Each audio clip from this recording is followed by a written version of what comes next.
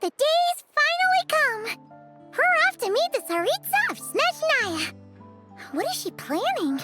And why does she need the gnosies? Soon, we'll have our answers! Guess this'll be the end of your journey that your brother mentioned. What is he expecting you to find there? Snezhnaya still feels like a long way away. Hopefully, there'll be plenty of time to relax, eat some good food, and have fun before we arrive. Oh, but whenever Paimon gets thinking about how our destination is right around the corner, all these questions come flooding into Paimon's head. It makes her so nervous. Yeah. Anyway, enough about all that. We can't start the final leg of our journey with that kind of mindset. Just think. We've fought dragons and sea monsters, defeated creations of the gods, faced prophecies of doom and the threat of the abyss. Heck, we've even been to the moon! With all that experience under our belts, how could we be any more prepared? Sure thing! Now, stick close to Paimon, the best guide you could ever ask for, and let's charge straight for the finish line! Off we go! What about me? Do I get a call out? Whoa! Columbina? You kind of snuck up on us there.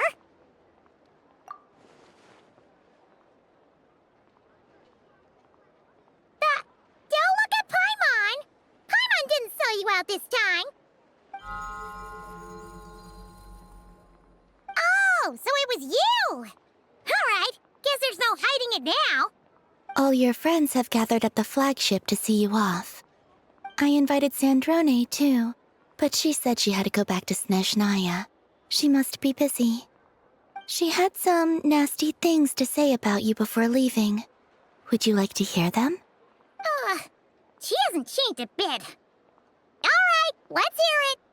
If they're heading to Snezhnaya, I'll bet it's to cause trouble for Her Majesty the Tsaritsa. Attending a farewell party for people like that would not be a good look for me right now. Also, please tell them not to count on getting help from a Fatui Harbinger in Snezhnaya. Our time working together was not terrible, precisely, but we're on different sides. So when you get there, don't do anything to make life difficult for both of us. Well, that definitely sounds on brand for her. The attitude, the reasoning. Alright. We'll do our best to keep our distance, then. No, you've misunderstood. I think she means that she'd like you to go see her. As long as you don't make things difficult for both of you, you'll be fine. Huh. You really have to read between the lines with Centrone. Go on. Get to the flagship. Everyone should be there by now. I told Lauma that you once treated me to a truly unforgettable meal. Today, I want to return the favor.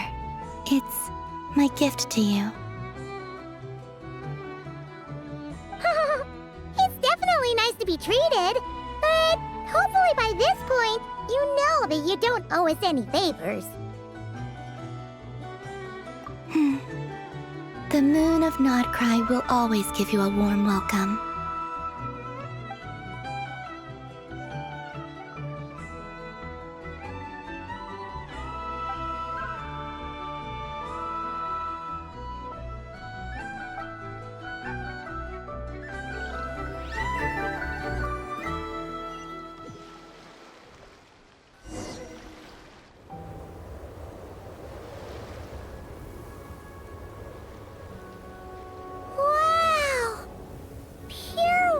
As far as the eye can see. It's so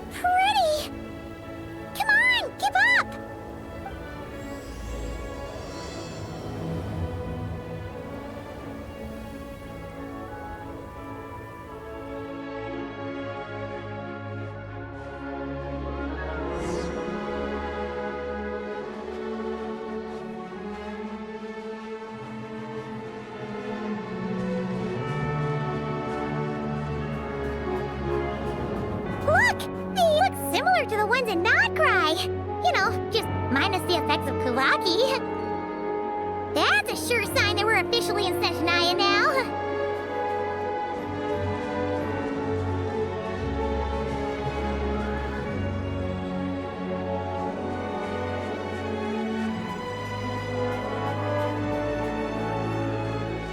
There's gotta be a treasure chest around here somewhere. No adventure is complete without a chest or two. Wah!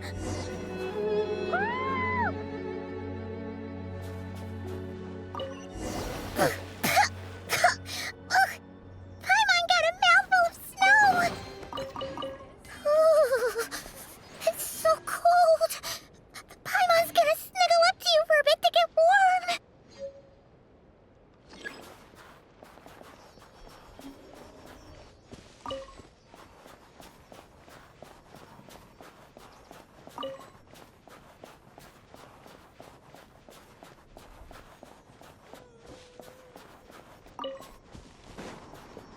Hey, check it out! Those are bears, right? Aw, look how big and fluffy they are! So cute! Quick, take a picture before the moment passes. Right here. If we get any closer, we might scare them away.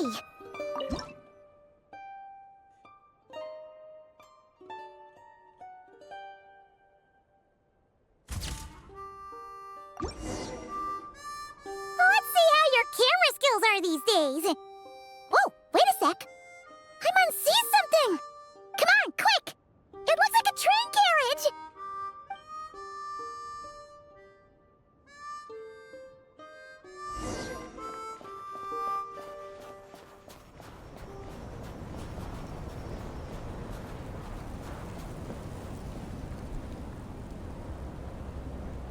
Paimon's heard that Snezhnaya has loads of railways and trains. This must be one of them.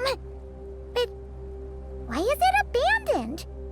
Ooh, it's still so cold. Oh, I don't know. Maybe. Oh. Also, is it just Paimon or is the snow getting heavier?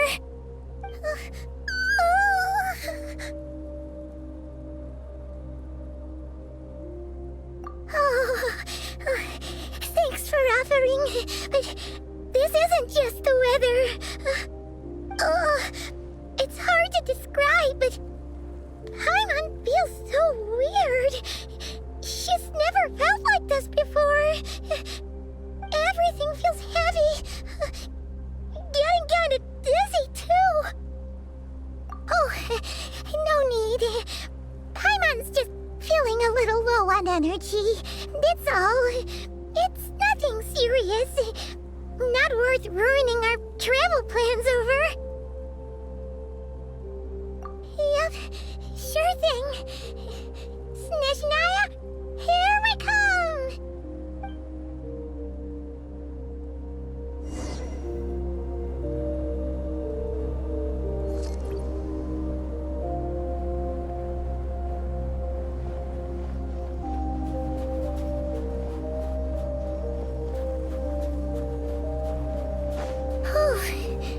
Seems like the snowstorm is getting worse by the minute. Paimon can barely fly.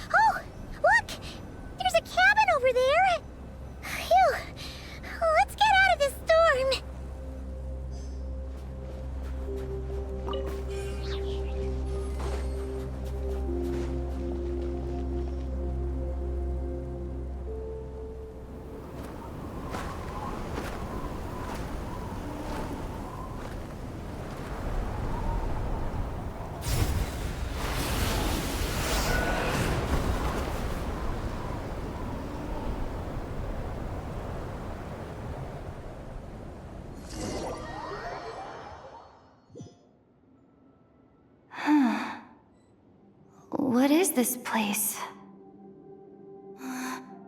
Where's Paimon? I need to find her. Fast!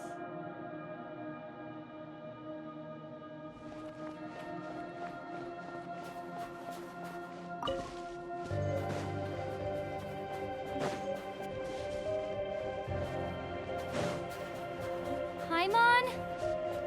Paimon!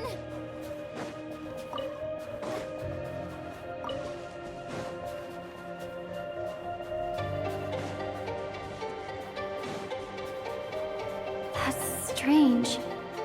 Where could she be? I guess I'll try further ahead. Hang in there, Paimon.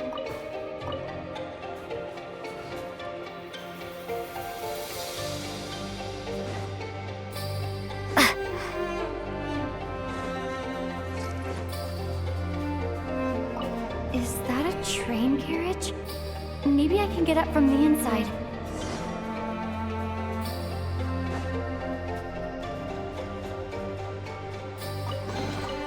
A reward on the road.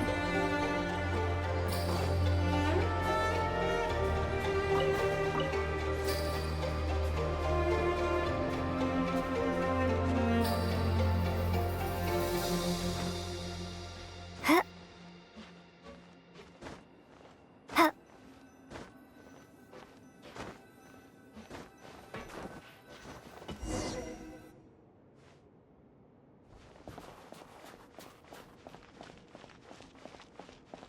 It says here, Krasnik's torch, civilian model. Ah, it's definitely getting a little warmer now it's turned on. I really hope Paimon's okay.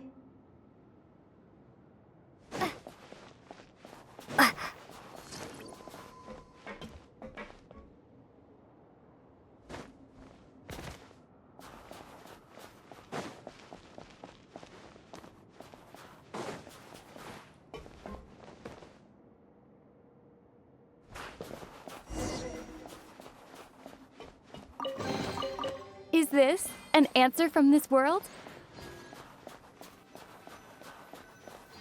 What was that strange sound? I can't tell if... Paimon? Paimon, is that you?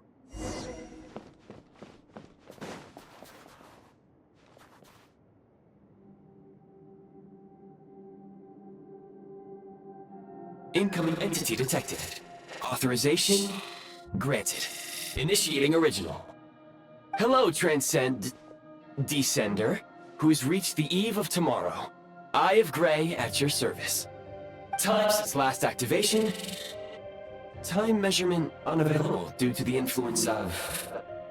Anyway, it must have been a very long time.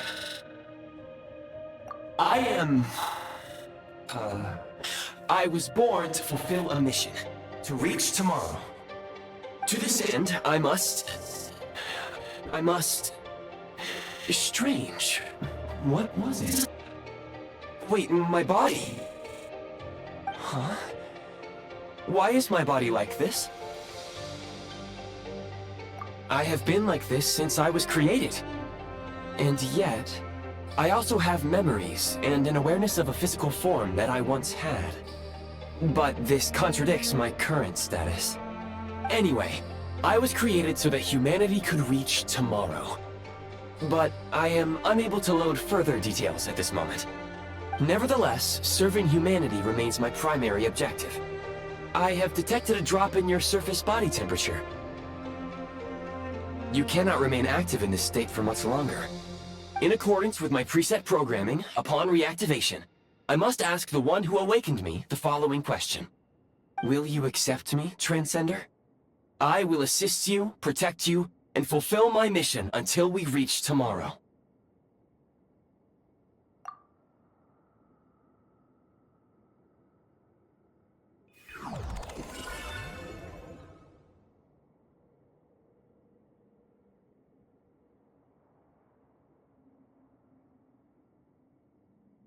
You have made a very wise decision.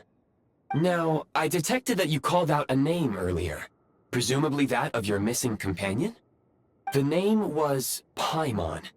After helping you get out of here, I will search for a match in the nearby area and pinpoint their location. Merely the tip of the iceberg. Now that we have reached an accord, you will be my new user. May I ask your name? Very well. I will remember this name until the mission is complete. I need to recover my body, retrieve the power to unlock tomorrow, and help the suffering masses to reach the far shores where the empty Ark floats. I can sense my power scattered across this ice-covered land. I even have a vague sense of where it might be found. But right now, that is not essential. The key right now is you.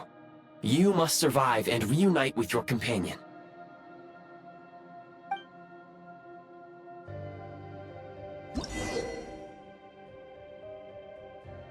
You may now execute the command, Demolish. Use it to remove the Prime Ice blocking the path. Prime Ice unit count has been updated.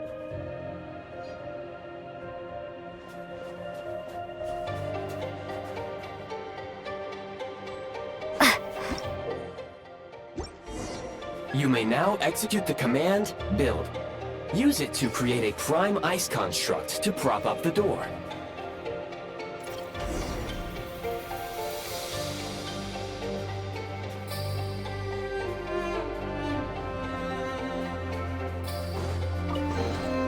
Is this an answer from this world?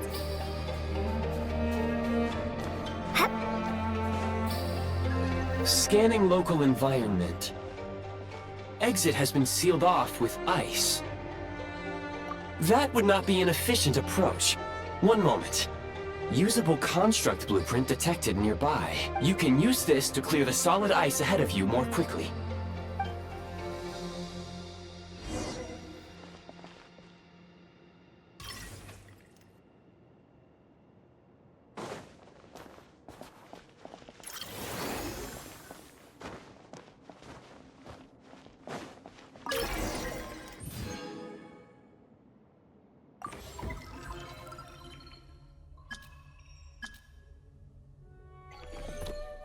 Construct blueprint added to records. You may now execute the command, Build Heat Source. Generate a temporary heat source to rapidly melt the solid ice.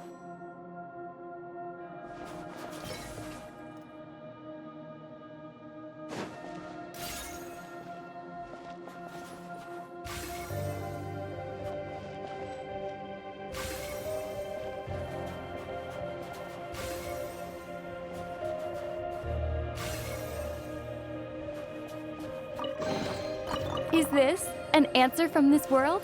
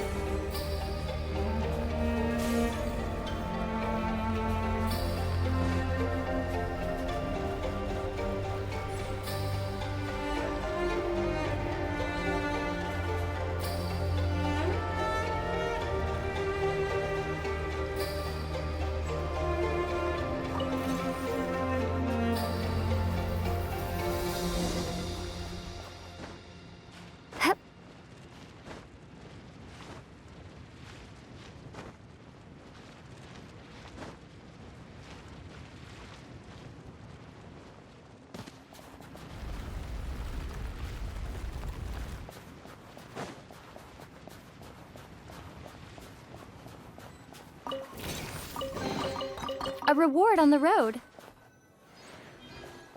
My scan indicates the path is straight ahead. I recommend we proceed.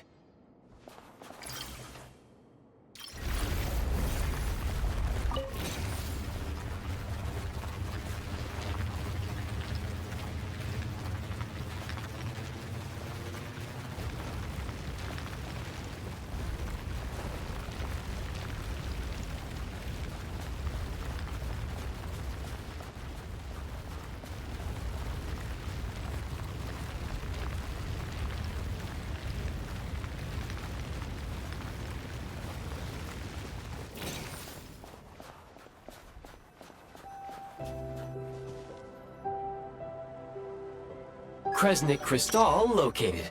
Please collect at your earliest convenience. The recent construct you built provides highly efficient heating by utilizing the unique properties of Kresnik Crystal. Unfortunately, prime ice constructs have a very short lifespan and cannot be stabilized during the development period. Hence, the authorization to use Kresnik Crystal was granted. That said, I have already forgotten what warmth feels like. Yes, perhaps then we can warm ourselves by the fireside together. But for now, all you need to remember is this. If you collect Kresnik Crystal, I can extract the energy within and use it to maintain your body's surface temperature.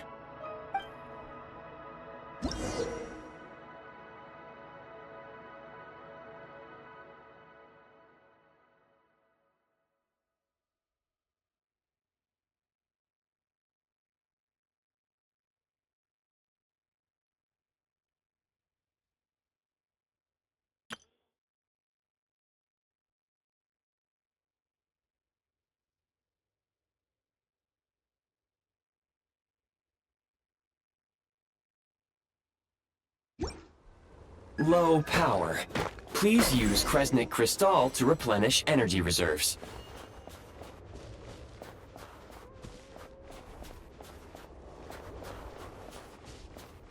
Signs of physiological activity detected in the distance.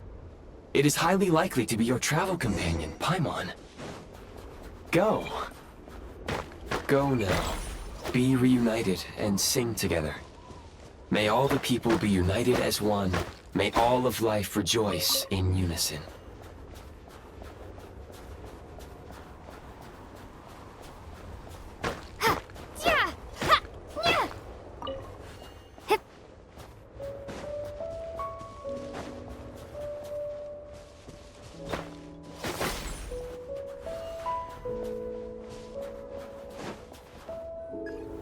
Approaching the target location.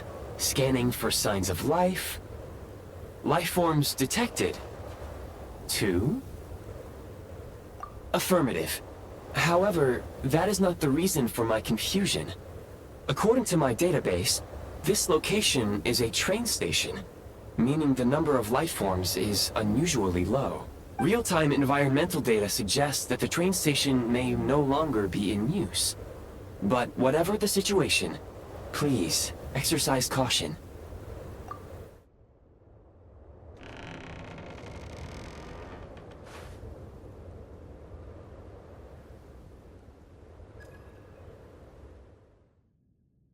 Paimon!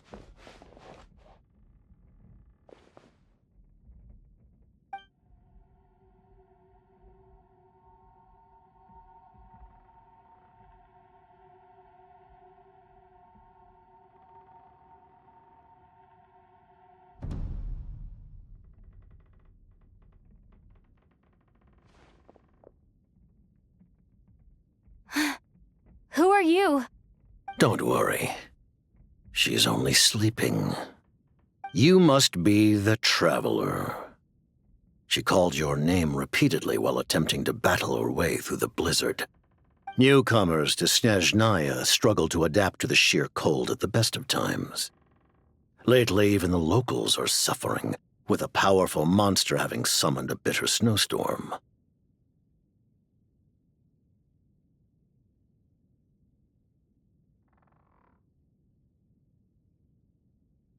You two must be very important to one another. You should take more care not to get separated. Your eyes. Are you Conrian? There are indeed some Conrians left in this world who survived the cataclysm.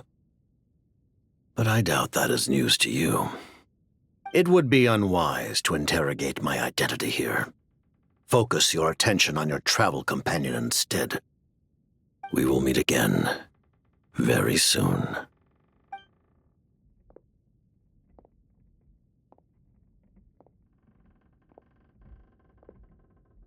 The unidentified subject has now left the area. He appears to be an individual of great significance, but my search has yielded no relevant data. I will try searching the database again. Against the odds, your companion is safe and sound. The other person even left a blanket for her.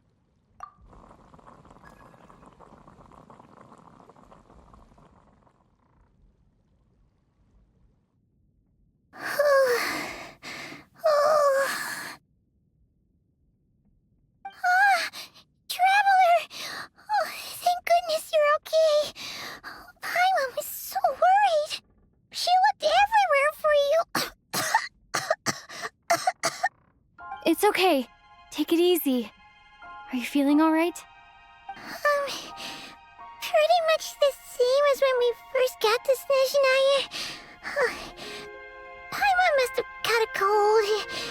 She was feeling so faint. She just couldn't keep going any longer. So she had to lie down and sleep it off. Wait, where did the jester go? Yep, the director of the Fatui. The Jester Piero. So, you met him? The Jester must know everything about the Tsaritsa's plans. But there's no way he'd tell me just like that. We might well have ended up clashing. Well, he was right about one thing. Right now, the most important thing for me is to take care of Paimon while she's unwell. He had no intention of explaining his motives, and he left in something of a hurry. Hey! What the? Who is that? It looks like half a pair of goggles. How amazing! A self-aware, talking pair of goggles!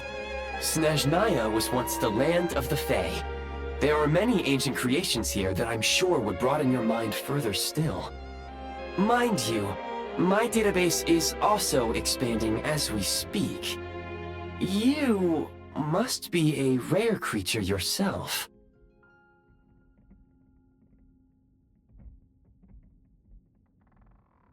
Oh, wow! Well, thank you so much. You've earned yourself some of Paimon's favorite candy. Oh, but by the looks of it, you probably can't eat that, can you? Goodwill detected. Instead of candy, perhaps I can suggest my preferred strategy. Please clean me regularly to keep me operating at peak efficiency. Oh, that makes sense. Every pair of goggles needs wiping clean once in a while. Sure thing, mister. Anyway, back to the Jester for a second. Paimon's still confused about something. When he first showed up, he already knew Paimon's name. And he acted like he expected Paimon to know who he was, too. Paimon could tell that he was Conrian from his eyes. And he definitely seemed like someone pretty important. But beyond that, Paimon didn't know anything about him. It was only later, after he rescued Paimon from the snow, that he properly introduced himself. That's the only reason Paimon knows he was the Jester.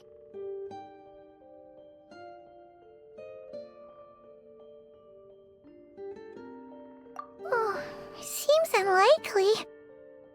He ran into the snow following the sound of Paimon's voice, with a really anxious expression on his face.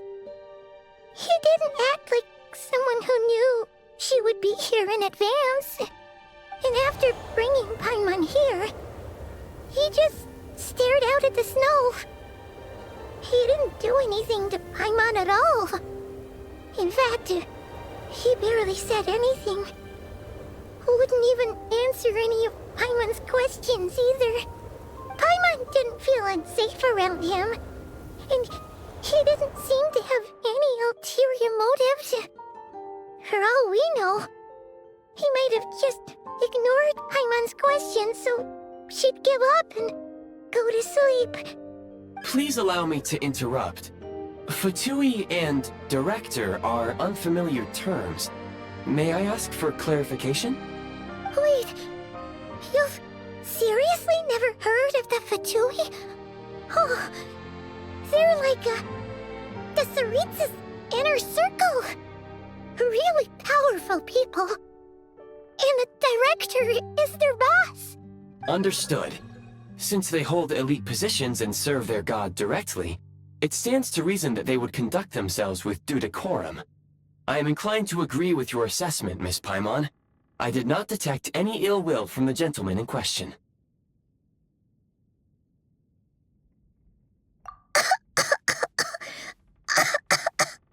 Sorry, I shouldn't have encouraged you to talk so much.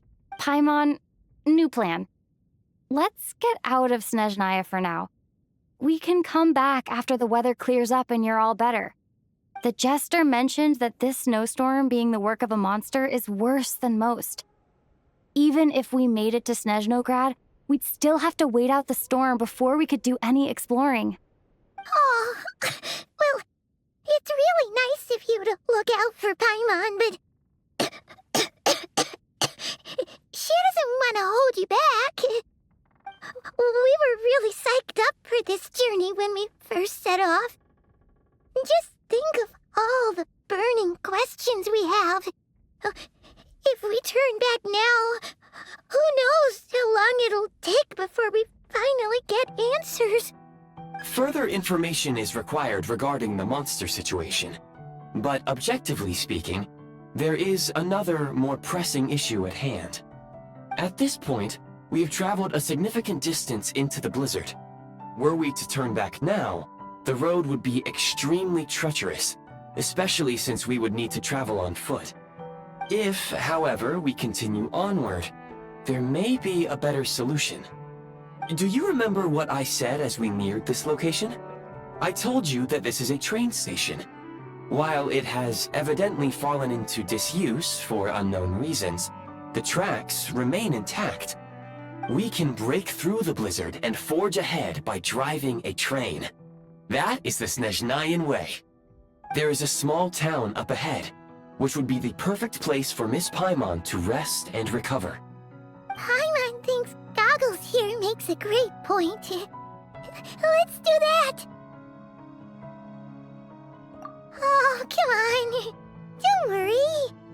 Think of all the traveling we've done so far. When has Paimon ever gotten sick before?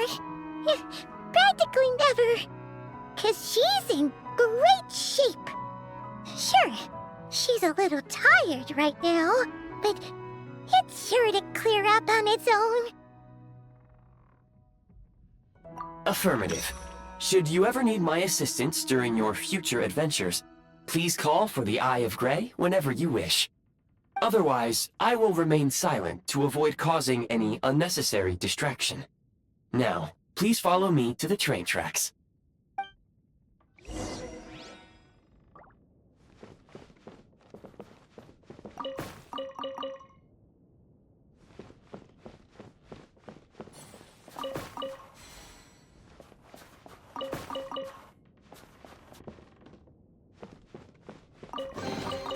A reward on the road.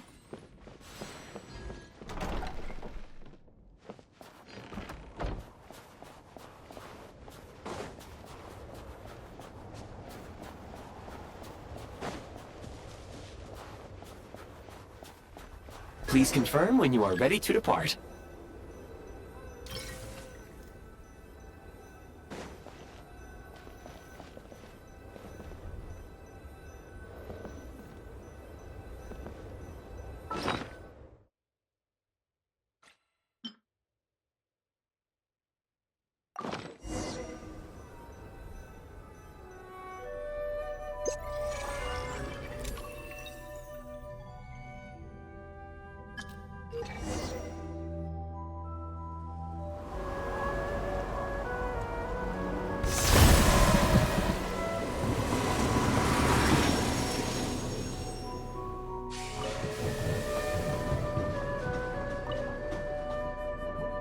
Heading north from here, we will soon arrive at...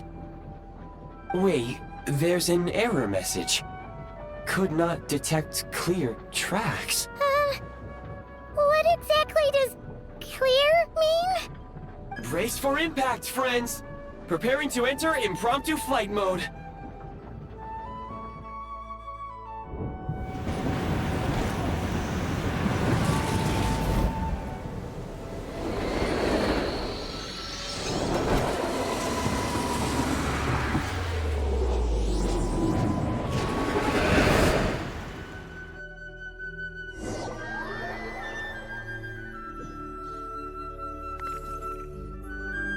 How strange.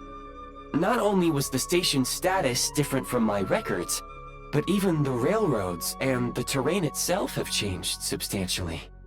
Yeah. Thanks to your quick reflexes. My sincere apologies for putting you in danger. I'm afraid I'm as confused by all this as you are.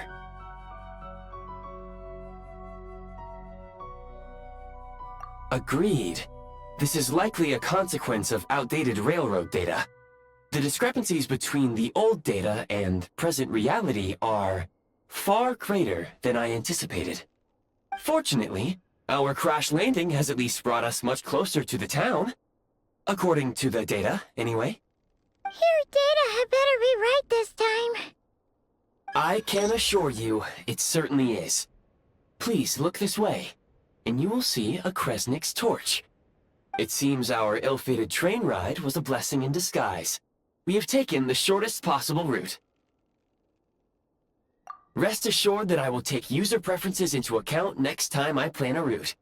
Next time, I will get it right.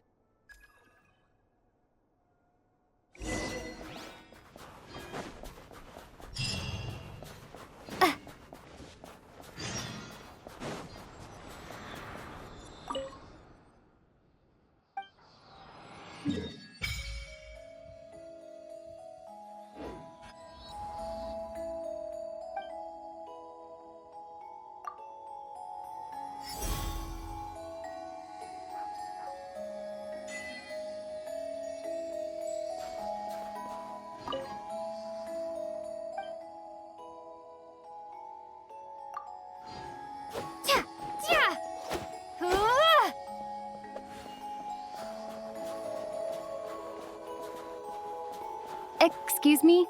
Is there an inn nearby? I'm sorry, but they've all closed.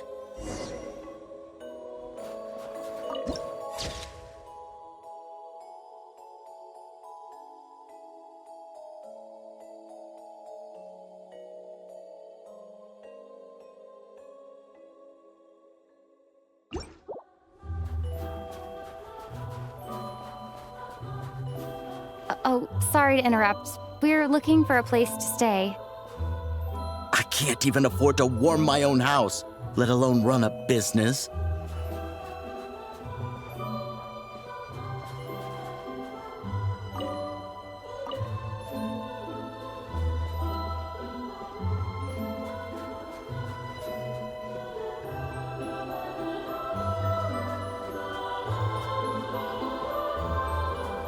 Excuse us. Is there anywhere we can stay around these parts? I'm afraid not. You'll have to try your luck somewhere else. All we can do is wait for the next shipment of Kresnik Crystal to get here.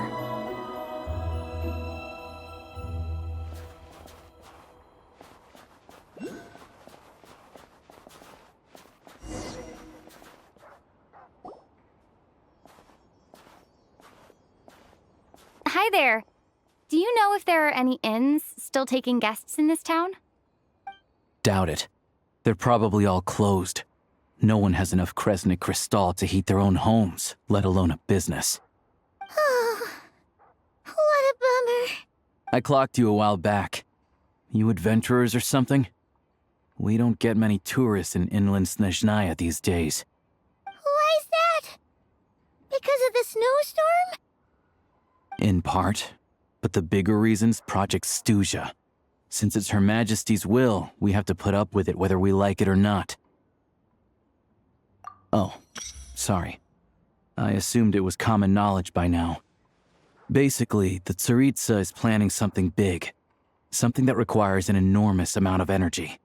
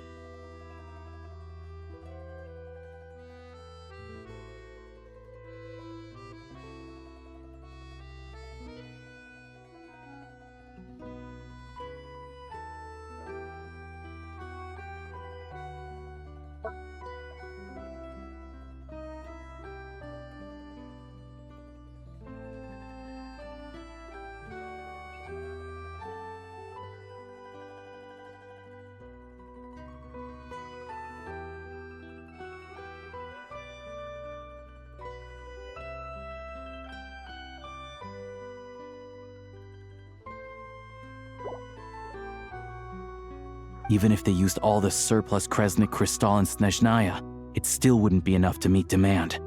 So, the Vetcha passed a resolution requiring all factories and households to reduce their energy consumption. The policy has thus been charmingly named Project Stuja, meaning bitter cold. Bitter cold?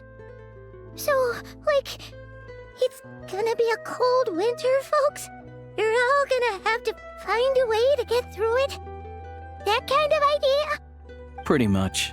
When you're broke, you scrimp and save. When it's cold, you huddle together for warmth. There's always a way to stretch things out to make ends meet. Trouble is, if you stretch someone out like an elastic band for too long, who knows if they can ever bounce back. You know what? Come with me and see for yourself.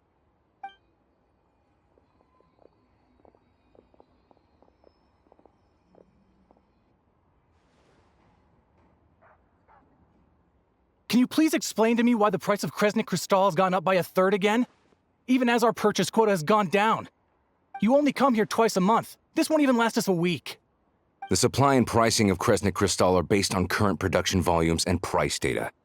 We Fatui are only responsible for delivery and security.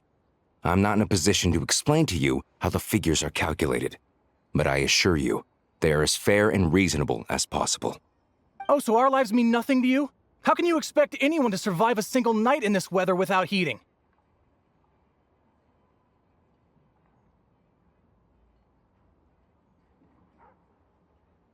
Since you insist on making me repeat myself every single visit, I will remind you again. There is no monopoly on the trade of Kresnik Crystal. You are free to purchase the shortfall from elsewhere on the market. What market? Nobody else is selling! And when they do, they charge 8 times the normal rate! It's robbery is what it is! Which is why the Snezhnegrad Veche passed a resolution to support border communities, without which you wouldn't even be able to buy Crystal from us to begin with. So if you're here just to argue, move aside and let the next person in line come forward. Everyone's feeling the cold here. You... All right, everyone, let's calm down for a second.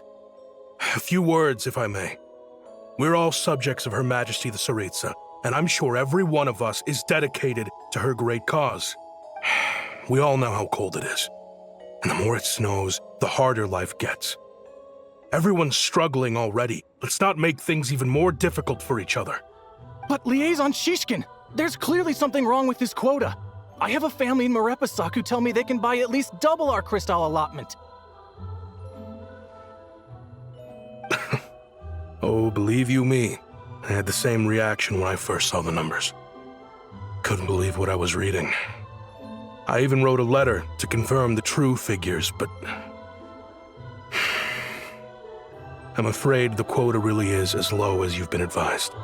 Still, you must understand that calculating these energy quotas is a complicated balancing act. They have to factor in population, town size, industrial application. Our top priority must be to keep the largest Kresnik's torch burning continuously. Only then can we sell the remaining Crystal for household use, and in doing so, we must make sure that everyone is treated fairly. As our Fatui comrades said, They are only responsible for delivering the goods. They need to keep accurate records, and they do not have any authority to modify the rates or quotas. That's right. Our duty is to do things by the book. Tell you what, listen. I know how anxious and upset everyone is. As a matter of fact, I was just discussing it with the mayor. What we can do is open the lower combustion chamber of the Kresnik's torch to the public. You can come to me directly to register, and I will allocate time slots accordingly. I can't guarantee there'll be ample energy for household use. But we can at least make sure you'll be able to boil water and cook food each day. Let's hang in there and make this work together. All right? Fine. I don't see any alternative. So, this is Project Studia in action, huh? Oh, no wonder nothing's open for business. People are barely getting by. You were looking for an inn, right? For your, Fae friend? Oh, Paimon's not a fae. Just Paimon. She must have caught a cold or something. We only just got to Snezhnaya, and we're still getting used to the climate. I have a small place in Stratomaros. I don't stay there very often, though, so it's pretty basic. But if you're not picky, you're welcome to rest there for now. It's not much, but I've got blankets and a warm fire. Are you sure? Oh, that's really kind of you.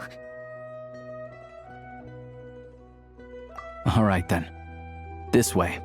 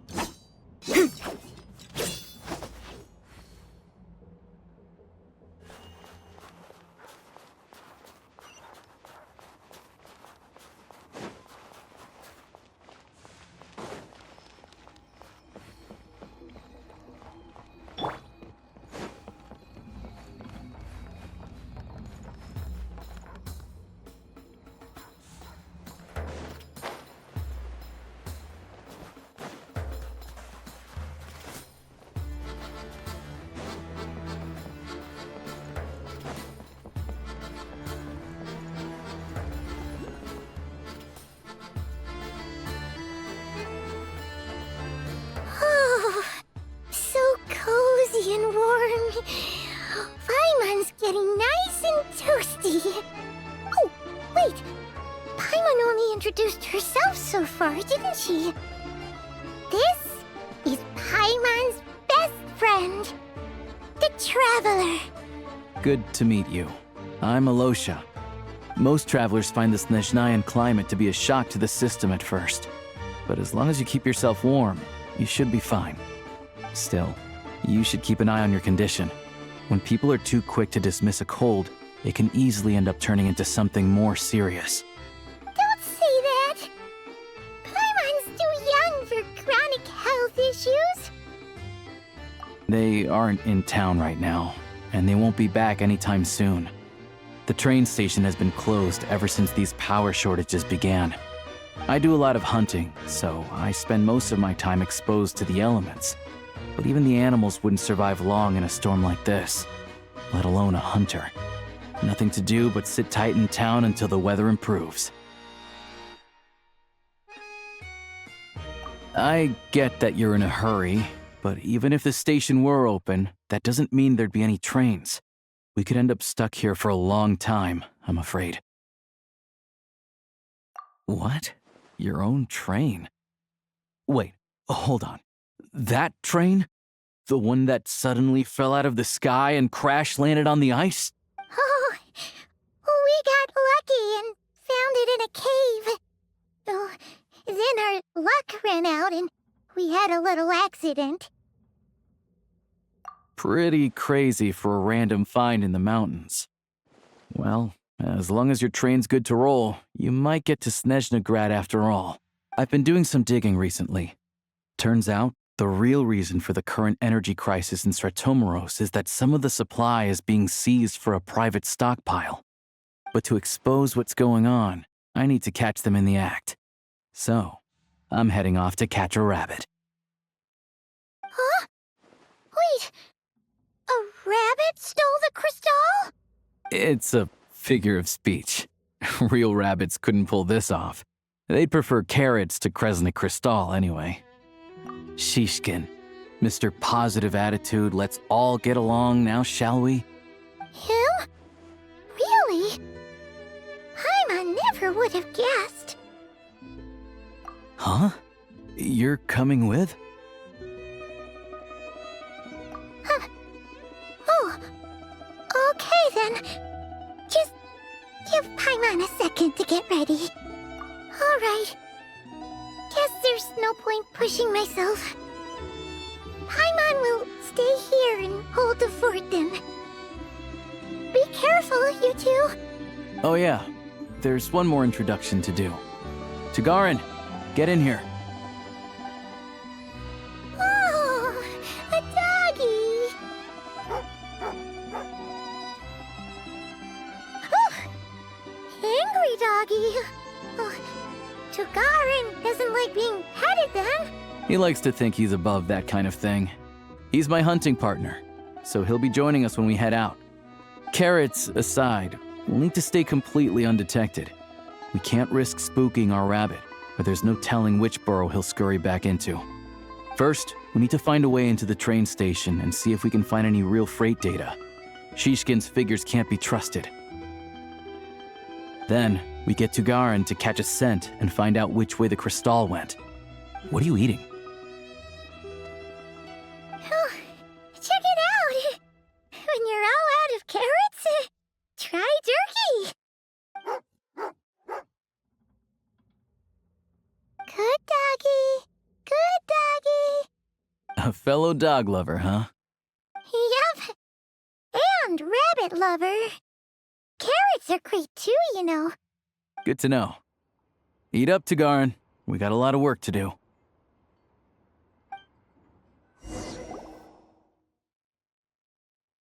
Paimon's just gonna stay here and get some good rest. You guys, be careful out there.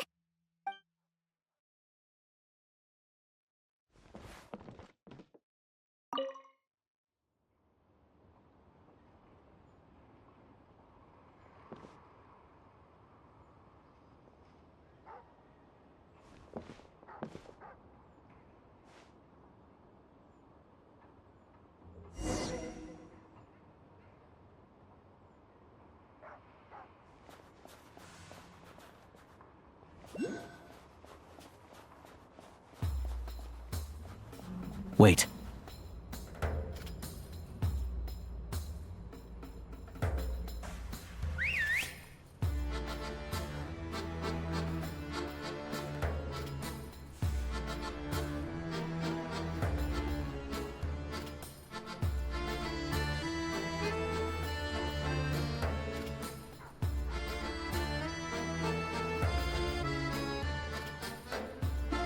Nice work, Tugarin.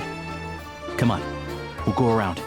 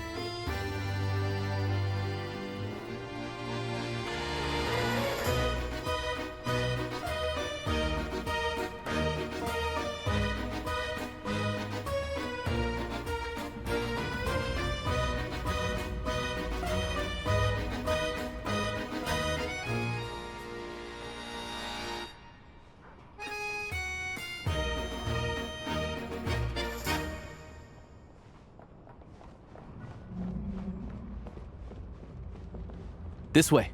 We'll enter from the upper floor.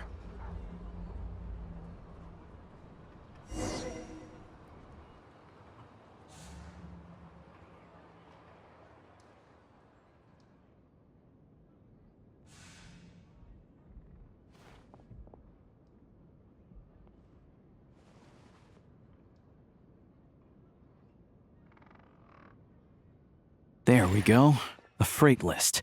Straight from the Fatui. So Shishkin won't have had the chance to doctor the figures. Looks as new as the day it was printed. I guess no one bothers reading these unless they have ulterior motives.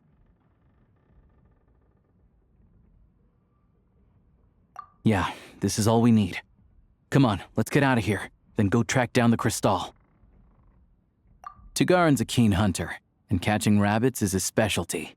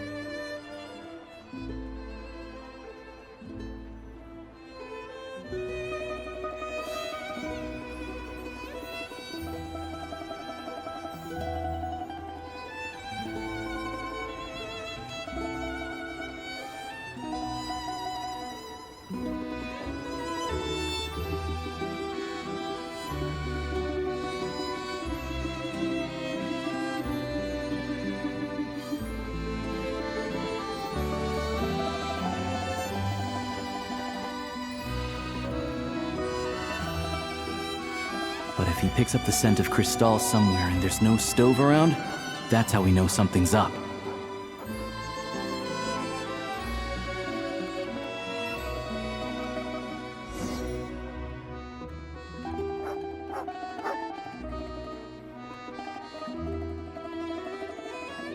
This must be the rabbit's warren. Good job, boy. Sure enough, there's a tunnel. You stay here and keep watch. I'm gonna take a look inside.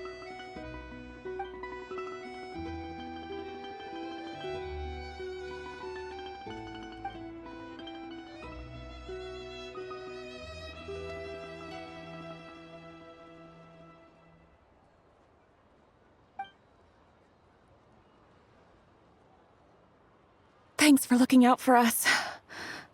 Things are getting tougher by the day. No need to thank me. It's my pleasure. Sure as Her Majesty the Tsaritsa watching over us, every sacrifice will be worthwhile. Let's grit our teeth until the blizzard passes. These days of hardship will be over soon. Maybe for everyone else, Liaison Shishkin. But for you, the hard times have only just begun.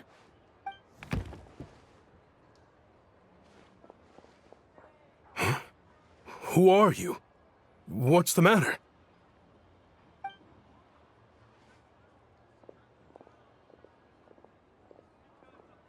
I just had a question for you.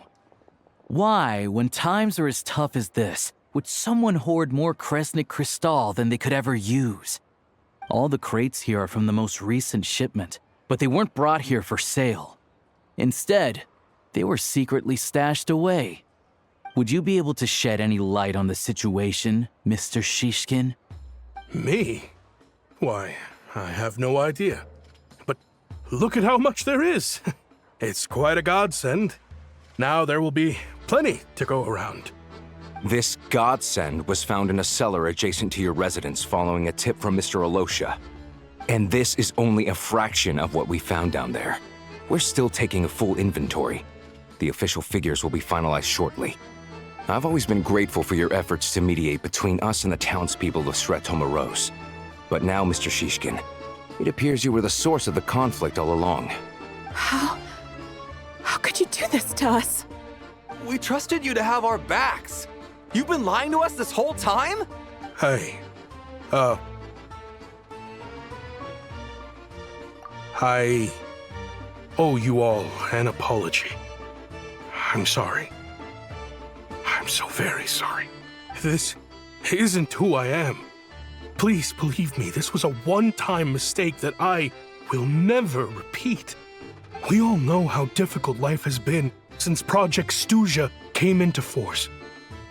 Energy is an increasingly scarce resource. People everywhere are getting desperate, but some places have been hit harder than others. I grew up in Alatir, a small village with no train station. Deliveries of Kresnik Crystal have ceased there entirely. If nothing is done, they're all going to freeze to death. You know as well as I do how downright impossible it is to buy Crystal these days. The thought of my poor mother and father, with no one to help them, I felt so afraid. I watched as energy grew scarcer by the week, all the while knowing that their lives were at risk. Then one day, I looked at the Crystal shipment in front of me, and a terrible, selfish thought entered my mind. Looks like I'm just not cut out to be a criminal. I'm so sorry. Once the Fatui have finished their count, you'll see that the numbers match their waybill.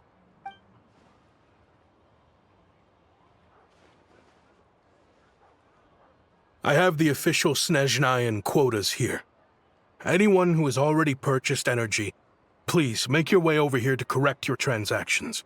I'll make a batch purchase of Crystal worth 3 months' salary for you all to use free of charge. As for Alatir, I'll think of something else. You don't have to go that far. Yeah, owning up to your mistake is enough for me. You've done plenty of good for the community in the past. I'm not looking for a handout. Drop the act. You claim this was a one-time mistake, but the real reason there's only 1 shipment's worth of stolen Crystal in your basement is that you have an accomplice. Reporting in, sir. We've conducted a full search of the mayor's house. As expected, we found many crates full of Crystal, half of which were still in their original shipping containers. This wasn't your first time at all. You've been colluding with the mayor of Stratomeros for a long time now. The train station's currently out of service, but it does open for a short window every time there's an energy delivery. And every time a train pulls in, you're there on site to take inventory and oversee the workers unloading the cargo. The mayor handpicks said workers. Per his instructions, they transport the Crystal by tunnel at night to the mayor's house, and he sells it out of town. But since he can't get the goods out of town by train, he had to arrange an alternative method of transportation. This meant slower sales, which gave me plenty of opportunity to catch him in the act. Wait, the mayor's involved in this too? Preposterous. What proof do you have of any of this? Basic math. I've spent a lot of time lately counting carriages as the snowstorm rages. Counting carriages? What? The energy consumed by a train depends on its total weight. And since energy is a limited resource right now, it's fair to assume that every carriage is packed full.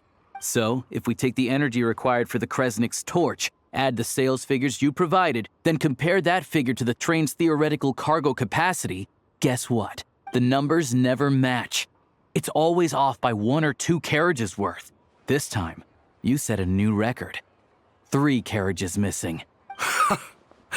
You mean to tell me that you sat around outside counting carriages in this weather? I'm a hunter. I have 2 options. Hunt or starve. Well, I've heard enough. The evidence speaks for itself. Take Shishkin and the mayor into custody and escort them back to Snezhnegrad.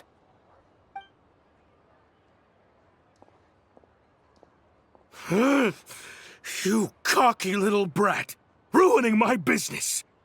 Just you wait.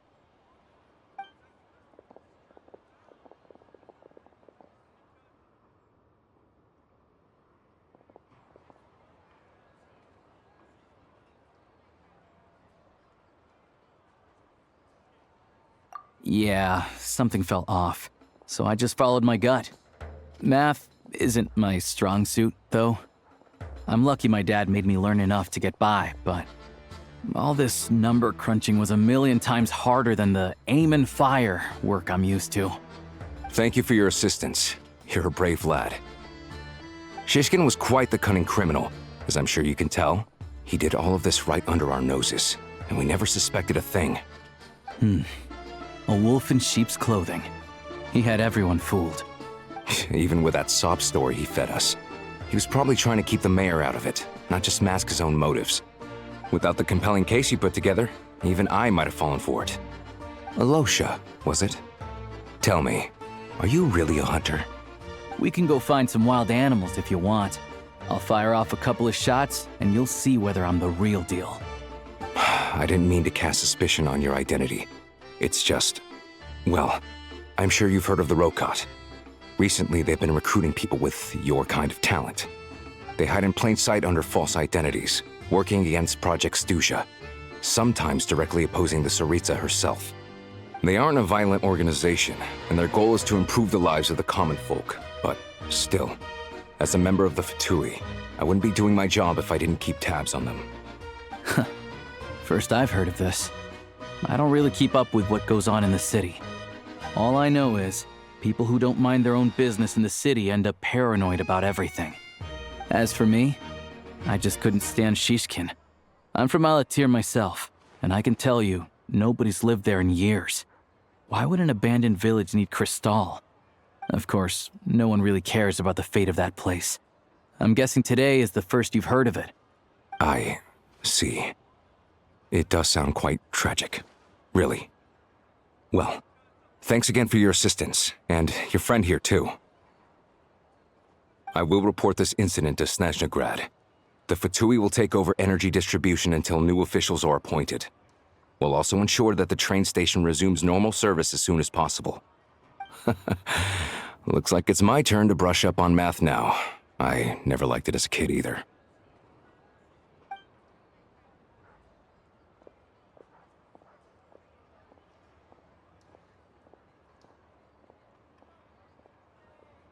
Don't mention it. Isn't the soldier overseeing the delivery supposed to verify the quantity of the goods? Was he just careless? Or was he being paid off too? Who knows? Excuse me. I'll take a share of Kresnik Crystal too. Thanks. I need to take a detour before we head back. There's someone I have to deliver this crystal to.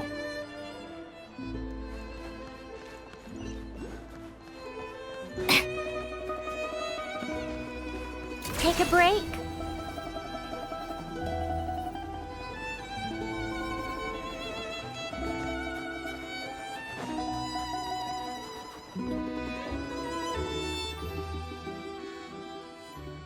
Hang tight for a moment. This old lady, she doesn't really know who's who anymore.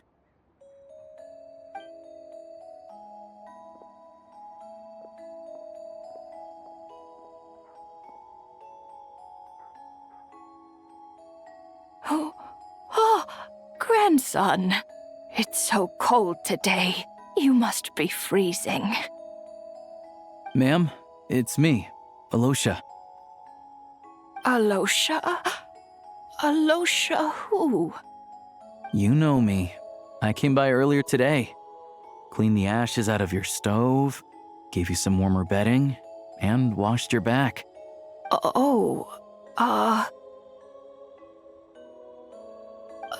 I'm sorry, I don't remember.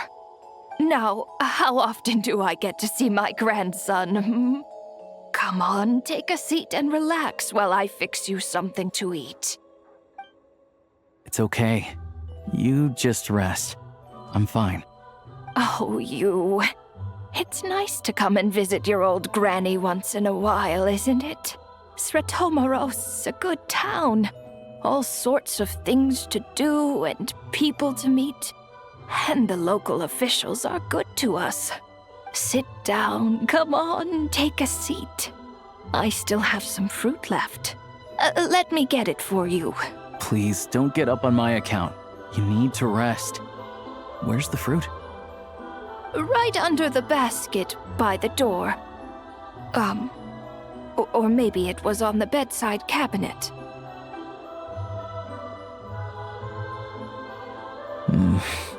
Well, grandson dear, do you like it?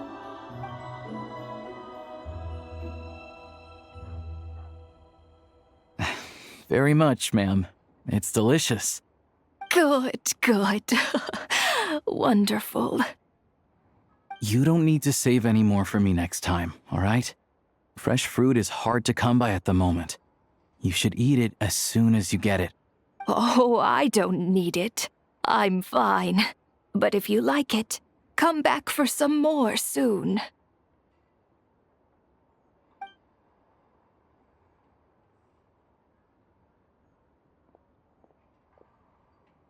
Some kind soul must have given these to her. But she always saves the nicer things for special occasions. I met her at the market back before her health began declining. She was a lovely old lady. We're from the same hometown. Not many people have heard of Alatir. And if they have, it's usually for all the wrong reasons. There's a gang of highwaymen that came from there. Now that it's an abandoned village, it's rare to find anyone who shares fond memories of our hometown. So after we got talking and realized we were from the same place, we decided to keep in touch by letter. I first learned of Stratomoros's energy supply problems from a passing comment in one of her letters.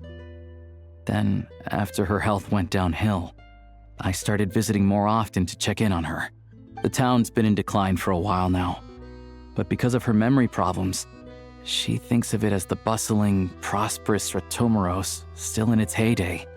That said, I kinda appreciate her optimism. There's not much of it going around in this world of ice and snow. It's fine. Everyone grows old. In Snezhnaya, some people believe that in your final moments, you'll sense a familiar presence by your side. You turn to look at them, but their face is blurry. So you focus hard, trying to make out who it is. And when you finally see their face, the Grim Reaper reaches out and takes your life. She still calls me grandson, though. So at least I'm not a blurry face in her world just yet. Come on, let's get back and see how Paimon's doing.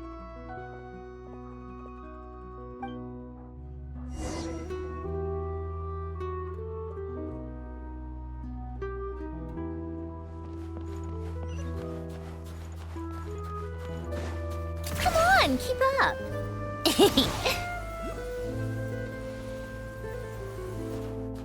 Take a break, pick up the pace.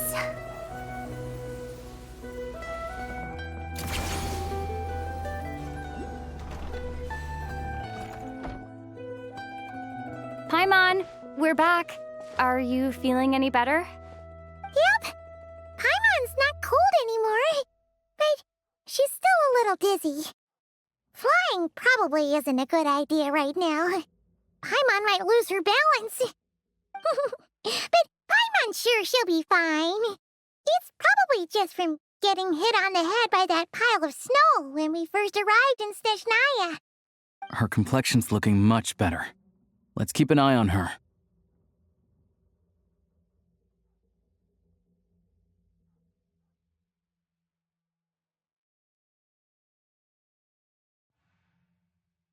Sure, but enough about that. How did everything go on your end? Are you all set? Did you have any trouble? I'll explain. It's a bit of a long story.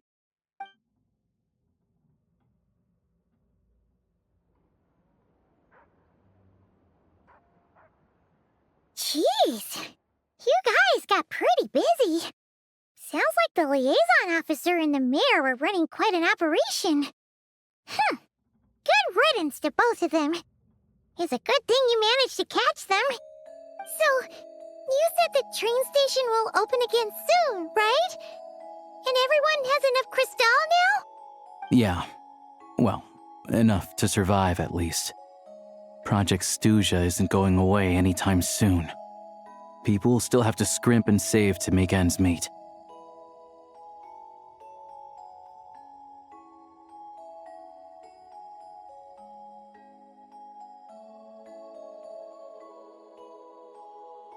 Don't know.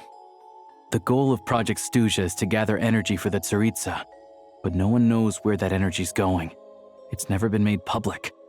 The thing is, we were told that the project would only last for 6 months, but time and time again, they keep extending it. Extending it? Does that that mean the Tsaritsa's plan isn't going very smoothly? That's what everyone suspects. In principle, any proposed extension needs to pass by majority vote in the Snezhnograd Veche. But even though opposition has been growing, any detractors end up caving in to political pressure from the rooster, Pulcinella. He's the chair of the Snezhnograd Veche and a key figure in the voting process. He has the backing of many powerful and influential people.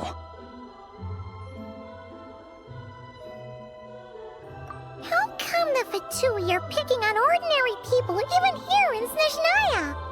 I don't see it like that. Fundamentally, the Fatui will always think and act in the Tsaritsa's interests. But that doesn't mean they don't care about the plight of the common folk. The only reason Sratomro still receives Crystal shipments is because of a relief proposal put forward by the Rooster himself. Then there's the Fatui soldiers providing support in every corner of the nation. Even the Northland Bank provided some mora for disaster relief, and they're as conservative and indifferent as they come. It's just that the rich and powerful in their fancy palaces live in a completely different world from us. There's always going to be some conflict when those worlds collide.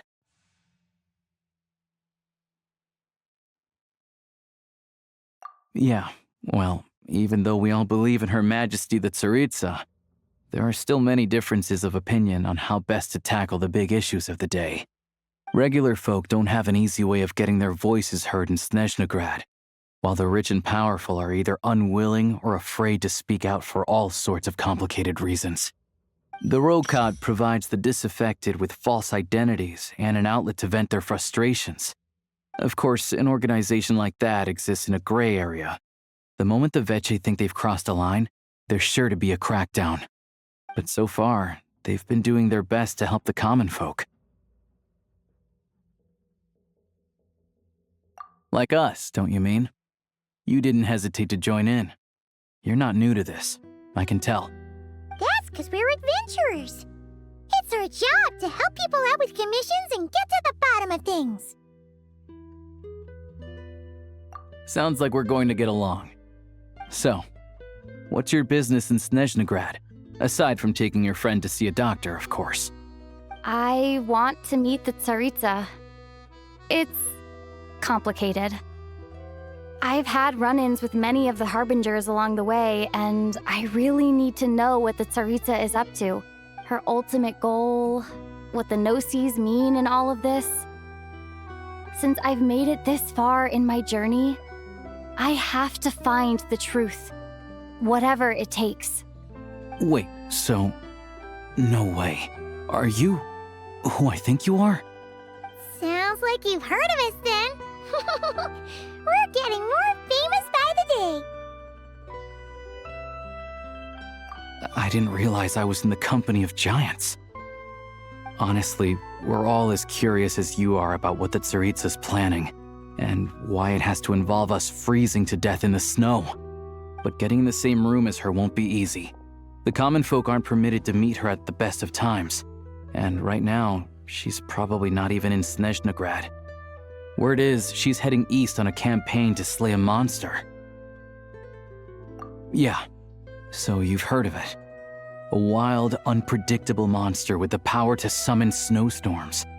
It also absorbs everything around it into its body, so it's growing constantly. Now, it's so big that the Tsaritsa has deemed it the #1 threat. Luckily, as it grew, it became increasingly less mobile, so it doesn't pose an immediate threat to this town or to Snezhnograd. I'm sure that Tsaritsa and her personal guard, the Druzhna, won't have any trouble defeating the creature between them. It's just a question of how long it'll take. Suffice to say, you won't be seeing her anytime soon. You'll have to wait until she gets back.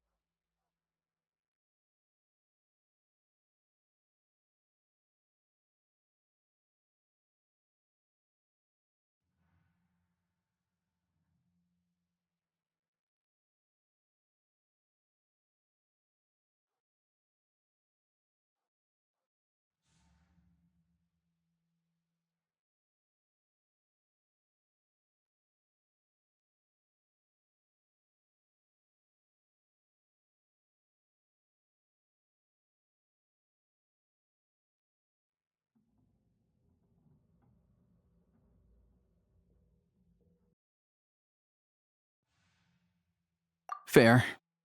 Well, the Fatui will be taking over management of the train station for the time being. Things should be up and running by tomorrow.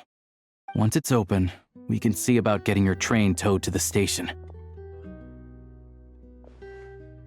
Whoa! That's gotta take a lot of manpower. Are you sure we can talk them into it? The Fatui aren't exactly spotless in this whole mess. Plus, we helped them out. Should be easy enough to negotiate. As far as I know, all the paperwork is dealt with upon manufacture. I've never seen anyone check it, so I wouldn't worry. Having a train makes everything much easier. We'll reach Snezhnegrad in no time. I need to head there myself anyway. Got some game to trade for Mora. I know a good doctor in the city. I'll introduce you when we get there. Oh, thanks so much.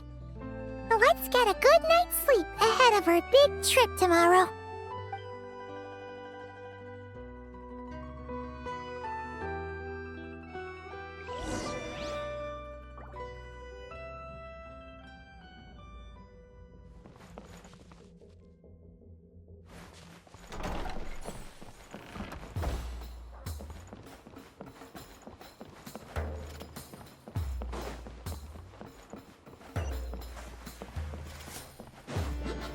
How tiresome.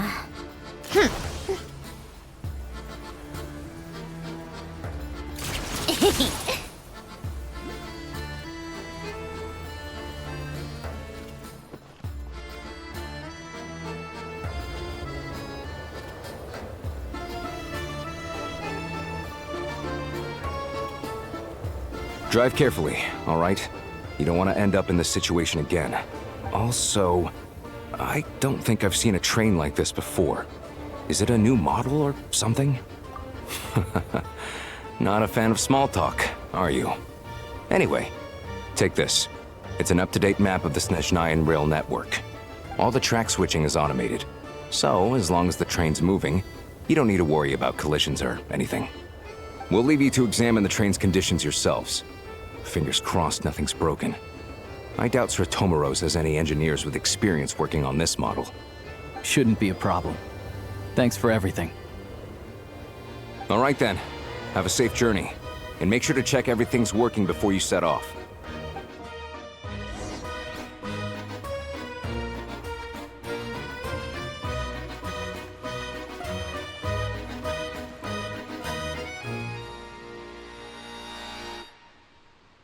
Not to worry.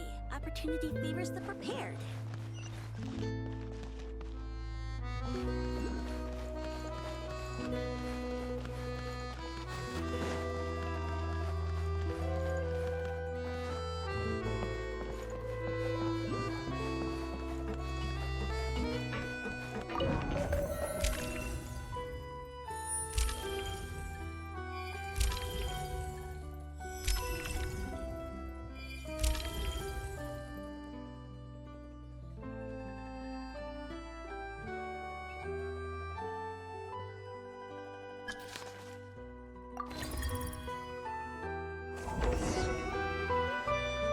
Alright. Looks like our destination settings have been applied. Let's give this thing a final once-over and then head out. Goggles, your time to shine! Affirmative. Running vehicle diagnostics. What's this?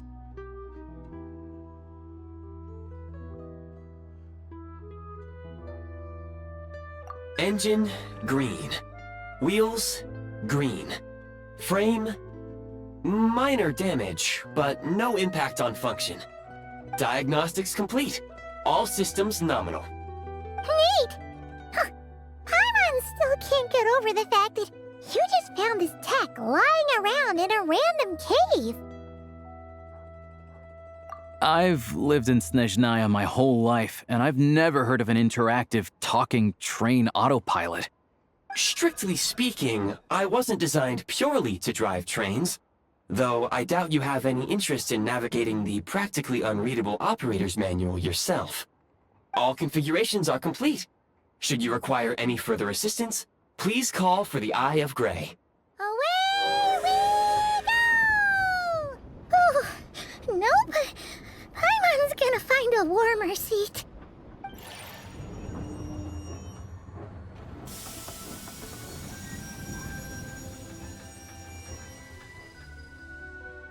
Huh? What's going on?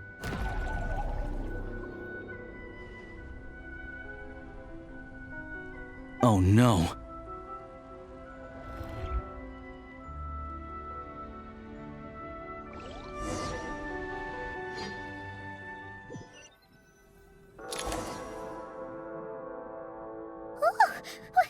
What is this place?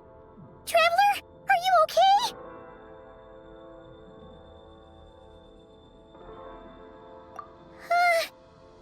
I'm still airborne, but it feels like swimming through thick, gloopy water.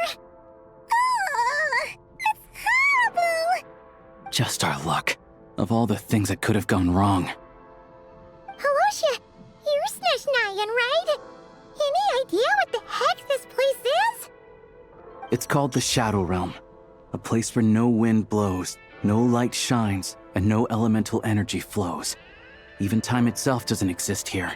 It's a world where everything seems to come to a standstill.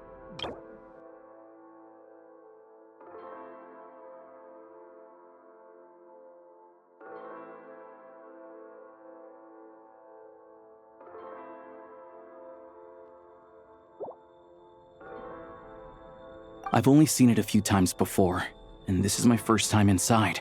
It's a dangerous place. Most people who get sucked into the Shadow Realm are never seen again. And the few who do make it back, they're never quite the same. Huh? Then what the heck do we do now? Oh, maybe Goggles knows something. Goggles? Great! Now we're done for! Hold it together. Let's not get ahead of ourselves. I heard a story once about the world of shadows. If it's true, there's a way to escape. We just need to find the exit. Come on, let's explore.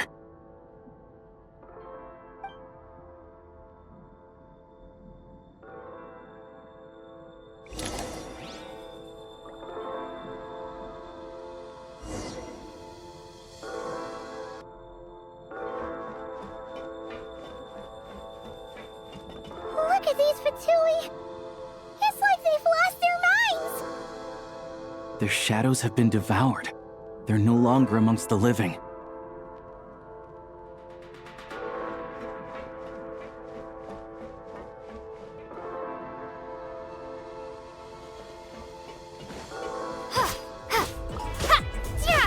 I can't channel elemental energy here, but I have a few gadgets that still work.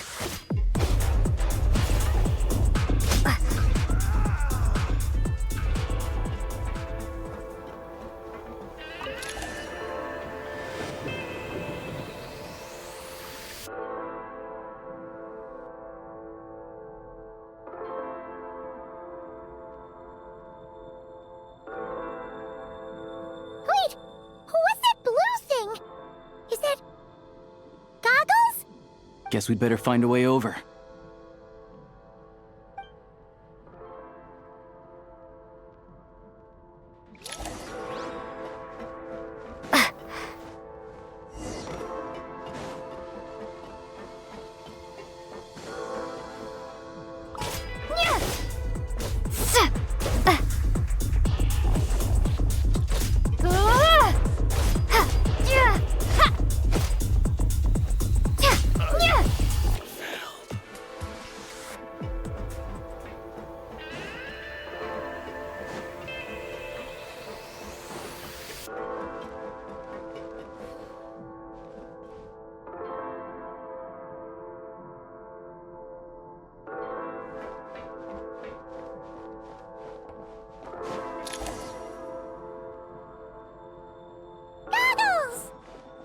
Hello.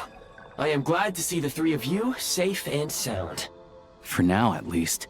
But things aren't looking too good. Correct. We are now inside what is known as the Shadow Realm, the darkest space in the shell, where even the Most High is loath to cast its gaze. Time and space hold no meaning here. It intersects with the world of the Light Realm only rarely. But even then, it is still a place of great mystery. like an air bubble that rises to the water's surface. We must leave this place before it sinks back down into the depths once more. Sounds like you have a plan. Yes. In fact, the very purpose of my creation was likely to... from the Shadow Realm. It appears that key data is currently inaccessible. But now is not the time to resolve that problem. I have marked the exit to the Shadow Realm for your convenience. In addition, I have prepared some equipment to aid you as you traverse the Shadow Realm, Traveler. It may well be one of my core functions. Scan complete. Construction in progress. Activation code? We once peered into the past from the ruins of the shadows. This is what remains of the Golden City, Hyperborea.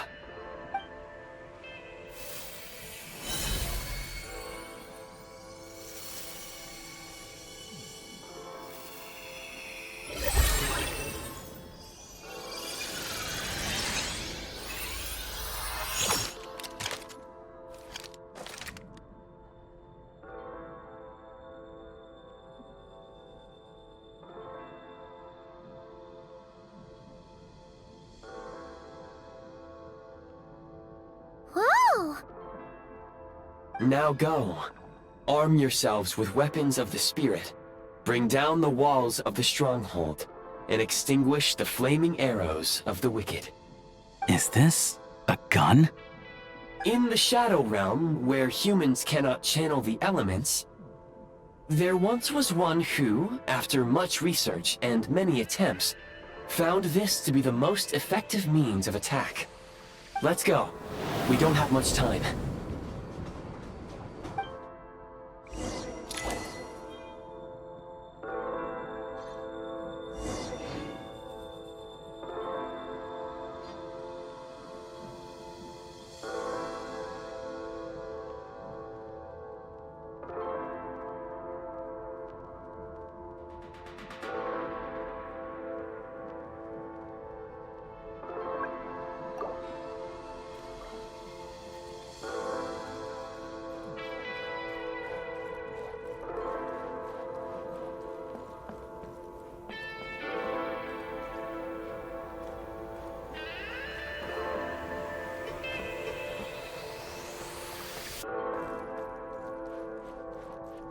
When you encounter small obstacles, you can simply clamber over them.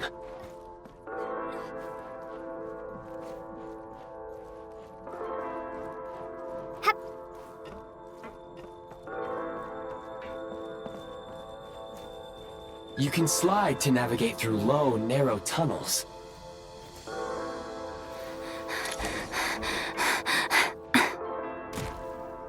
Obstruction ahead. You may be able to use the explosives nearby. Shoot the explosives to detonate them, and since elemental energy is unavailable in the Shadow Realm, ammunition is an important resource. You can replenish your ammunition at various supply points.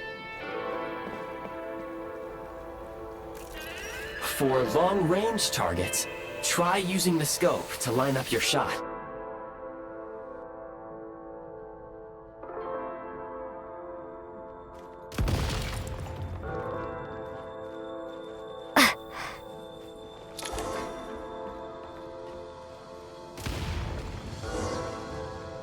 Many hostile units approaching. I suggest a new strategy. Take cover, and pick them off one by one. Close it!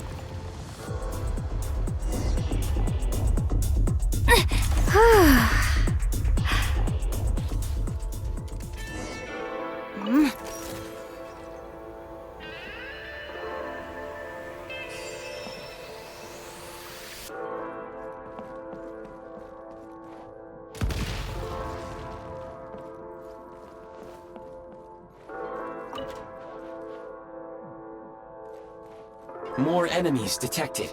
Try attacking with the newly unlocked Assault function. State number 2. Move up! I'm hit! I'm losing ground!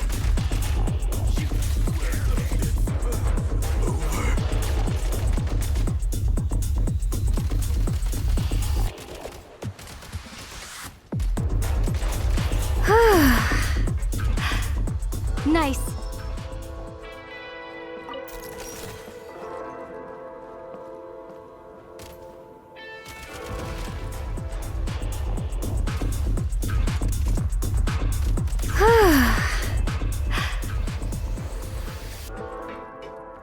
Time to catch my breath.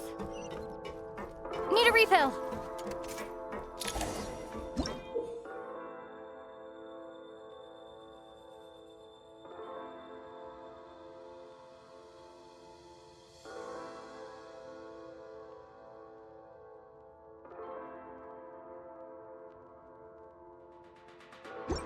Aim at the freeze mark and pull the trigger to move using the rope.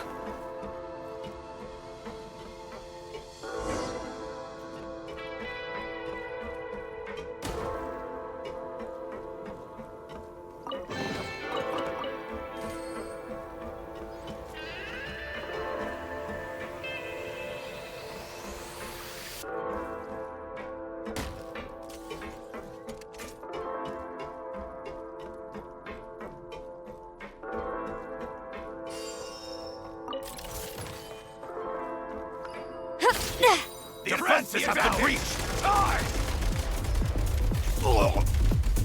It's over. Need a refill.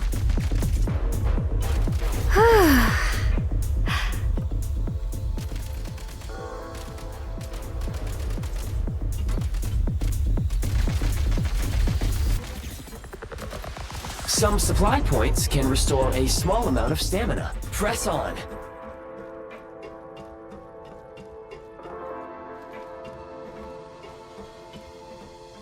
Nice.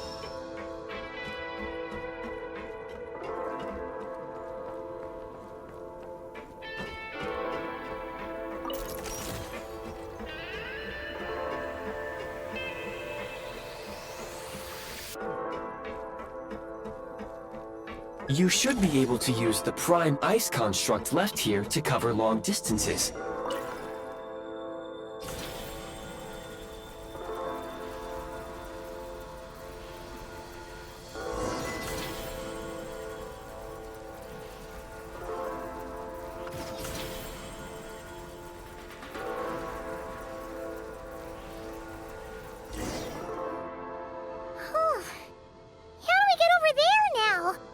I recommend using this grappling gun.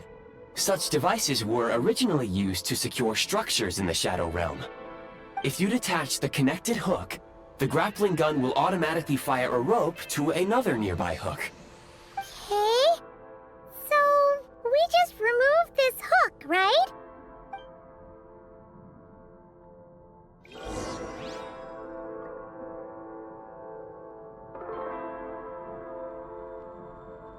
Reload!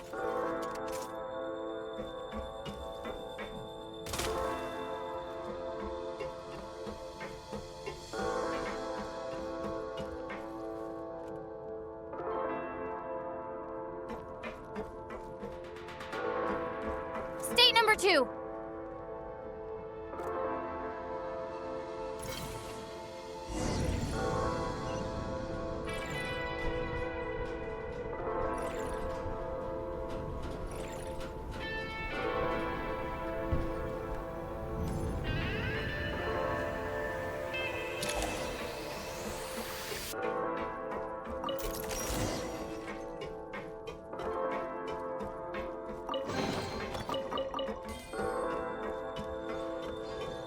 Nice.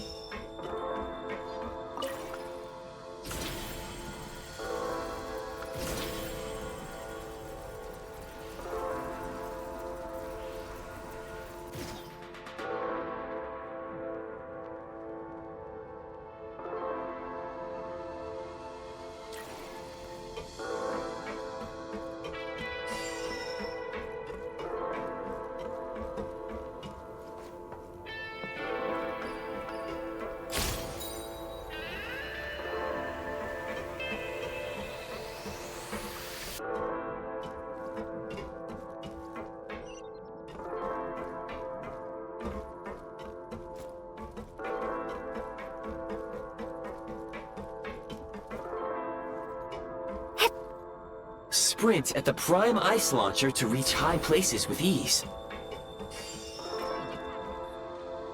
Mind the rhythm.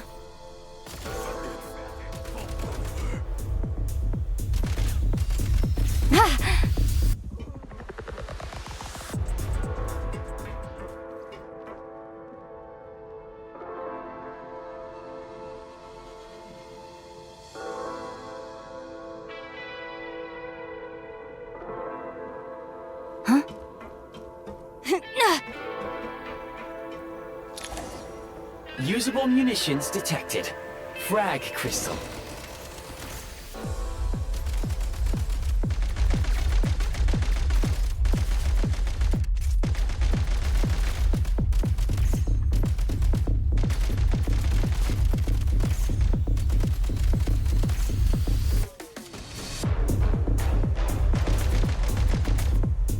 Charge!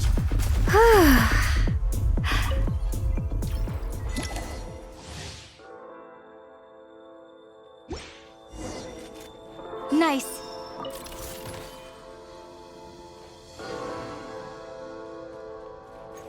Demolition time!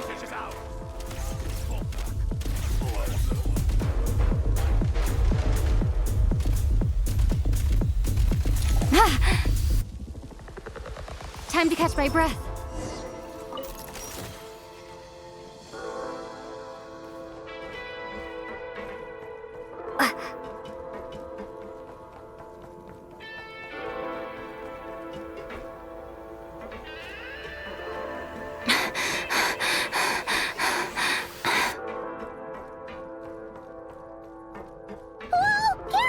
Shift your center of gravity and slide down.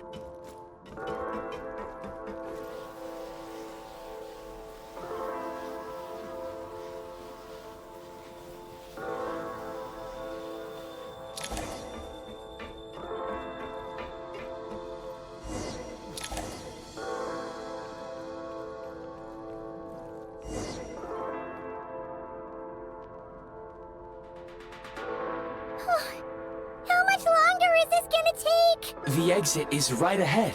We are very close now. However... It's like they're trying to keep us trapped here. That platform and the carriages are swarming with undead Fatui. Guess we gotta storm through.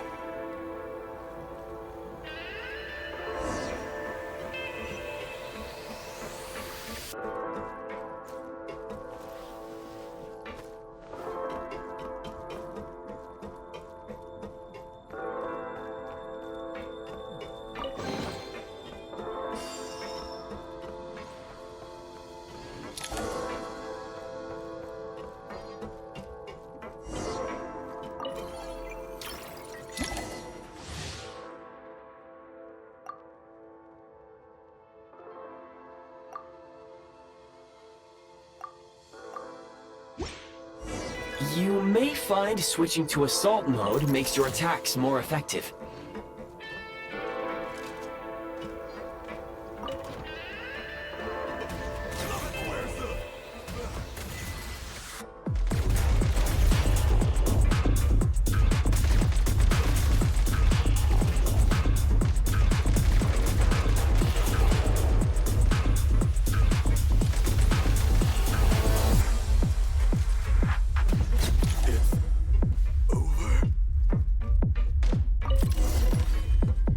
Recharge.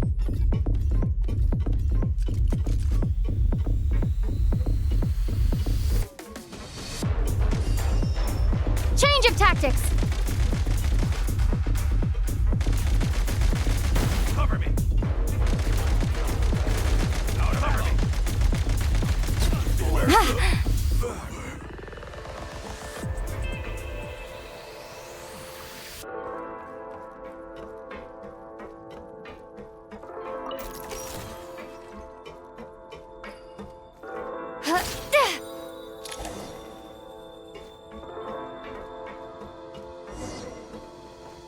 Time to catch my breath.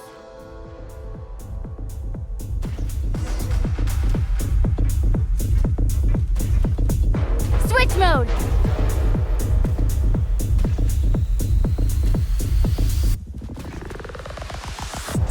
Change of tactics! Reload!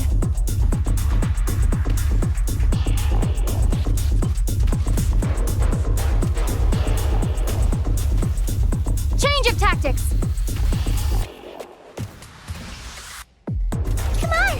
We're almost there!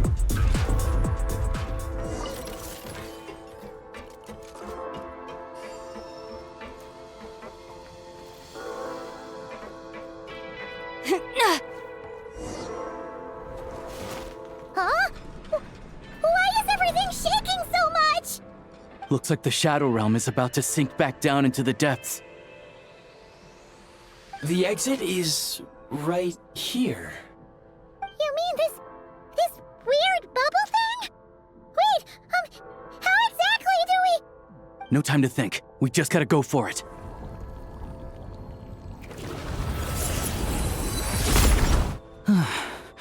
Looks like I was right.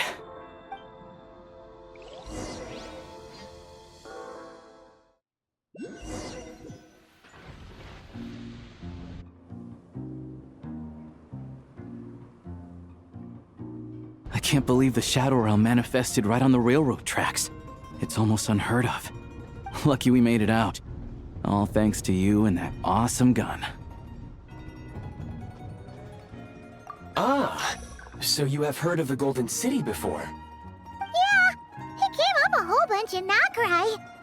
You're a pretty neat surprise in that sense, aren't you, Goggles? We had no idea they left cool gadgets like you behind.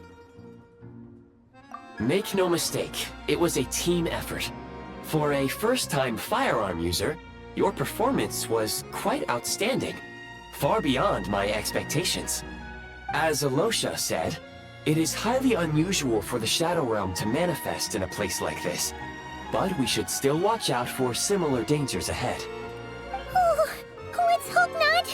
If anything else goes wrong with this trip, Paimon's gonna have train trauma for life. The Shadow Realm can appear anywhere, not just on the railroad. I am simply advising that we take sensible precautions. Now, if you wish to further calibrate and upgrade your firearm, you may do so over there, provided you have the necessary components. Please take a moment to catch your breath while I repair the body of the train. Amongst other things, this will ensure Paimon is a little warmer while on board. Oh, thanks, Goggles. You're a trusty train conductor. Well, maybe trusty isn't quite the right word, considering. Anyway, at least you get the job done. Yes, of course. And just like the Eye of Grey, I am sure it will be a great asset to you in your future adventures. If not the trustiest, then it will at least get the job done. Let's get some fresh air while the Eye of Grey fixes the train.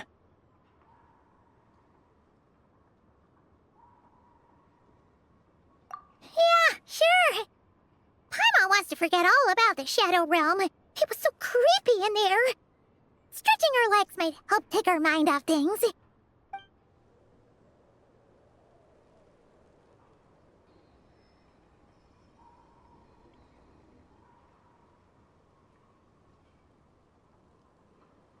It's so quiet here for a train station. Not a person in sight. Just abandoned houses.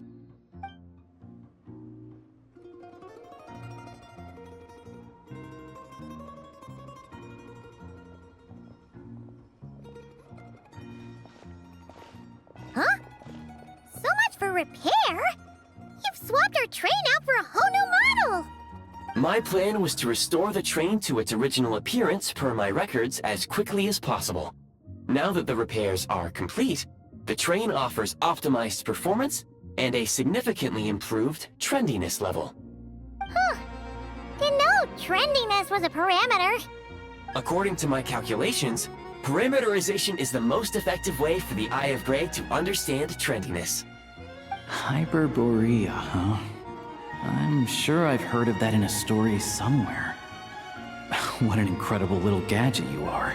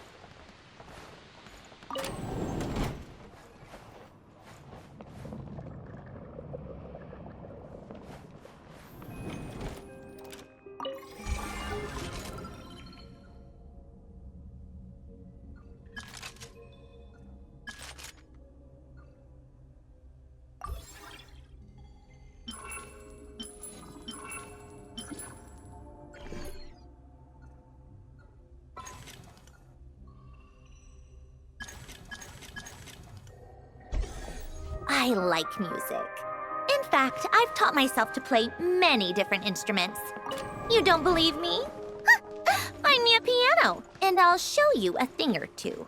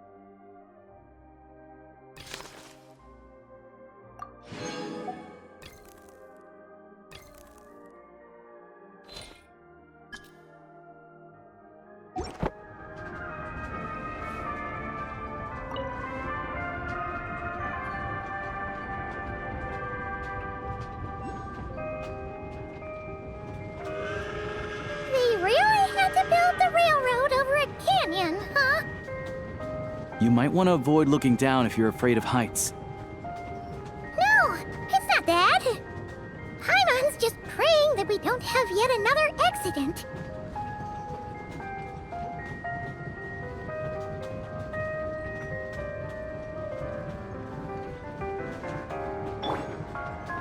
That mountain is breathtaking.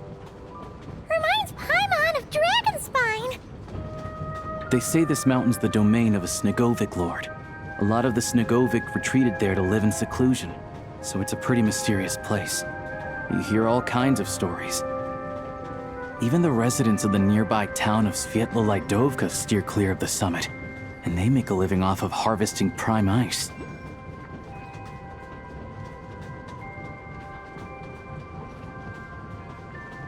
Look, Snezhnograd's just up ahead.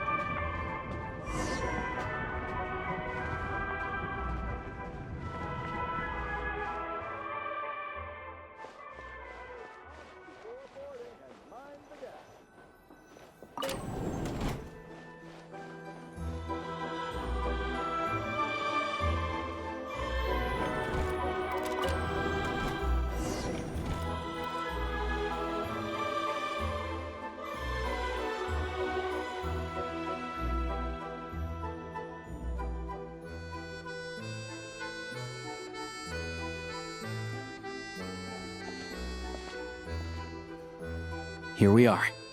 Welcome to Snezhnograd train station, the biggest transport hub in the nation. Wow! It's so majestic! Just flying from one side to the other would probably leave Paimon out of breath! It's built for maximum efficiency, but yes, transferring trains here can be a little tiring. In the future, you can use this train station to travel anywhere you want in Snezhnaya. For now, though, come with me. Let's get Paimon checked out. This way. There's a lift car that goes straight to Sapoliarny.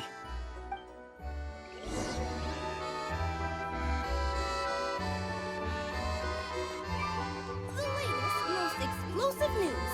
Get yourself a copy! Please go on, I'm listening.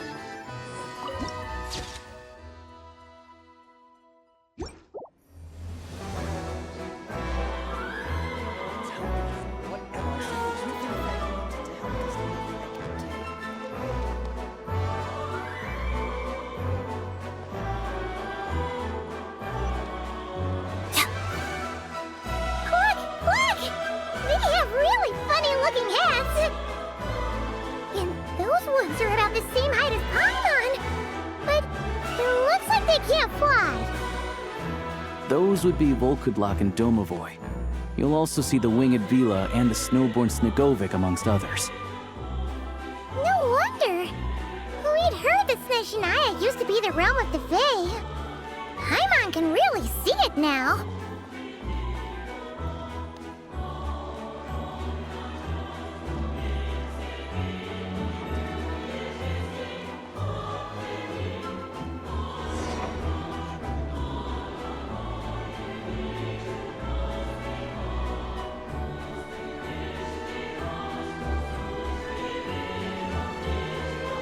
The snow in Snezhnaya. To the left is the Market of Zolny.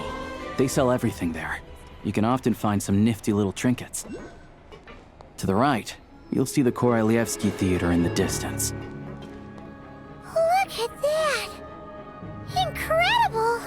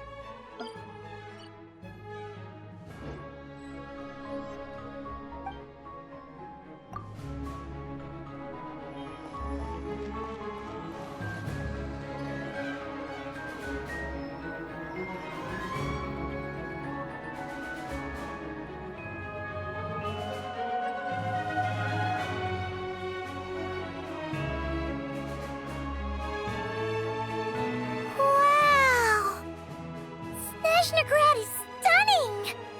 Seeing it with our own eyes makes all the trouble we went through to get here worth it! I found it pretty stunning when I first came here too. But I soon found out that stunningly beautiful means stunningly expensive. The prices here are crazy. I'm just a small-time hunter, so Zolny is where I spend most of my time. This way will take us to Podvorier Restaurant. They offer food and lodging there, so you can get settled in while I fetch the doctor. Is that gonna be stunningly expensive too? Yeah, I mean, there are places to stay in Zolny, but I highly doubt they'd meet your standards. Most of the stoves are out of crystal, the windows are drafty, and at night, four-legged roommates come out to play, sharpening their claws on the roof beams and floorboards. Yep, no way! Not a chance Paimon's staying anywhere like that. Maybe we can split the cost of the room between us? Paimon still has some savings left. Fine then. It's your treat. Paimon will save her money for buying a nice little cake. Don't worry, you'll get some too. I'm glad to see you've perked up. If you find yourselves in the mood for some sightseeing later, there's a few places around here worth seeing. This way leads to Zapoliarny Palace, which serves as the Tsaritsa's audience chamber and also her personal quarters. The adjacent block is kind of a city in its own right. That's Glupov, the headquarters of the Fatui. Inside, there's a munitions factory known as the Armory Palace, producing a constant supply of all kinds of equipment for the Fatui. A lot of important research happens there too. And over there is the Snezhnegrad Vecha, where all the big shots meet regularly to make policy decisions. These places are best admired from a distance. I'm sure I don't need to explain why. Yeah, they probably have super strict security. We're not looking for trouble right now. The downtown area is near the center of Zapoliarny. That's where you'll find the restaurants, bookstores, and gift shops. Another place of interest is the Northland Bank, which is over this way. Oh, and I'm sure you'll want to make contact with the Adventurers Guild at some point, right? That's right here. Ooh, speaking of adventuring, we use alchemy quite a lot. Do you know where we can find a crafting bench? No one practices alchemy at Snezhnegrad, I'm afraid. Apparently there's some historical reason for it. Oh. We'll just have to use the one on the train then.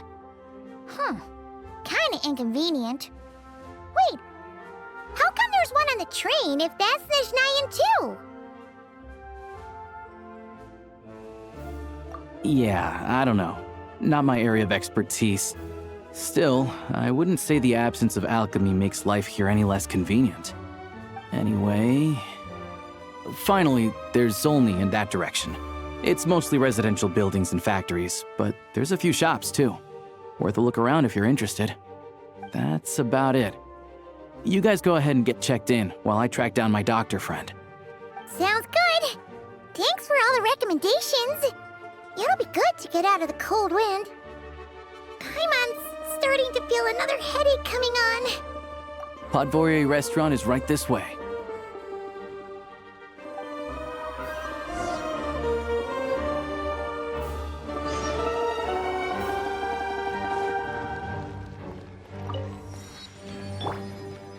Oh, no. Missed it again.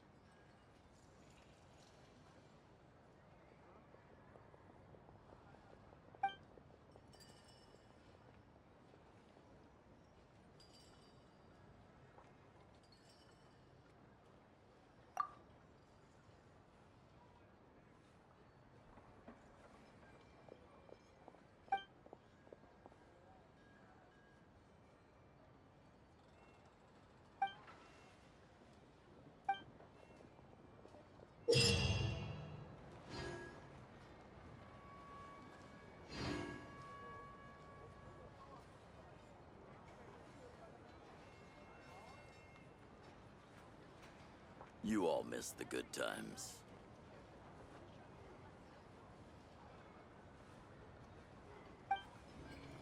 Welcome to the Adventurers Guild, my lady. Is there something I can help you with?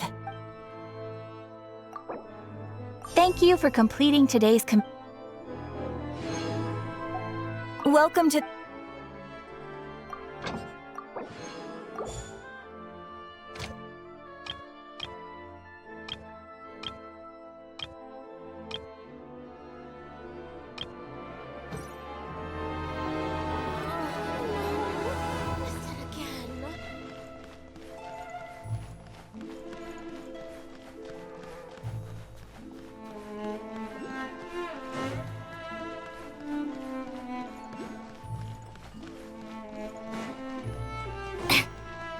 Take a break.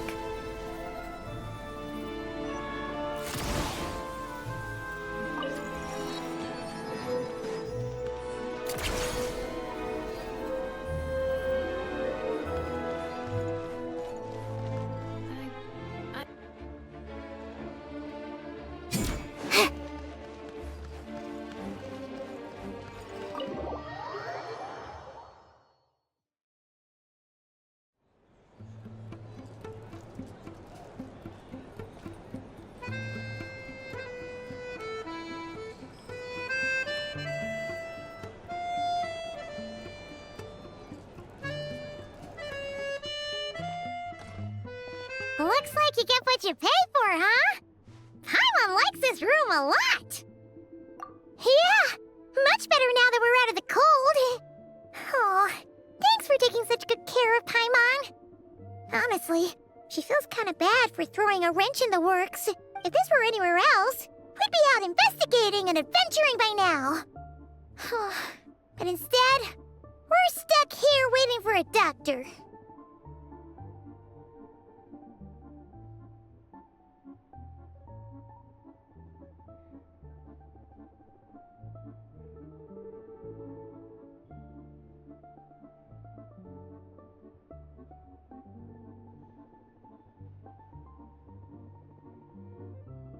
You're right. No need to push ourselves too hard for no reason.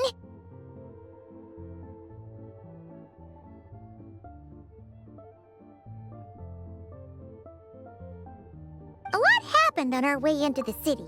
Let's review what we've we've learned so far and try to figure out what to do next. Obviously, the million-more question is, what is this Tsaritsa planning? Everything else leads back to that.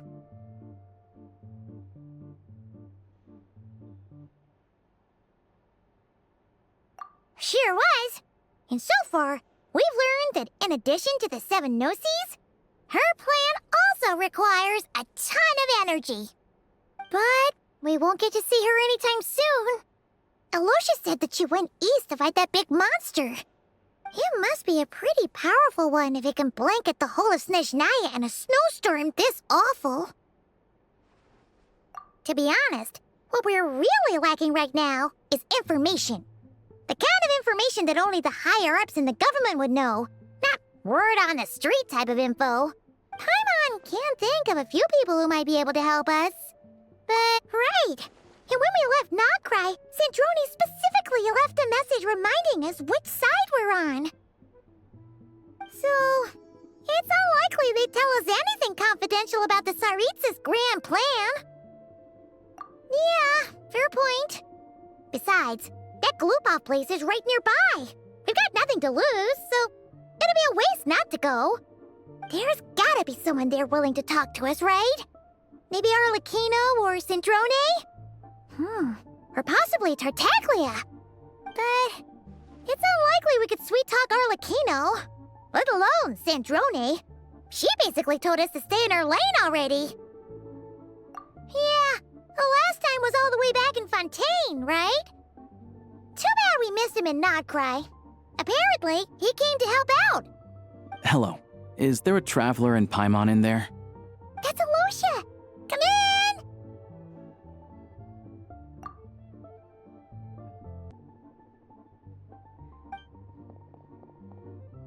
Hello, I'm Dr. Luneva. Alosha mentioned that one of you is feeling a little under the weather. I see. So you're my patient today, yes? And you're, Faye, I presume? Good question. Paimon's not too sure either, but she's definitely not the same kind of Fae as the ones we saw at the train station. Is that gonna be an issue?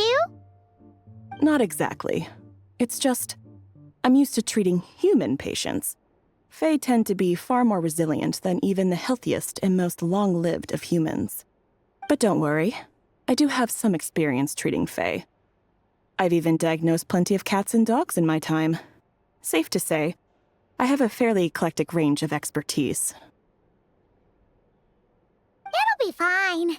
Paimon's basically the same as a human. Right? We're no different when it comes down to it, are we? More like you don't eat enough. The more talking you do, the more you need to eat. Now, please take a seat.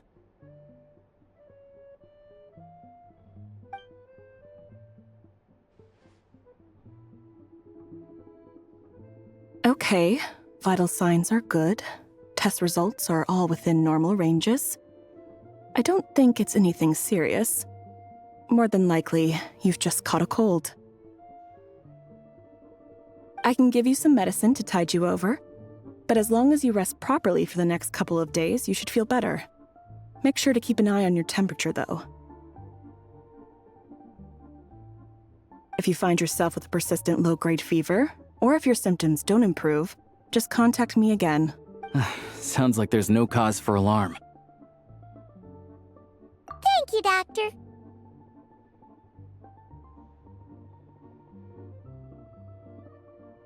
You're very welcome.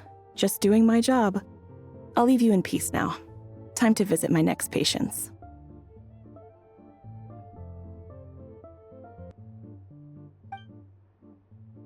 Take care.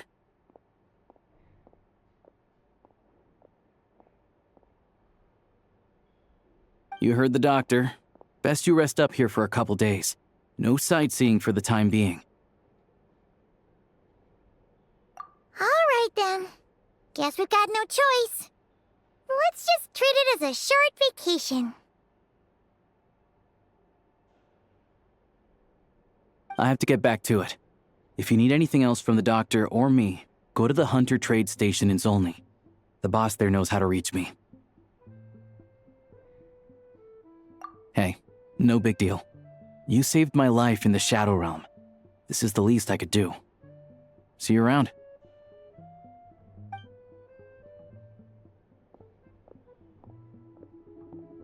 All right. Time to find Child and see what he can tell me.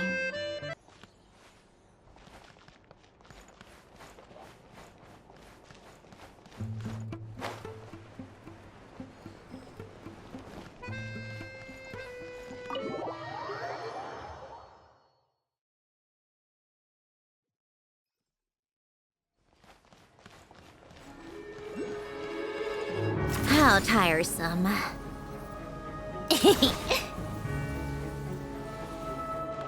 Take a break, pick up the pace.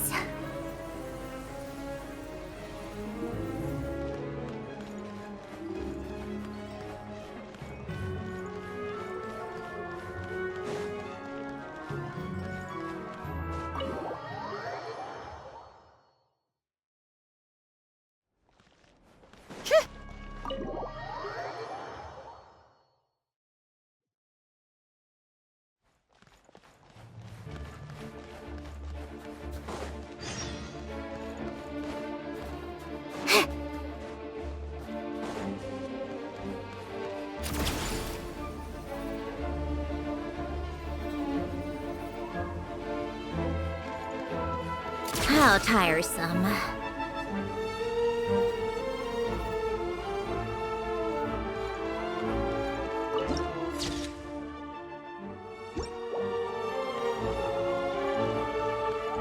Take a break.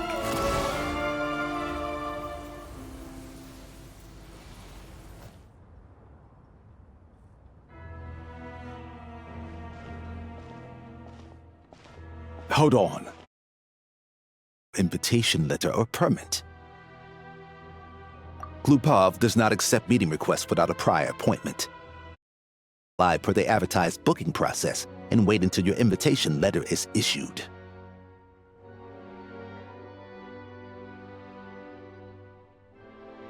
Might I ask who you're hoping to visit?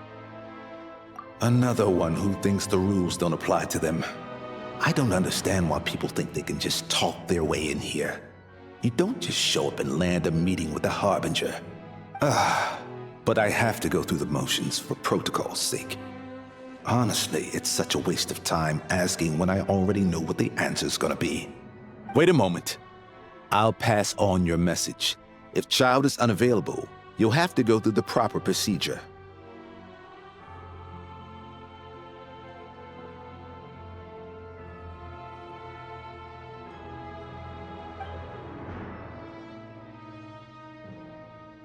Lord Child is a busy man.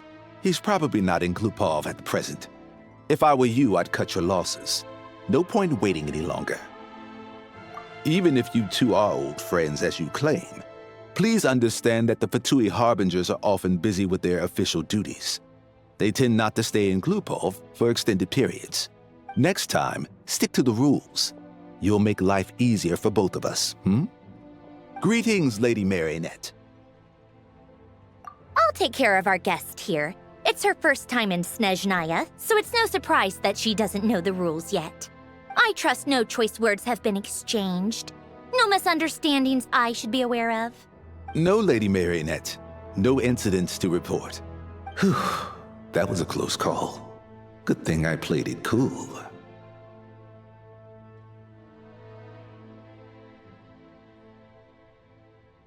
Is that right? Good to know. Wait, where's Paimon?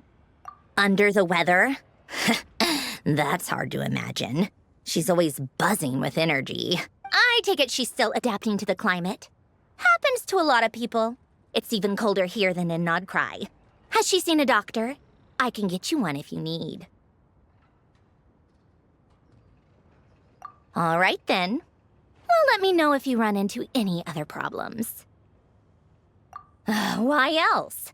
I was just about to sit down for some much-needed tea time when I heard that an old friend of Tartaglia's had shown up outside. No appointment, nothing. And, as obnoxious as it may be to show up uninvited at Glupov, I couldn't help but take pity on the poor soul who was waiting outside in vain. So I had no choice but to abandon my freshly brewed piping hot tea and come to see this mystery guest for myself. Well, I felt our time working together in Nod Cry warranted some courtesy.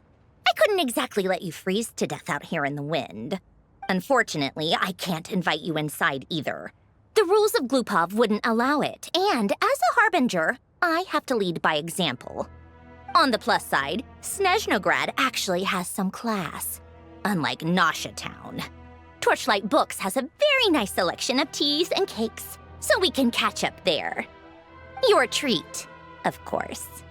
Because I already wasted one perfectly good cup of tea today. That's why.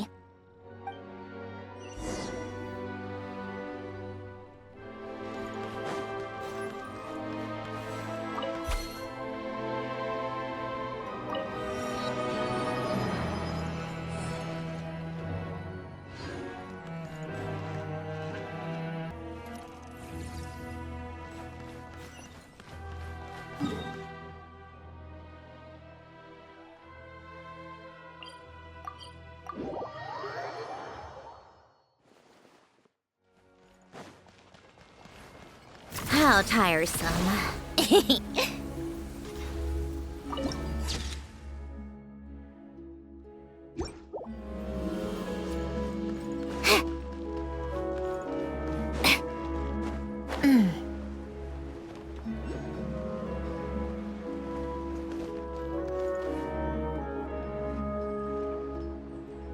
I've ordered for the both of us.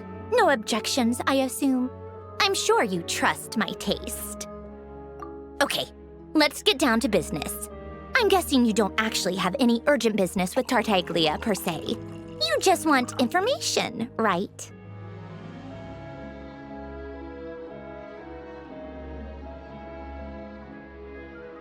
Wanna take a guess? Of course you'd say that. You shouldn't underestimate Counselor Tartaglia, you know. That's right. I'm sure you've heard of the Snezhnograd Vetcha by now. Well, he's busy preparing some paperwork for their next meeting. They'll be discussing yet another extension to Project Stuja. It's basically all anyone cares about in the Vetcha these days. Yeah, he's more of the shoot first, ask questions later sort, isn't he? It all started with a very detailed letter that Capitano left for the jester, Piero, before leaving for Natlan. In that letter, he detailed the future arrangements for his subordinates. All of his key people were reassigned to Tartaglia. I guess he'd already prepared to leave us for good all the way back then. But Piero didn't reveal the contents of the letter until the events in Natlan had concluded. That was his reaction, too. Why me? With a bewildered look on his face.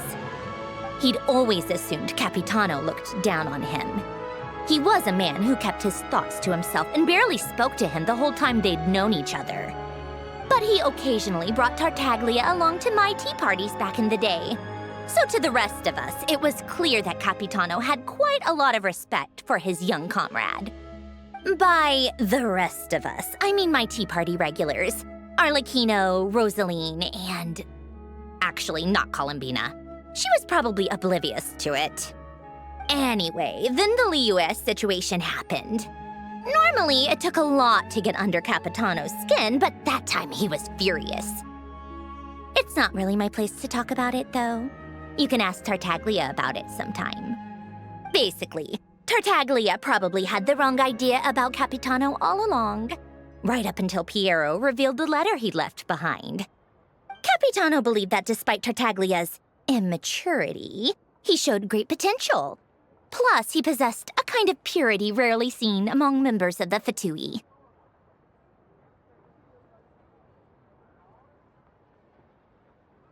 Yeah, it's one of the few things that I'd agree those two have in common.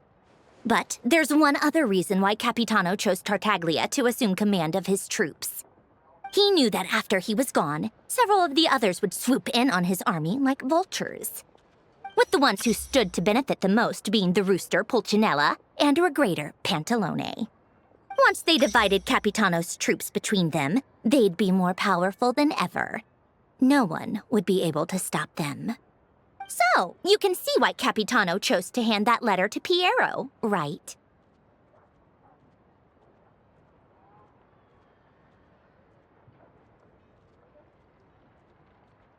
Exactly.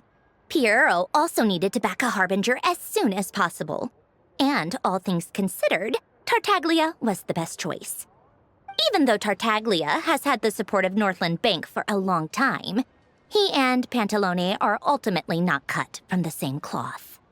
I'd say Capitano made a good judgment call.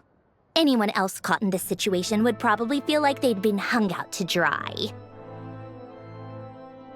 His best course of action will be to distance himself from any shady business, while still maintaining friendly relations with Pantalone, but seeking Pulcinella's support at the same time. What's the point in having a tea party if you don't spill a little tea? Besides, none of this is confidential anyway. Ask any journalist out there. They'll give you all the lurid details. You'll see it firsthand if you ever sit in on a session of the Snezhnograd Vecha. All the factional strife, whether open or unspoken, it plays out for all to see in that one little room. Having a voice in a Vecha is the only way to steer policies in your favor. So, every person in that room represents a particular interest group. Pantalone, for instance, represents the financial sector, and Tartaglia represents the Fatui soldiers. Personally, I have no interest in political jousting, but since I have a number of engineers and researchers under my command, I have to make their voices heard. Then there's Pulcinella, the linchpin of the Vecha. He represents politics itself. Everything involves him, so nothing can bypass him. Any issue that comes up, he knows how to mediate. That's what the Tsaritsa values most about him. I'm starting to see why everyone is so frustrated with the way things are, but also powerless to change it. A complex web of interests connects all parties involved, and the Tsaritsa sitting at the top adds another layer of complexity. It must be nearly impossible to come up with a perfect solution. All right, I'm done carrying this conversation. Time for you to answer a question of mine. You must have known that you can get the info you needed from me. So why was Tartaglia the first person you asked to see and not me? I just don't understand, that's all. Anyway, do I really need a reason? Wait. Oh, I think I know what it is. Columbina passed on my message to you before you left Notcry, right? I only meant you should be mindful of which side you're on. Is that actually why you didn't ask for me? Because you took that to heart?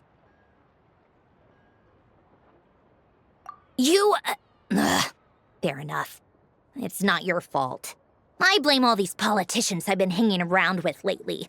Always beating about the bush when they talk. I guess it must have rubbed off on me. Anyway, just ask for my help next time, okay? Little things like this are no problem. Lady Marionette. What now? Can't you see I'm on my break? Whatever it is, just leave it on my desk. I'll look at it later. Sorry to disturb you during your break, ma'am, but I'm afraid it's an emergency. Isn't it always? I've told you before, fixing the tracks and transporting ice blocks does not constitute an emergency. The equipment in Svietlolaidovka is in urgent need of maintenance.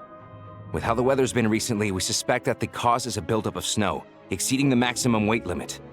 The supports on one of the machines broke and fell, awakening a dormant beast and leaving many of the ice miners trapped in a nearby ice cave.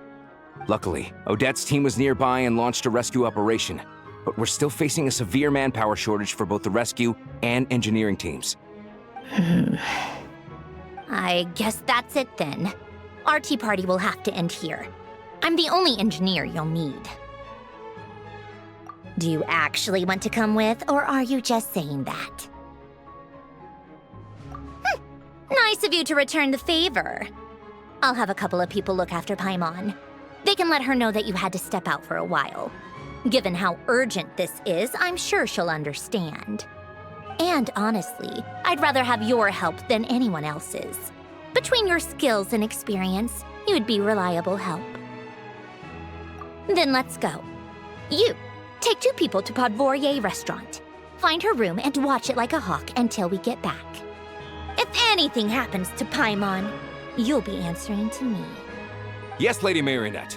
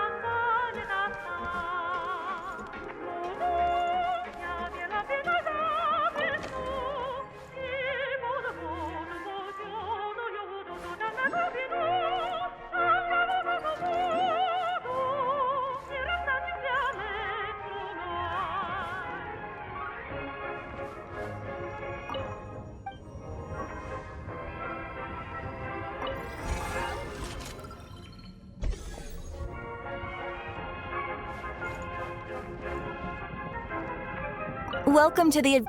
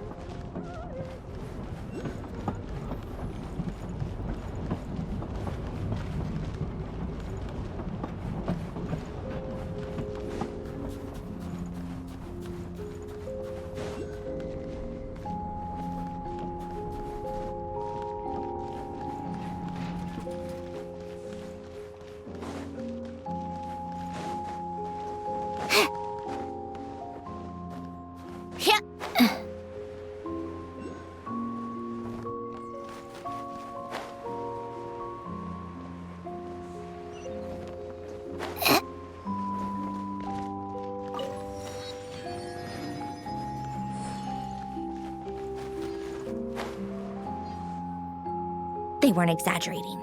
This is really dangerous. It's a good thing only one of them broke. From what I've been told, most of the trapped miners are over in that direction. Yeah, you do that while I check the rest of the equipment. I'll evacuate the people around here as I go. Meet me back here as soon as you're done.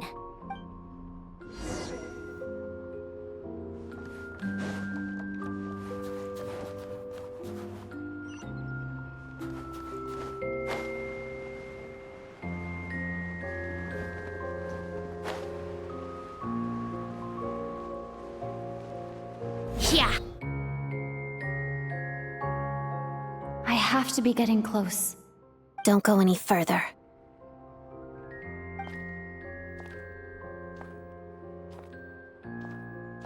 It's too dangerous here. There's a highly aggressive monster on the prowl. You need to leave, now.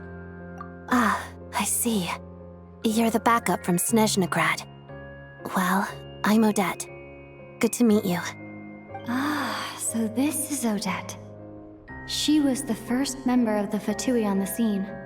There are 5 people trapped in the cave. Monster type is unknown, and so is its location. Let's go. Every second counts.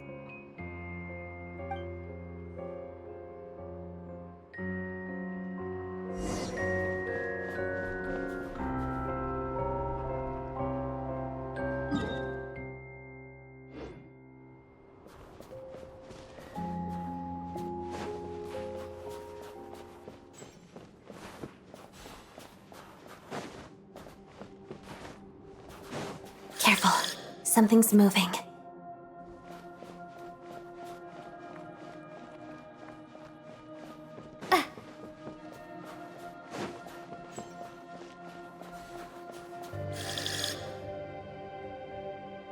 This must be the monster's shadow. Looks like a tough opponent.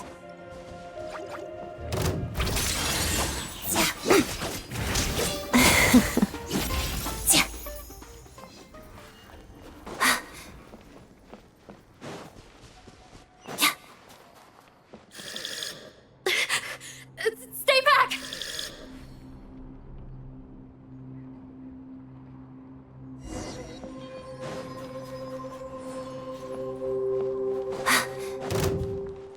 Shadow me. Witness the snow swan's grace.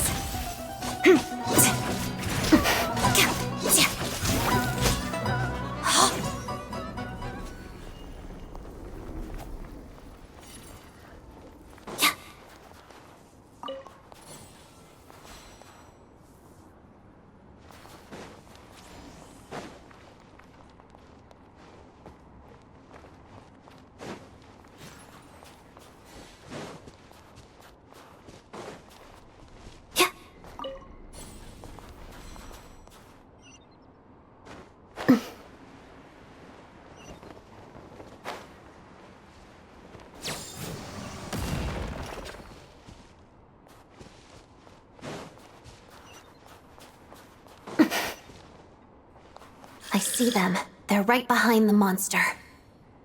The monster seems very agitated. It could attack at any moment. Let's make the first move.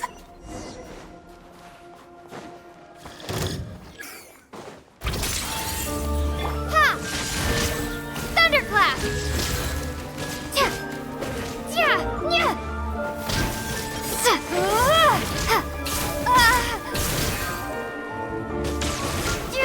Tya! Nya! Lightning slash!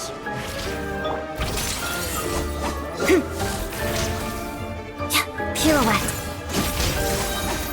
Waltz of the snowflakes. Ha! Ha!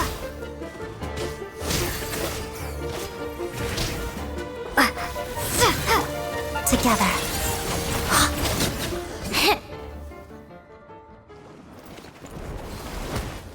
Oh, thank you for saving us. We'd have been monster fodder otherwise. Thank you. Thank you. You're welcome. You should be safe now. Follow this route out. She and I will stay behind to watch the rear. Thank you. Come on, let's go. This way.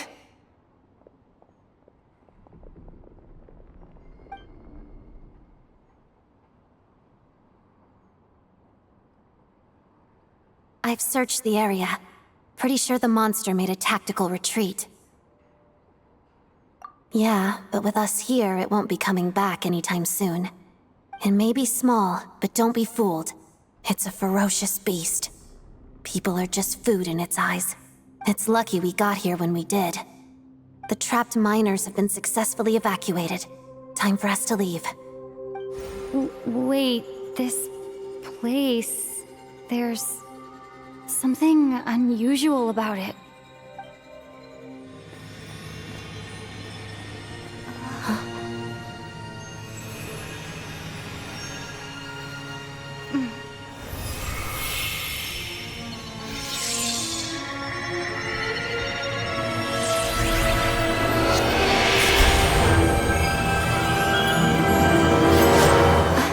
What is that? I don't know.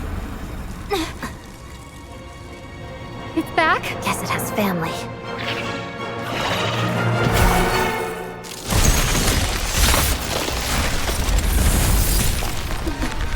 This way. Run!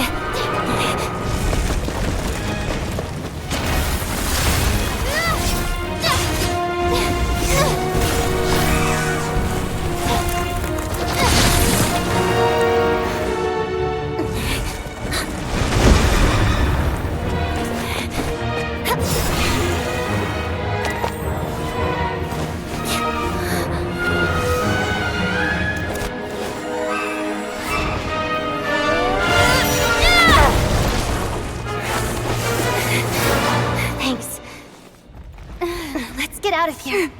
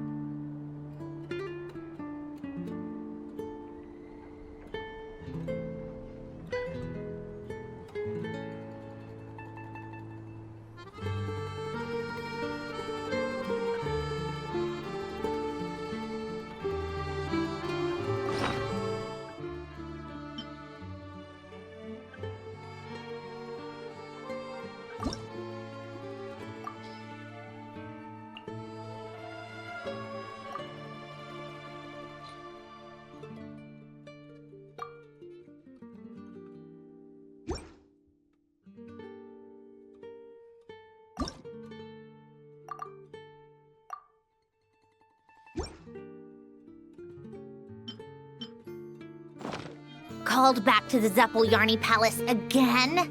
Ugh, seriously. What's the point in all these endless meetings?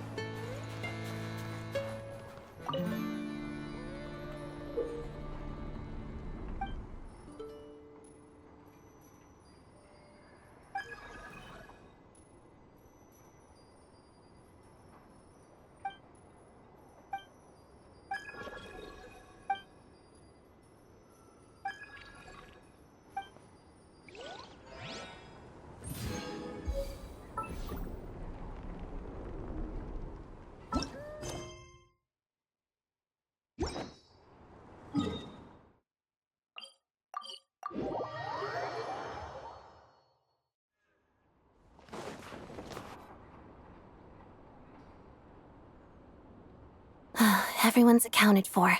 We managed to rescue them all. We also placed a sign at the entrance to the cave, warning people to stay away. You really held your own today. I still don't know your name. Don't think I've seen you before. I'll remember the name. All right then. See you around. Hello, Lady Marionette. I hear the rescue operation was a great success. I knew I could count on you.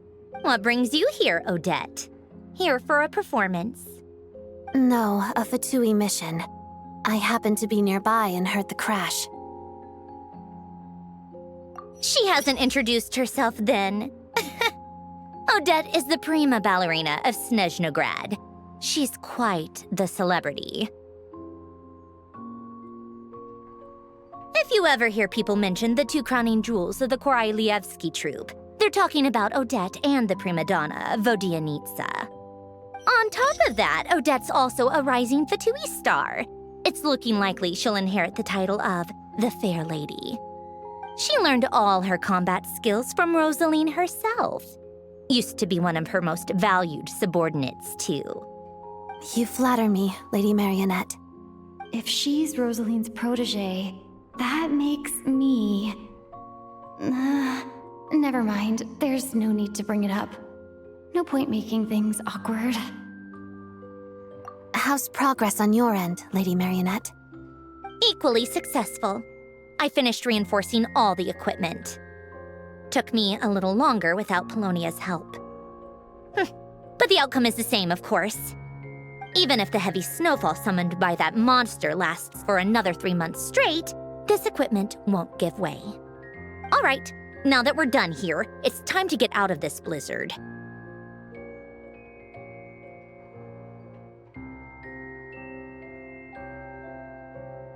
Sure, but Snezhnograd will send someone to investigate and draw up a relief plan. And I guess I'll have to write the incident report myself this time, since it involves a mechanical malfunction. First, Pantalone needs to approve the budget, then Pulcinella has to sign off on the plan.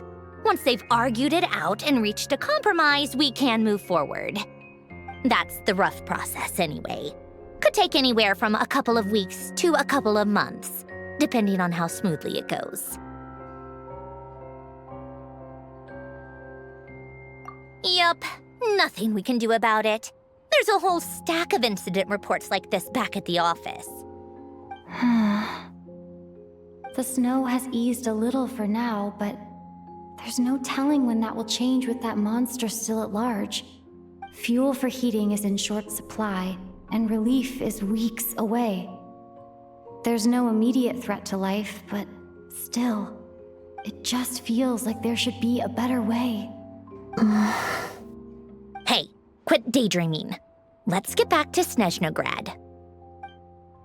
When did you get a new sword? I found it in a cave. It handles pretty nicely.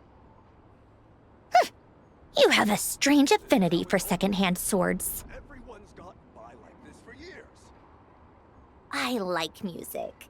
In fact, I've taught myself to play many different instruments. You don't believe me? Find me a piano, and I'll show you a thing or two.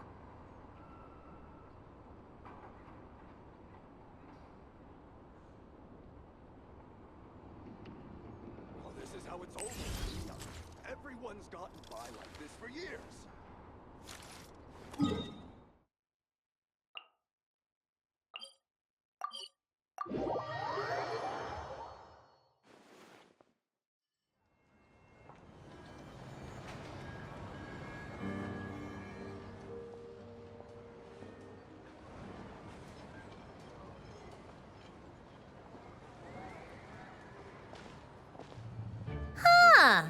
Well, if it isn't Counselor Tartaglia, Mr. Big Shot himself. Go easy on me, all right? I'm still recovering from the interrogation the real Big Shots put me through. Hey, comrade, it's been too long. I heard you came looking for me earlier. Nicest surprise I've had in a while. Good to see you too, Odette. I'm guessing you guys just got back from Sviatlo Lajdovka. How'd it go? Crisis averted? It went fine. How about you? Any new developments? Not really. Same as ever. Growing opposition to Project Stuja, and the usual rebuttals are starting to ring hollow. The results of the mock vote were pretty dire. Pulcinella was fuming. I've never seen the old man so angry. That's not good news. It takes a lot to rattle him. Yeah, obviously if push comes to shove, there are ways to crack down on dissent. But... Sorry, I have to ask something. This is going to sound blunt, but may I? Huh? Of course, fire away. It sounds to me like everyone's tearing their hair out trying to figure out how to deal with opposition to Project Stuja. But what exactly is this project's purpose? And how can it be so important that even people like you two refuse to stand up for the ordinary people of Snezhnaya? Interesting. I gotta hand it to you, comrade. You sure don't mince your words. Excuse her? What does she mean? Refuse to stand up for ordinary people? Oh my gosh. How does she dare speak to the Harbingers like that? Are you interrogating us now? It's okay, Sandrone. Let me explain. I think I understand where she's coming from. If I could, I'd take your side right now. In fact, my position's very similar to yours. I've only held back on casting a dissenting vote in the Vecha because the Tsaritsa would never let me get away with it. Still, I have a responsibility to the Fatui armed forces, so I do what I can to make their voices heard. Most of them are just regular folks from small towns far from the capital. I'm sure you've seen how much those kinds of places are struggling right now. Oh, and for what it's worth, I'm from Arepasak myself. Things aren't going so swell there either. The Tsaritsa wants to create a better, safer future for the people of Snezhnaya, but she's thinking long-term. I don't doubt that from where you're standing, Project Stuja seems to be creating all sorts of issues for everyone. But considering the Tsaritsa's vision for the future, these are sacrifices worth making. Sounds cold, I know, but I promise it's not as black and white as it seems. Maybe Sandrone and I can't oppose Project Stuja outright, but we're constantly raising our concerns in Vecha meetings. And even though we can't put an end to it, there are plenty of other ways to make a difference. We're trying everything we can think of, and so is Pulcinella. I respect Her Majesty the Tsaritsa and trust her decisions. But at the end of the day, I'm still just a normal guy who cares deeply about my homeland. And my family, who all live here. There's no way I would ever abandon them. As contentious as things can get within the Vetcha, there's no selfishness or malice behind it. Everyone wants to get through this period as smoothly as possible. The issue is that there's no way of pleasing everyone under the present circumstances.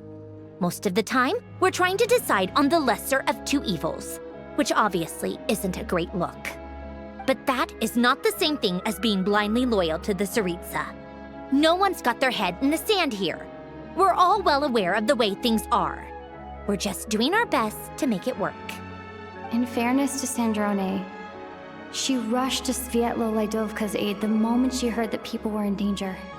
And even Tartaglia, who used to only care about the thrill of the fight, is clearly doing his best to rise to the demands of his new role as counselor. Hey, come on. There's only so much we can say, so don't press us too hard. Look, I know how untenable the Tsaritsa's position looks if you don't understand her motives. Maybe you've heard already, but she's currently leading her army on a campaign to the east to defeat the monster that's been causing these brutal blizzards. Striking that monster down will be a significant step in dealing with the present energy crisis. As laser-focused as she is on realizing her lifelong ambitions, she's still putting time and energy into taking down this powerful monster. To me, that says a lot. If she thought Snezhnaya and its people didn't matter in the grand scheme of things, why would she waste her time on something like this? Thanks. I meant every word I said, though.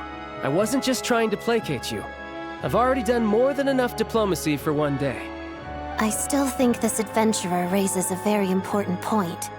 Our two harbingers have made their positions very clear. But there are many others in the Vetcha who must feel trapped and forced to vote against their conscience. I think it's a very valuable quality to be willing to speak one's mind, despite the risk of offending powerful figures. You can say that again. I highly doubt we'd feel the need to explain ourselves so much if we didn't know you so well. Forgive me, adventurer, but might I be so bold as to ask about your background? How is it that you can converse so openly with two harbingers? Oh, haven't you been properly introduced? Easier said than done. I like to think I'm not the kind of person who goes around busting open people's old wounds. I've only learned her name so far, and no details of her experiences. Is something wrong? Uh-oh. Is there no avoiding the subject of Rosaline? No, it's just... All right, I guess there's no getting around it. This is the world-renowned traveler, who helped resolve the storm terror threat in Mondstadt, cleaned up after the mess I made in Liyue, and then went to Inazuma, where there was a duel before the throne, in which the traveler defeated Rosaline. Oh. I'm sorry. I didn't think you two would be seeing much of each other, so I figured it wasn't worth bringing up. It's fine. It was a long time ago. It's fine. Sorry, I just remembered that we have a rehearsal coming up. Please excuse me. I should get going.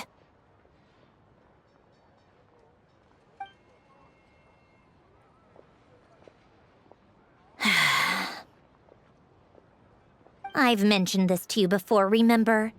She was Rosaline's most valued subordinate. But they didn't actually get along.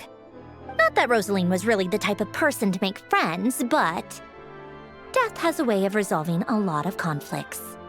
Don't let it weigh on you. Like she said, it was a long time ago. It's in the past now. Odette has a very different personality from Rosaline. Give her some time. I'm sure she'll work through it. Oh, by the way, where's Paimon? It's not like her to hide away. She hasn't been feeling well, so she's resting at Podvorier Restaurant. I got a couple of my people to look after her while we were gone. Oh, right. Sorry to hear that. Poor thing. Reminds me of when Tonya was little. She really felt the cold back then. Used to get ill all the time. I felt so bad for her seeing her lying in bed, coughing. She was so mature for her age, though. Whenever someone came to visit her, she'd greet them with a smile and would never complain. I'm sure Paimon's a good kid, too. You're a little short on manpower, right? Let me have a couple of my people take over for yours. I'll send my most capable and reliable. They'll make sure Paimon can recover in peace. Well, that would be great. Your people are more qualified.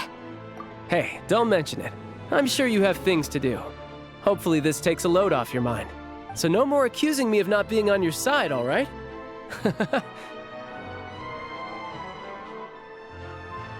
Already? That was quick. I'm afraid I can't help you there. Our director's recent movements are confidential. Even we're not in the loop. If you hadn't told me, I never would have known he'd gone south. I assumed he'd been in Glupov this whole time. Well, I guess I'd better go sort out Paimon's security situation. I have some other work to catch up on at Glupov anyway. Me too. I have an incident report to write up. Let's leave it there for now. I guess everyone's in a difficult position. But Tartaglia's right. I have things to do. Things I want to do, and things I ought to do. To start with, I should go ask Alosha if he knows of any way to help Sviatlila Dovka.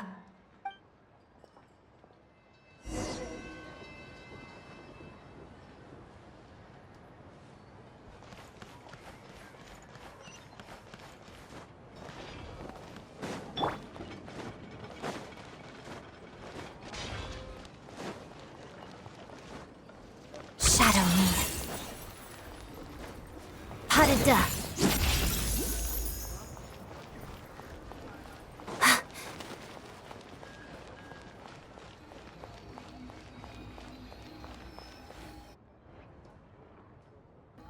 How strange. This sword seems to be vibrating of its own accord. It's a very faint vibration, but it's getting stronger as I get closer to the Statue of the Seven. Does this sword have some connection to the statue? But all it does is vibrate, even when I touch it. That place I got this sword from was definitely out of the ordinary. Maybe I should try channeling the power of cryo?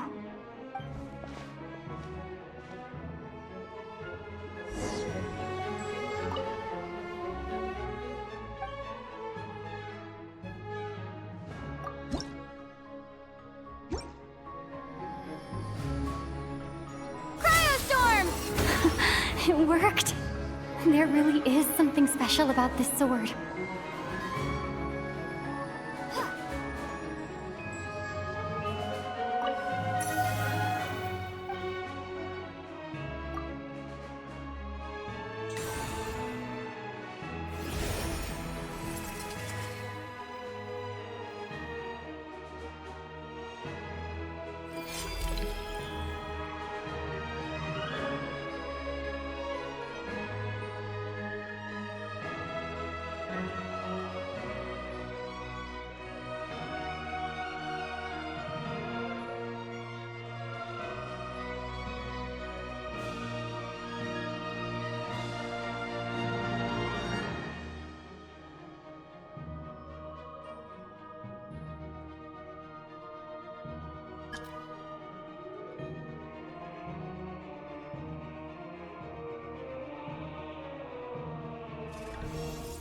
I don't really understand what just happened, but I'm pretty sure this sword just got a little more powerful.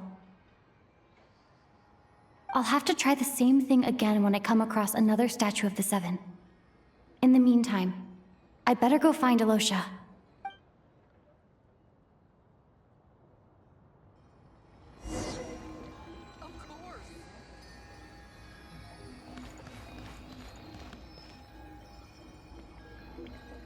Huh?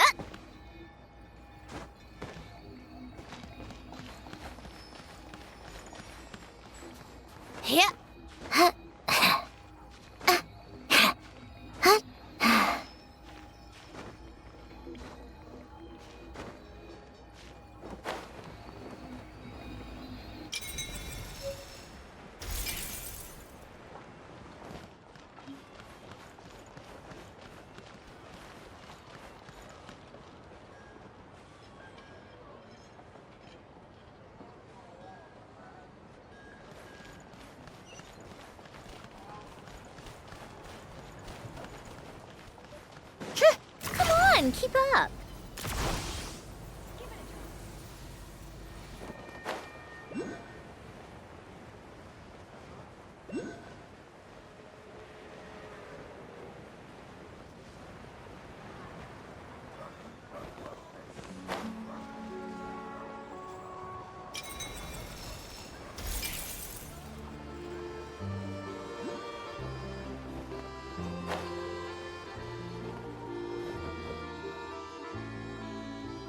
Hello there. How can I help? Ah, sure thing. Give me a second. I'll go fetch them for you.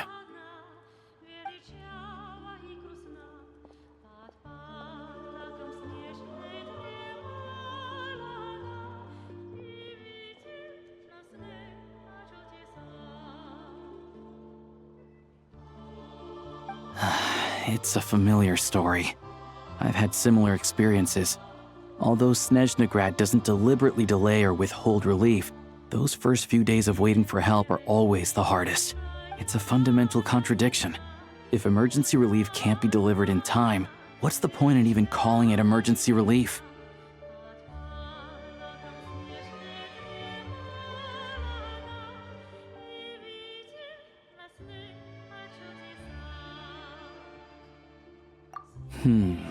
Not necessarily. I think there's a good chance that Kresnik Crystal from Stratomoros will start flowing into the market. When we resolve Stratomoros' energy issue, it's like we open the floodgates.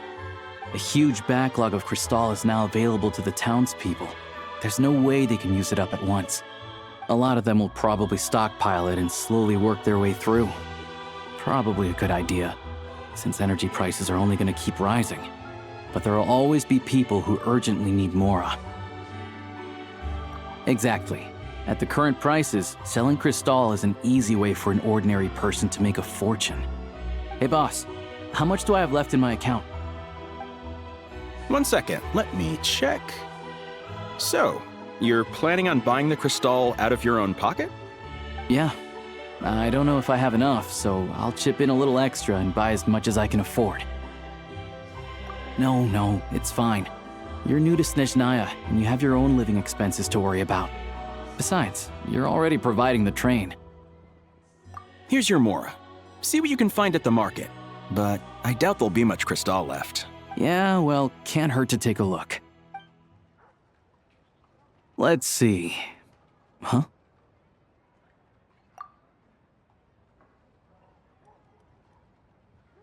Oh, Alosha, and... Hello? I didn't realize you two knew each other. Yeah, I take on some odd jobs in the city to supplement my hunting income. Sometimes I work as a cleaner or prop hand at the theater where Odette is one of the big stars, so I've met her a few times. When the weather's as bad as this, it's better for a hunter to adapt than to keep looking for game. Yes, and we sometimes need extra help.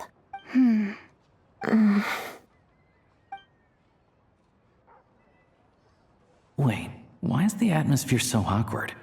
I thought things went pretty smoothly in Sviatla Lydovka. So, what brings you here, Miss Odette? Looking for some new props? No. After I got back to the theater, I couldn't stop thinking about the situation in Sviatla Lydovka. It bothered me so much I couldn't focus on my dancing.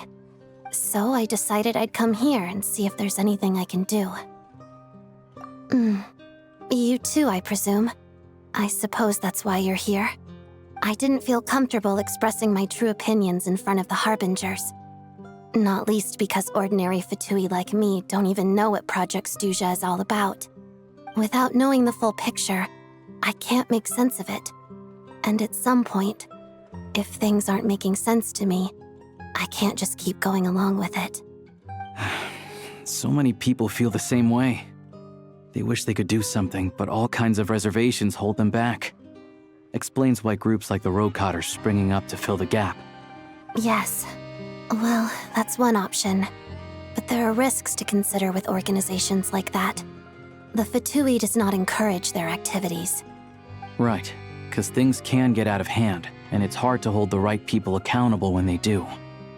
I've heard about a few cases like that.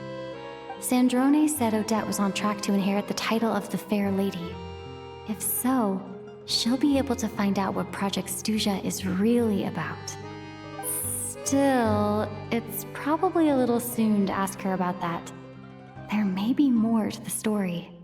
What's on your mind? I think we can both agree that no matter which side you're on, it can't stop you from doing the right thing. Where there's a will, there's a way. I know what Rosaline did while she was abroad. You made the right decision, so no hard feelings. So, what's your plan? Oh, we were gonna buy some Crystal. I heard there's some on the market right now. Funny. I had the same idea. In that case, let me pay.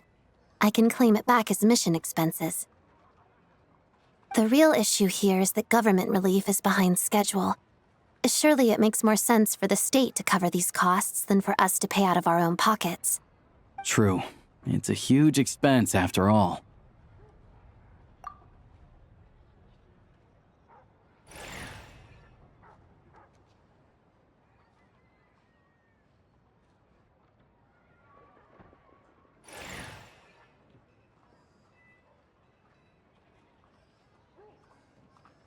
Let me see. I'll take it all, please. And I'll be needing a receipt. Right.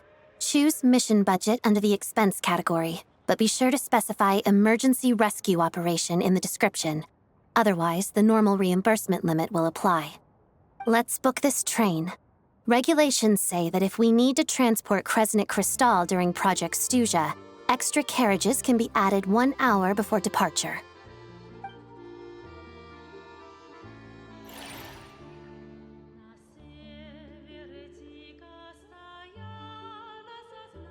That should do it. The train will be escorted to its destination by Fatui guards.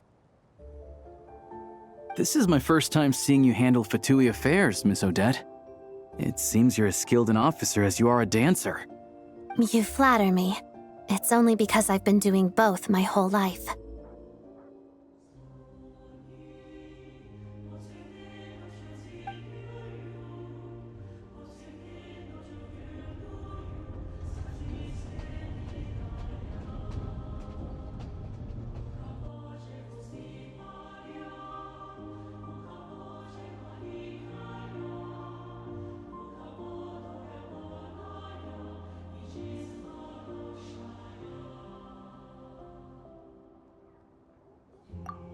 Anyway, I bet you've been non-stop today, am I right?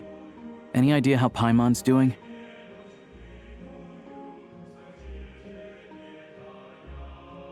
What's wrong? Who's Paimon? Her travel buddy hasn't been feeling well. She caught a cold right after they got to Snezhnaya. Sounds like she's important to you. I can't believe you've been dealing with this on top of everything you've been doing to help the people of Snezhnaya. I've got nothing going on right now, so I'll join you. I want to see how she's doing. May I come too? I have some candy that someone gave me back in Svietlolaidovka. Plus, I know a little bit about relieving cold symptoms. All right then, let's go.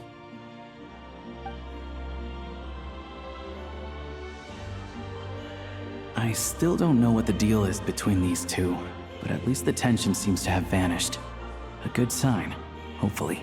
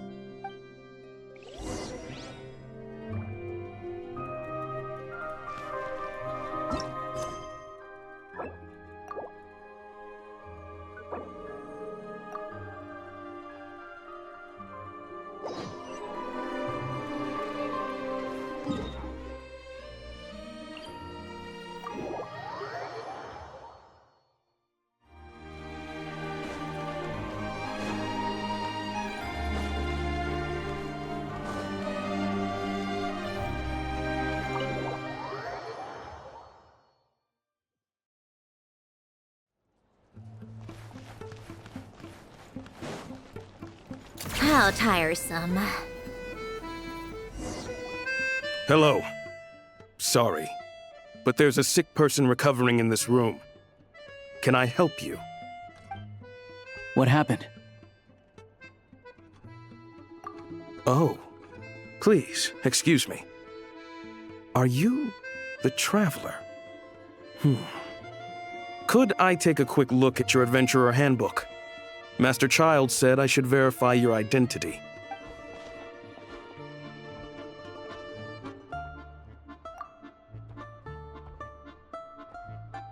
Ah, it's really you. Sorry for the inconvenience. We're under strict orders from Master Child to keep this room well guarded. At the same time, we can't interfere with Podvoye Restaurant's business. That would only seem all the more suspicious and draw unwanted attention to this room. Besides myself, a few of my colleagues are stationed in and around the restaurant, in plain clothes, of course. Rest assured, you're in safe hands. I didn't expect such a high standard of protection. Well, Master Child handpicked us for this special assignment. We're not about to let anything go wrong. Anyway, I won't keep you any longer. Please, head inside.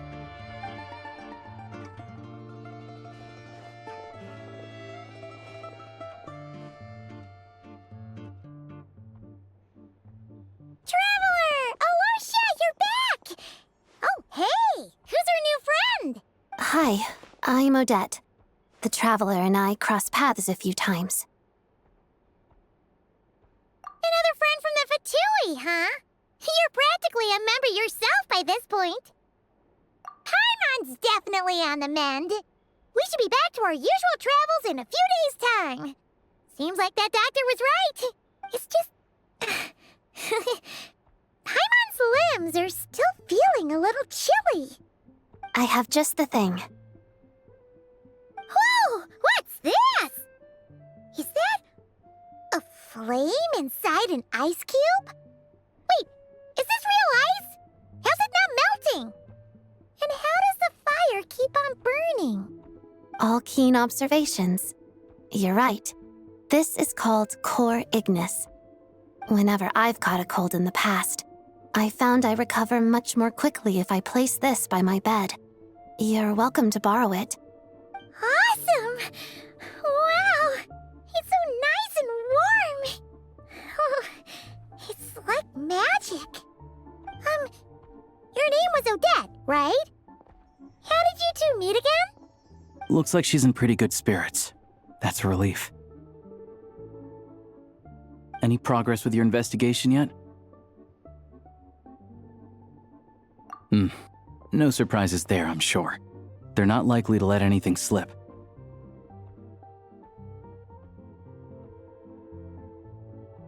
The Rokad, huh? Let me think.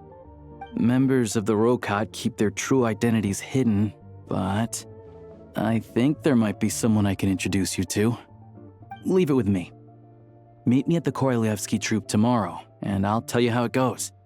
Would anyone like a drink? I'm gonna head to the bar. Paimon will have... maybe some hot milk? Yeah. Paimon's in the mood for something warm. Enough with the secret chat, you two. Let's catch up properly in a minute. Paimon wants to know everything that's happened today.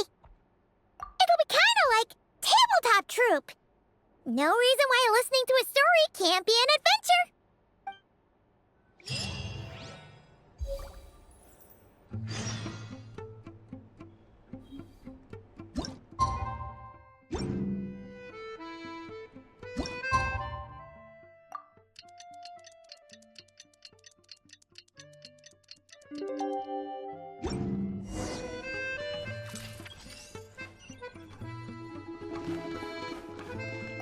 The boss is gonna give Paimon a copy of the latest newspaper to read. That should keep Paimon entertained.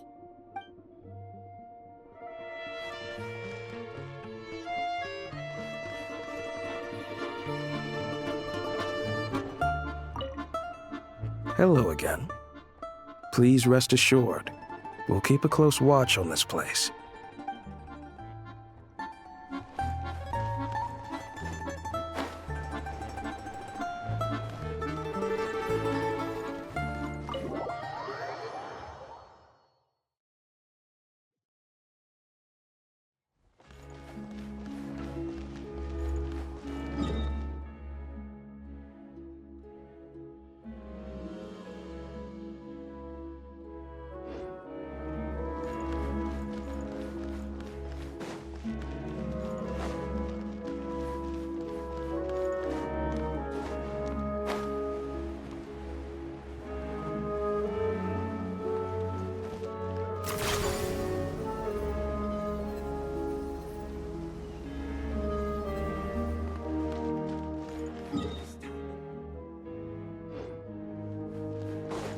Take a break.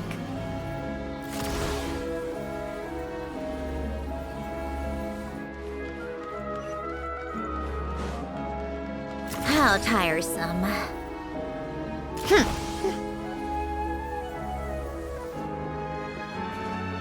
Take a break.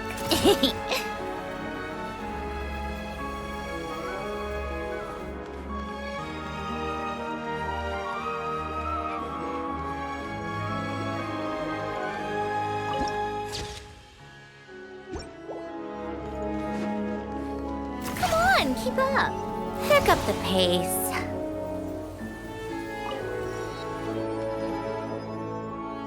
Ah, you made it. I've got some tickets, and I managed to set something up with the Rokot. It'll have to wait until after the show, though. Happy to stay and watch?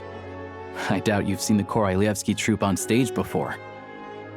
Pleasure. Here, this is the way in.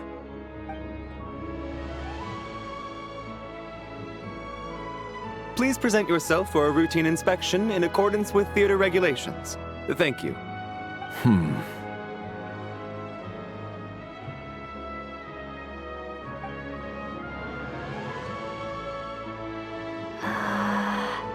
Is that guy with the fatui? Looks like he's waiting for something. Okay, all done. Thank you for your cooperation. Please proceed through to the theater.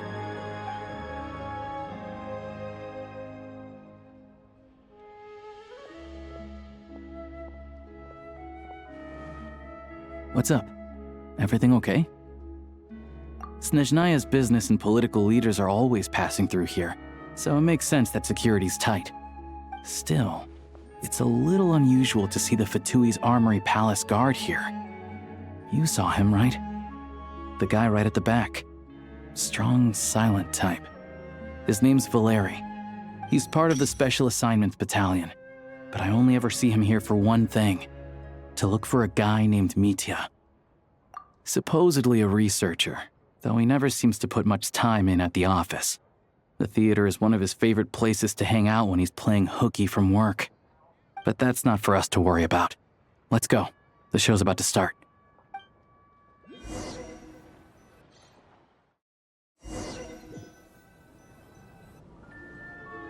What do you think? Pretty impressive, huh?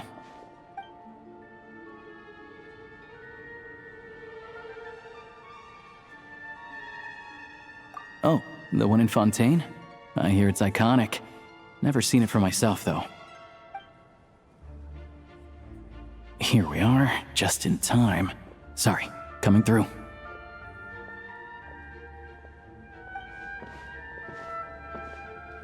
Ugh. If you're gonna show up late, keep your mouth shut. What's his problem? Whatever. No point arguing with people like that. Look, there she is. That's who I'm introducing you to later. She's the lead singer of the troupe, Vodyanitsa.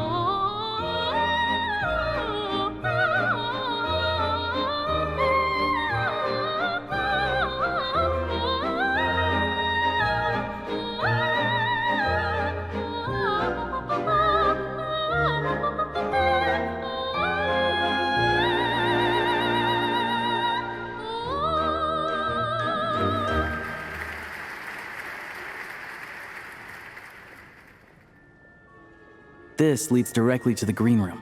They're expecting us. Vodyanitsa will be waiting for us there.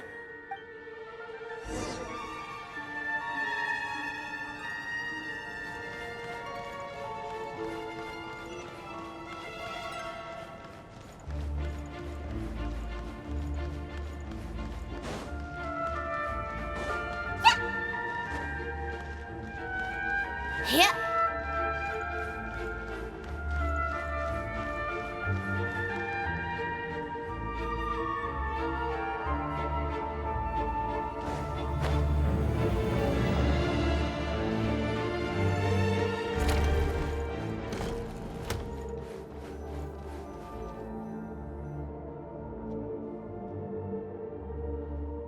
Hey there. Excuse me. Ugh! Can you believe it? I'm so mad right now. Come in. Oh, it's you two. Huh? You know each other? Oh, wait. Is this who you were telling me about? The one you met yesterday and couldn't stop thinking about? I never said that. Yes, you did. Why are you denying it? It was right before I went on that rant about the moody factory owner. Oh, I remember it so clearly. Might I ask what brings you two here?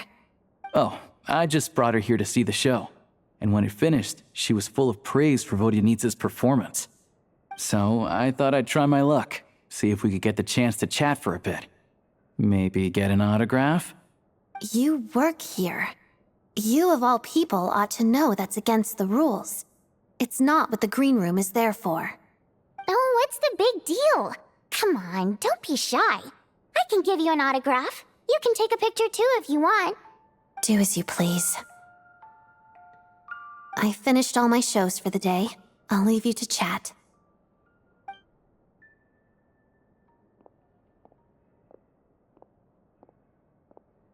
I wasn't making that stuff up, you know. Odette's just too proud to admit it. She thinks very highly of you, and so do I. You did the right thing in Svietloladovka. We're good. Odette's out of earshot. I'll lock the door. Confidentiality, of course. The Rokat is very strict on that. Whoa, Alosha! Not out loud! Not with an outsider here! Relax, I've taken care of it. Look at this. The President's reply sent this morning. Wait, so she's been approved to join?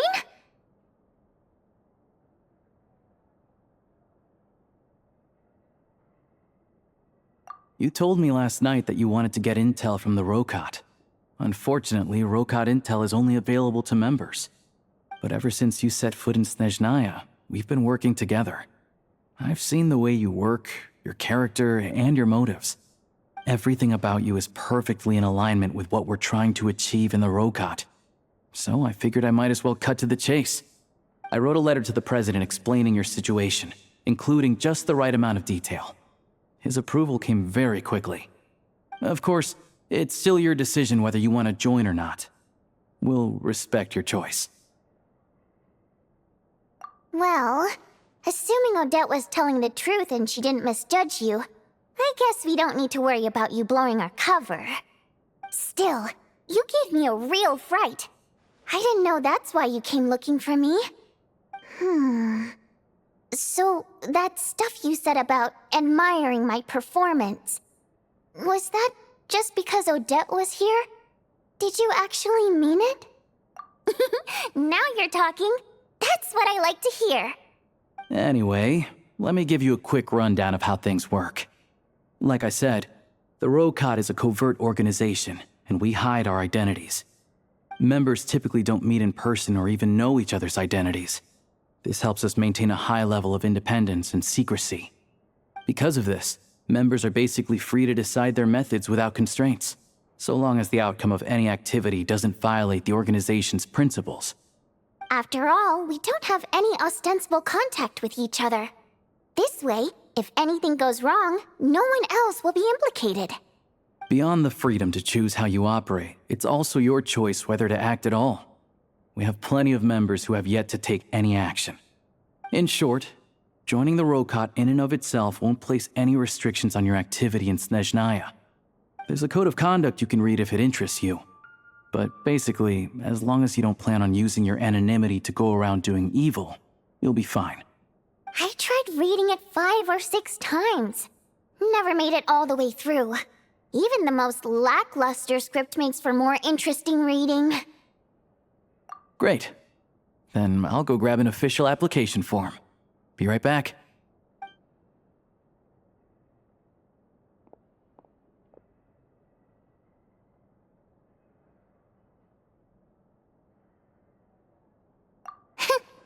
Well, Alosha has this pet dog, you see.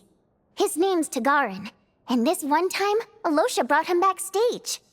Tagarin took quite a liking to me, so I played with him for a little bit and fed him some treats. Then, the Rokot was out on a mission one day, and even though we were all in disguise, Tagarin recognized me right away. Just a coincidence, really. We didn't report it to the higher-ups, though, to avoid dealing with the fallout. Like, my job at the theater, for instance. I really needed to make ends meet. By the way, what were you complaining about just before we came in? Did everything go okay with Chuganov? Everything did not go okay. That's why I was so mad.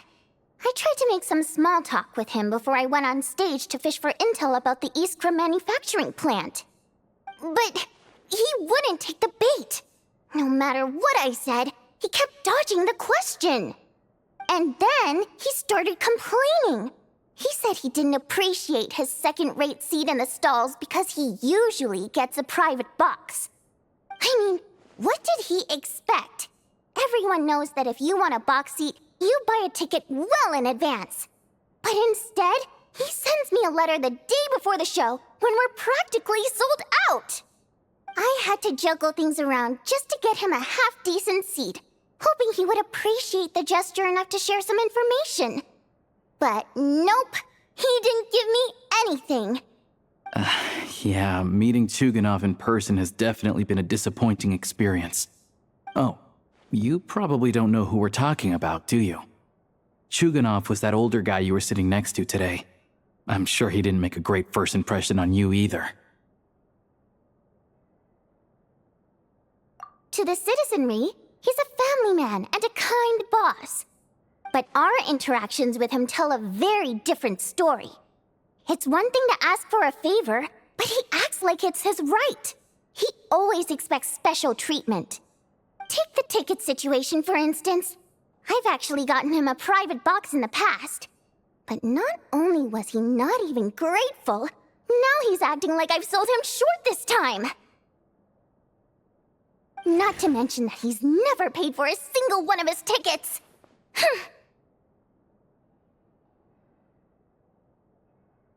And another thing, if he's such a big family man, why doesn't he bring his wife and daughter to see the show once in a while?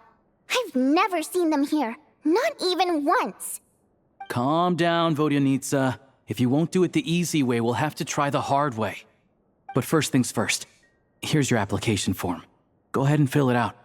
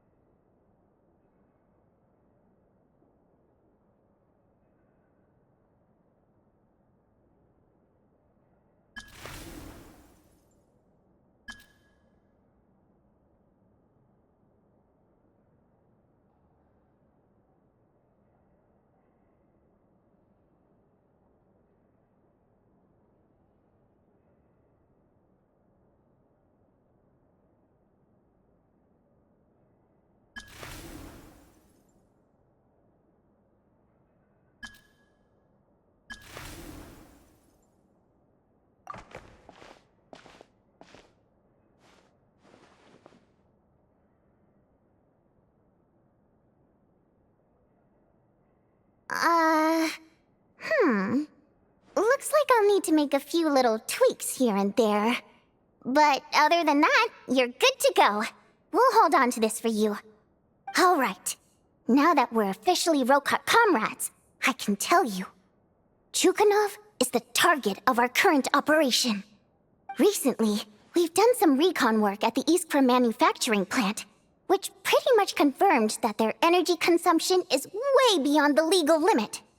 All we need now is some direct evidence to present to the Vetcha, so we can demand that they shut the plant down. That way, the Kresnik Crystal can be allocated to where it's needed most. I was hoping he might let slip during one of our chats, but he's too tight-lipped. We'll have to find another way. I'm meeting another regular theater goer tonight, Mitya.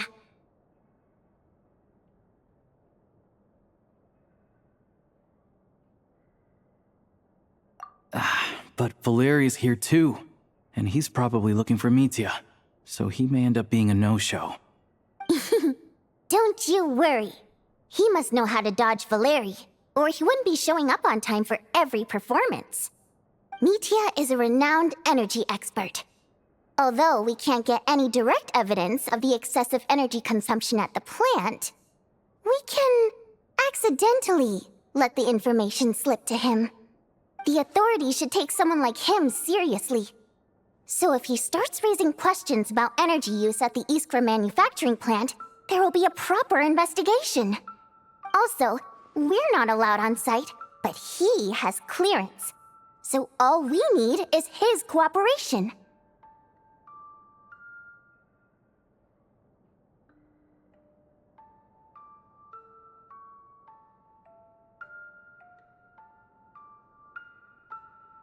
Yeah, so that's the other thing we're trying to figure out. Though I think we're far less likely to make any progress on that front. Still, I hear that Mitya is a bit of a chatterbox. So, who knows? Maybe if we catch him in the right mood, he'll let something slip. What do you think? Sound like something worth your time?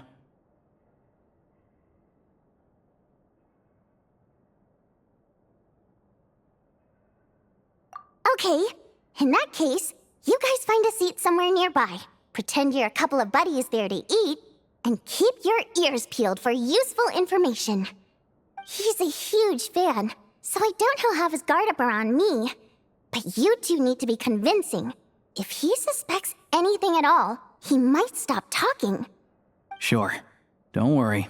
We'll make a believable pair of buddies. Perfect! You've sold me already. Now, help me tidy this room up a bit before we head out. Okay. What needs tidying? Everything!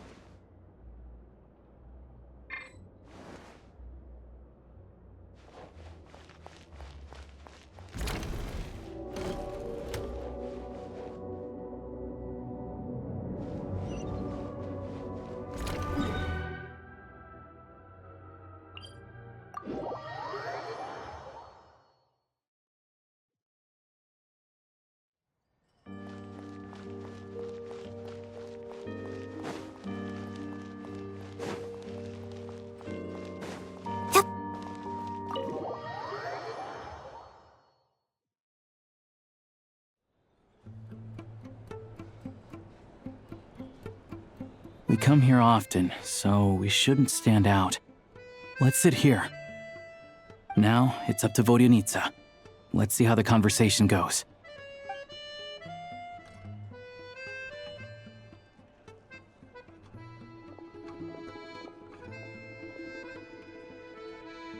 Mr. Mitya! Over here! Over here! Oh, sorry. I got a little held up on my way here.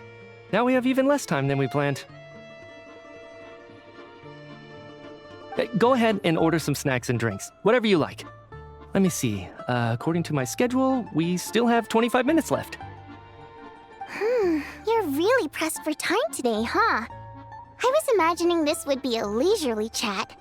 If you'd prefer, we can always reschedule for another afternoon when you have more time. No need. Getting to meet the lead singer is a very precious opportunity for me. I'm not about to pass it up. I've already had to decline your invitation several times because our schedules rarely align. If I don't grab this chance while it's here, who knows when the next one will come around? Well, it's very kind of you to make time just for me. I'm not too sure, to be honest. But Snezhnaya's full of weird and wonderful things like that, so people tend not to bat an eye. I'm sure the same will go for the Eye of Grey and Paimon. The reason I invited you out for tea and a chat today was to get some feedback from a true fan of the theater.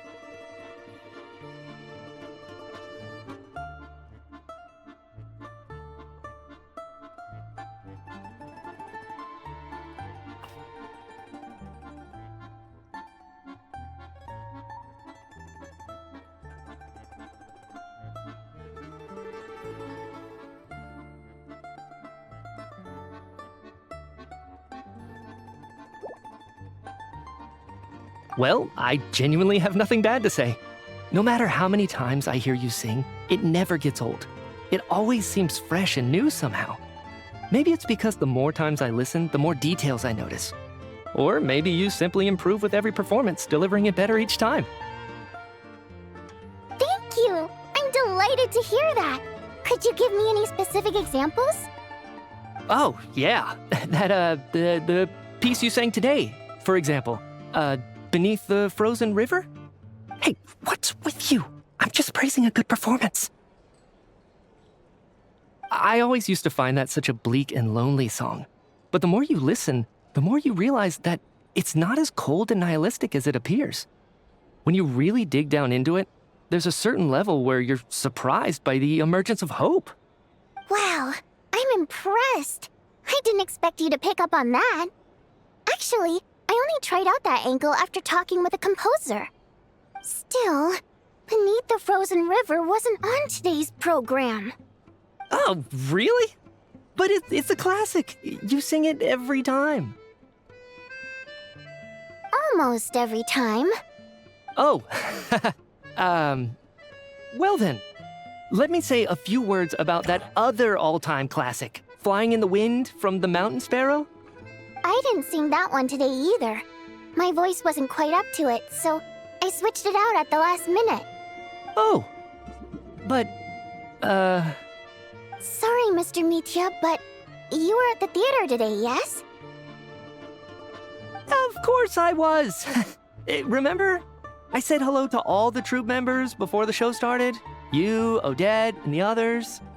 So what did Odette sing today? Elegy of the Snow-Winged Goose, of course. Correct. I see.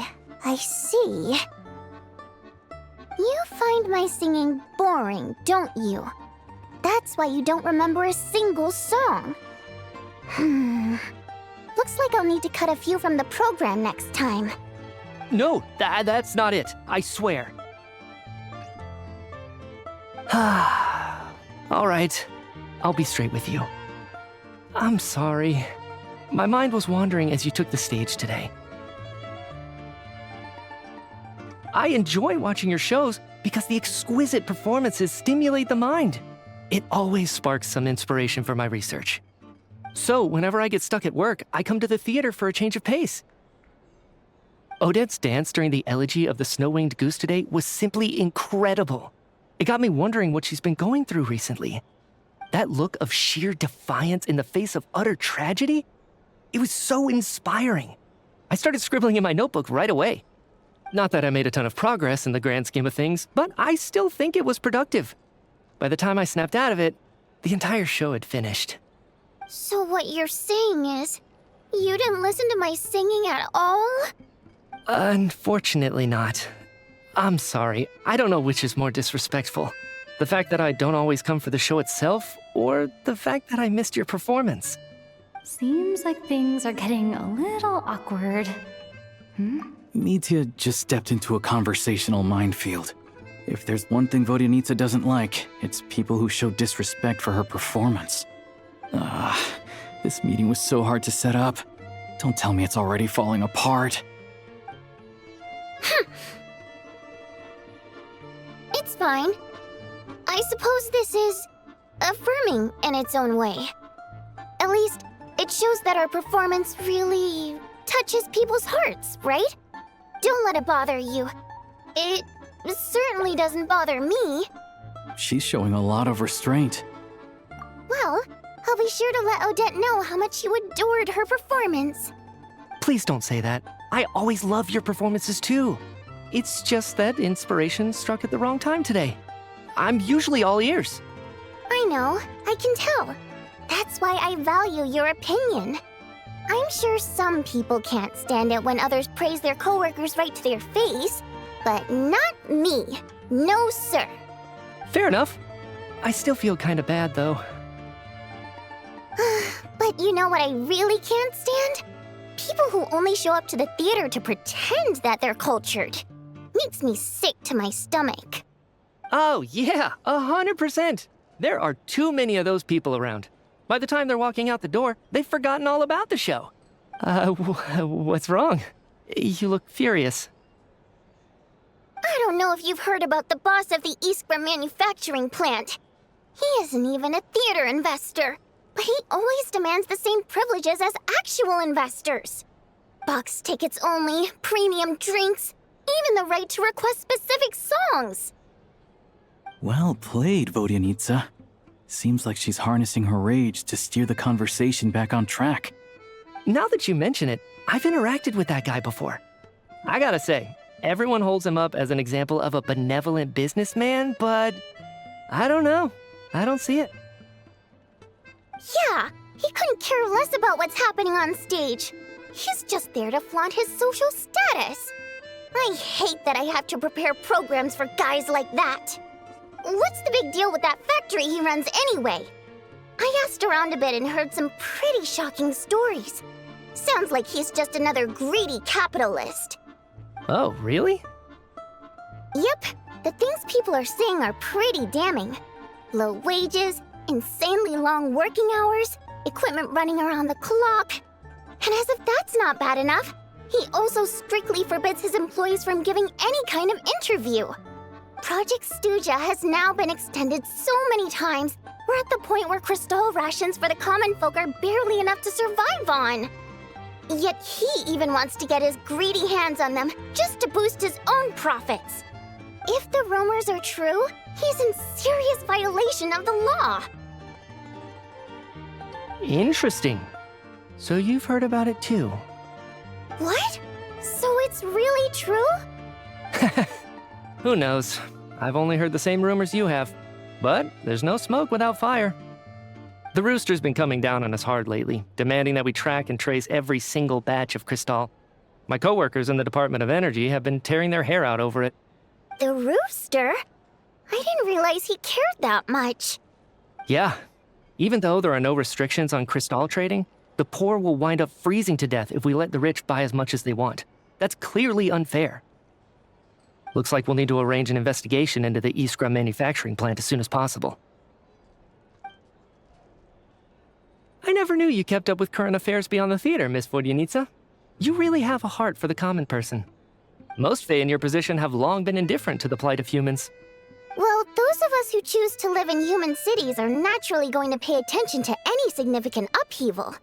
Isn't the rooster a Fae himself? I'm just surprised to learn that even someone with as much experience as him is getting so stressed out over Project Stuja. What is the end goal of this project anyway? This is it. We're finally going there. I'm sure Mitya can sense on some level that she's fishing for information. But since their conversation is so relaxed, he might just let something slip. It's stressing me out too. If I'd only made better progress with my research, things wouldn't have dragged on this long. Oh, so your work is related to Project Stuja? That's right. The Armory Palace needs a brand new energy source. Not the power of the Light Realm and not elemental energy. Right now, the only thing that meets the requirements is the power contained within stellar linchpins. But harnessing that power is costly. Each step of the process requires enormous amounts of Kresnik crystal, from extraction to quantification to attempts at conversion. Progress has been painfully slow, and the team is getting burned out as time goes by. Sometimes, I see people staring into space as if in a trance. Could it be that this new energy source has side effects? No, it doesn't affect us, because the energy is used for... Okay,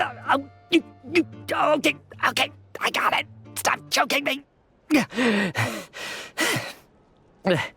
Sorry, I can't talk about that. I think we're all just exhausted.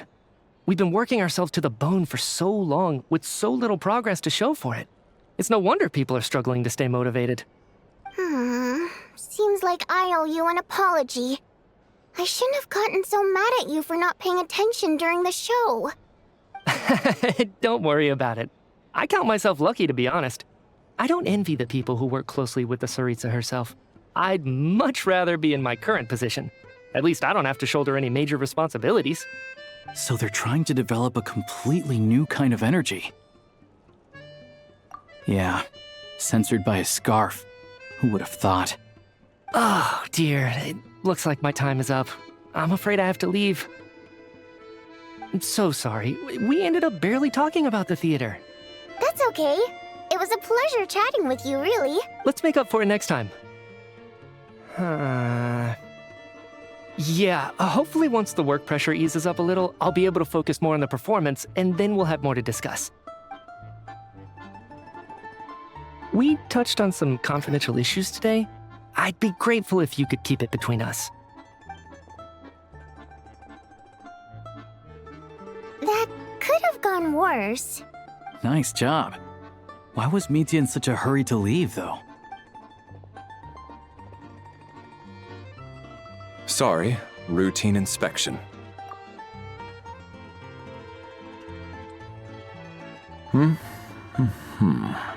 Okay, let's go. So he wasn't rushing to get back to work. He must have calculated that Valeri would find him here in exactly 25 minutes. That's frighteningly accurate. One of the main duties of the Special Assignments Battalion is to ensure that important figures stick to their schedules. All right, time for us to get going too. Excuse me, check please. We'll settle our check too, then. Oh, hello there. Mr. Mitya paid the check before leaving. He also asked me to pass on a message. He said it was an honor to share his tea break with Miss Vodyanitsa and her two friends. Wait. So he knew we were here all along? This raises a lot of questions. Did he deliberately mention the new energy source so that we'd overhear it? Maybe his work isn't confidential after all. Maybe the key here is the purpose of this new energy. I guess that's the next thing to look into.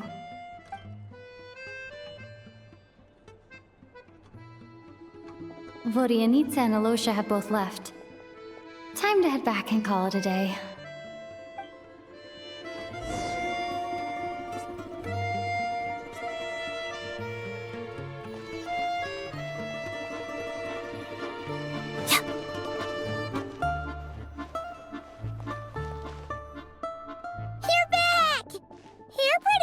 today? Paimon was just gonna mention that. After she woke up today, Paimon felt like her temperature was completely back to normal. But her strength still hasn't returned. Still, there's some good news. Paimon thinks she might have figured out the source of the problem. It's like there's some kind of mysterious power affecting Paimon. Paimon's never felt this way before during any of her travels. She only started feeling this way since we arrived in Snezhnaya. That's right. The Armory Palace needs a brand new energy source. Could that have something to do with this? What is it? You're making that face again. You know, the one you get whenever you have a light bulb moment?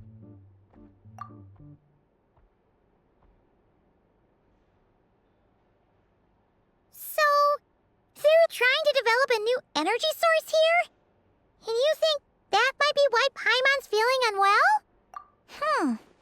Well, Media denied that the energy they're researching has any side effects. Although, he did say that people working on the project have been having issues with their concentration and short-term memory. But even so, those are completely different symptoms from Paimon's. It's pretty faint, so it's kind of hard to tell. But if anything, it seems like it's coming from roughly the same direction as the Armory Palace. Sure, Paimon's with you there. But how, though? The robot only has a limited amount of intel.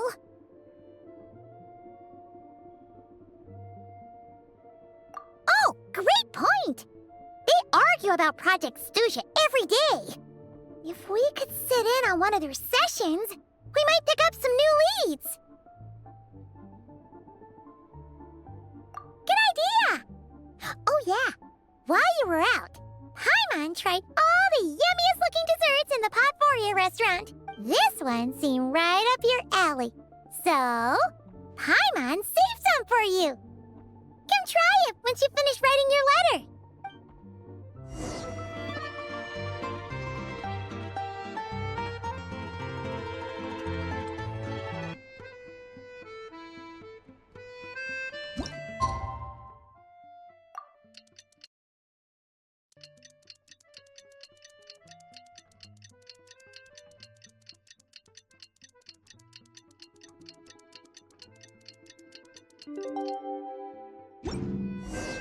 Alosha replied.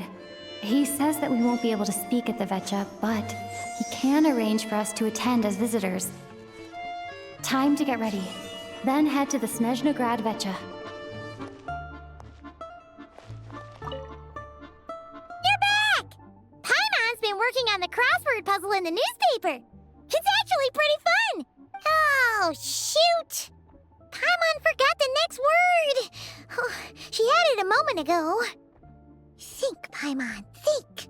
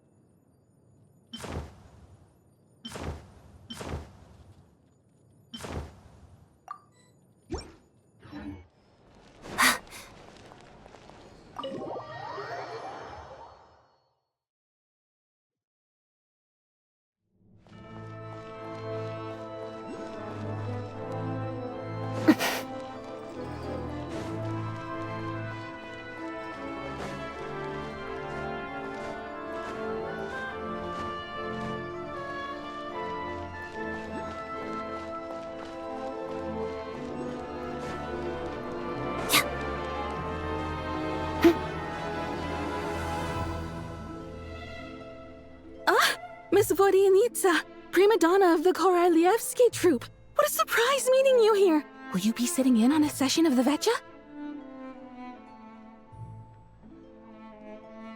Sorry, I'm not taking interviews today. Oh good, you're here. The session's about to begin. Let's get inside. Please wait, Miss Vodyanitsa. Could you introduce me to your new friend?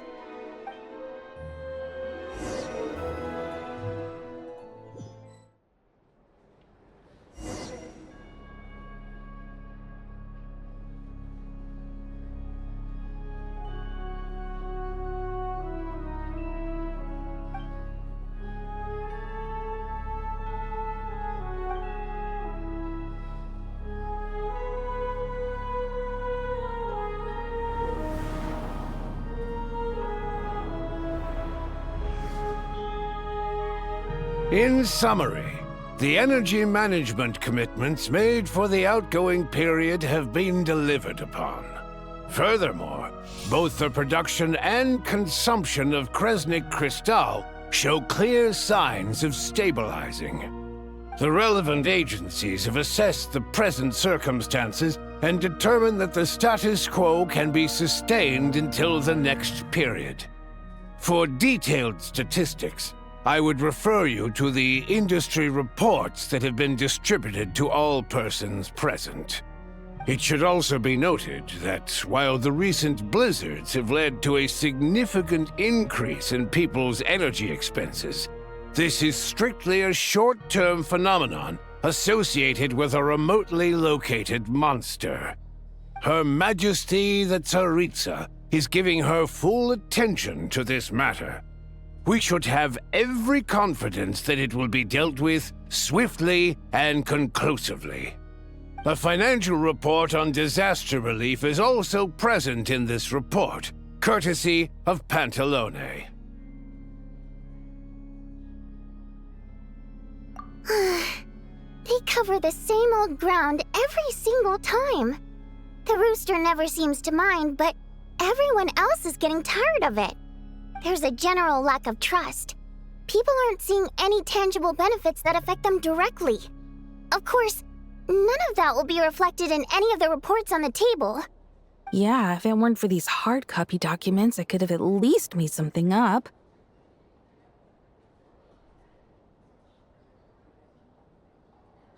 Oh, don't mind me. I'm just out here trying to hit my interview quotas. Bring out the kvass. Ever read it? Best-selling newspaper in town. If I remember correctly, you guys don't even have a sales permit. You have to sell from stalls on the street.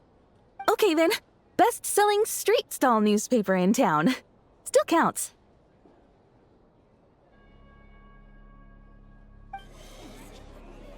Order! We will now open the floor to the representatives. If there are no further substantive issues to discuss, we will then proceed to a vote on this motion. Snezhnaya has a long tradition of treating members of the Fatui armed forces and their dependents favorably.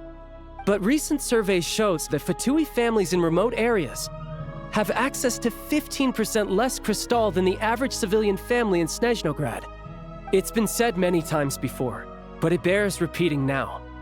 There needs to be a clear and consistent rationale behind how crystal is allocated, or we will soon face immense public backlash. Perhaps you wouldn't need to keep repeating yourself if you would hear me out for once. I say again, true consistency exists only in principle. In the real world, fairness is relative. You appear to treat resource allocation as a simple function of production and population. So what about when the equipment used in production breaks down? Have you factored that into your equation? And do you even know how long it's been since Snezhnaya last conducted a census? If I knew the answers to questions like that, I'm sure I'd be a very wealthy man. And I doubt I'd be going by child. I'd like to bring the focus back to the specific issue I raised. Or do you wish to deny that favorable treatment for Fatui dependents is our long-standing policy?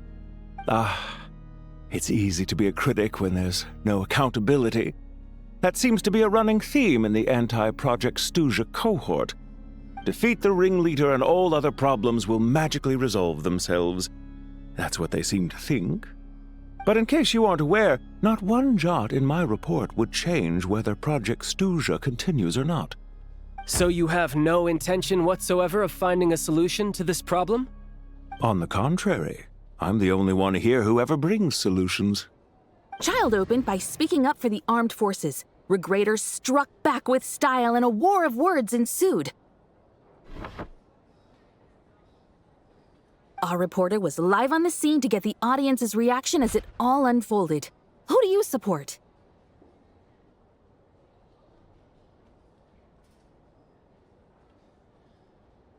The people have spoken! Regrader delivered a deft rebuttal to Child, as we've seen so many times before. But how could Child take this lying down? Now you see why they don't have a sales permit. However this reporter wants to spin things, I haven't forgotten that Tartaglia was representing the Northland Bank when we first met in Liyue. So, surely their relationship can't always have been this strained. You two are getting off topic. Let's focus on what the data is saying. Mr. Pantalone, may I speak on your behalf? Oh, please do. I'm more than happy to save my breath. Crystal distribution policy undergoes modifications with each new period, the ultimate goal being to find the most reasonable method of allocation, which I believe is what Mr. Tartaglia also seeks. But I fear many may have been misled on this topic by extremist activists. To clarify, Project Stuja is not the root cause of the problem. It is merely a framework for resource distribution. The most recent reports all point to Snezhnaya's resilience and adaptability during this period of fine-tuning, and give clear indications that a distribution framework is improving with each iteration. To make drastic adjustments without first considering the risks would likely do more harm than good. It would be a waste of the hard-won experience we've gained to date. Renowned scholar of finance, Arapov spoke up to clarify the fiscal logic, clearly alluding to social organizations like the Rokot in his words. With the notorious Lelek still active to this day, should the Rokot be held responsible? No, there is someone else to blame. She's just rephrasing what Mr. Pantalone said. The Rokot are the critics he accuses of taking no responsibility for their actions. As for Lilik, you won't have heard of him yet. He's currently the most famous member of the Rokot. Well, more like infamous. Ending Project Stuja has become an obsession for him. Unlike the more decent ones among us, he believes that votes in the Vetcha are all that matter.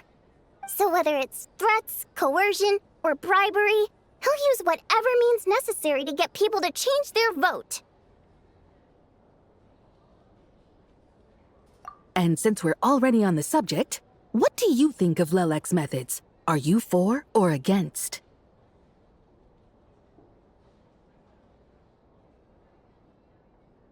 Well, whatever the story is, his actions benefit us all.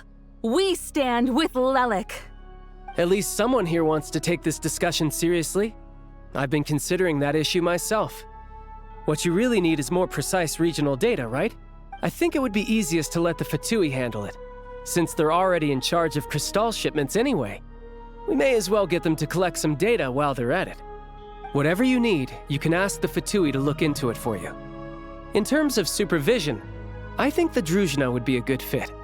I had hoped to discuss this with Miss Vesna, but sadly, she's not present. I will be happy to take a note of your suggestions and present them to Commander Vesna for a decision upon her return. The Commander has always taken a keen interest in Project Stuja. However, given the Druzhna's demanding workload, I'm afraid it may prove difficult for them to provide any practical support.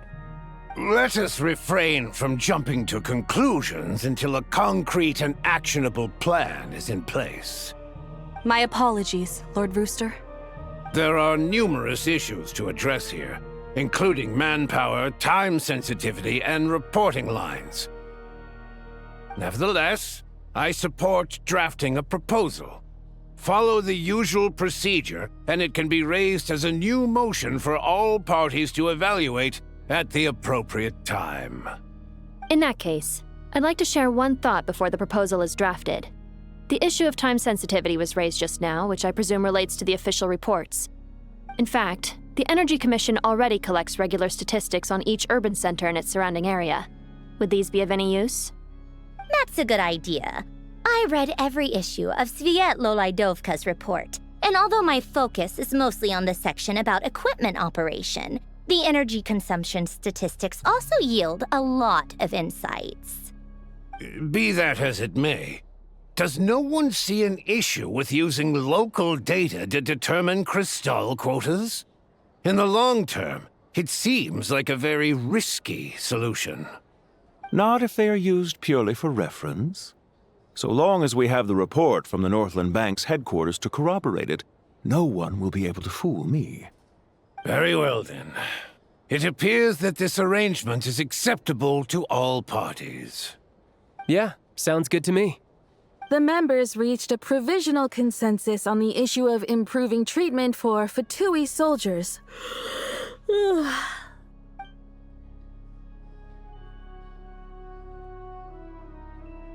Today, the prima donna of the Korylevsky troupe attended a session of the Snezhnograd Vecha in the company of a most charming young lady. The question on all our minds is, what is the true nature of their relationship? Write anything like that again, and I'm revoking your permission to interview the troupe. Got it?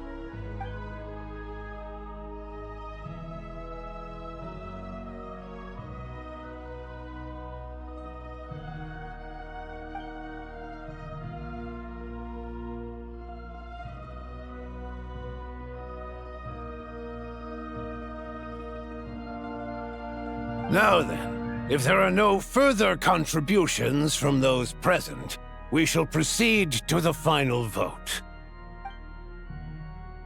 Hey, check it out! What made him vote against?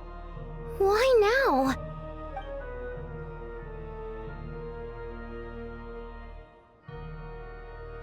The votes have been tallied.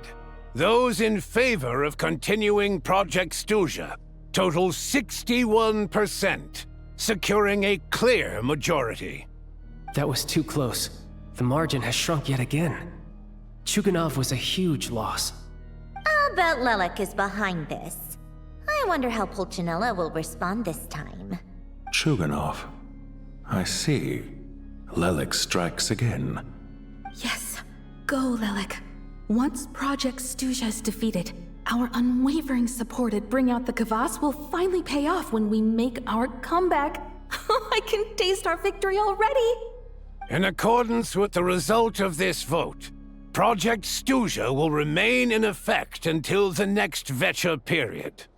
Finally, may I remind us all, we debate only for the greater glory and solidarity of our nation. May the Aurora shine ever on, and the Tundra always stand firm. The session is concluded.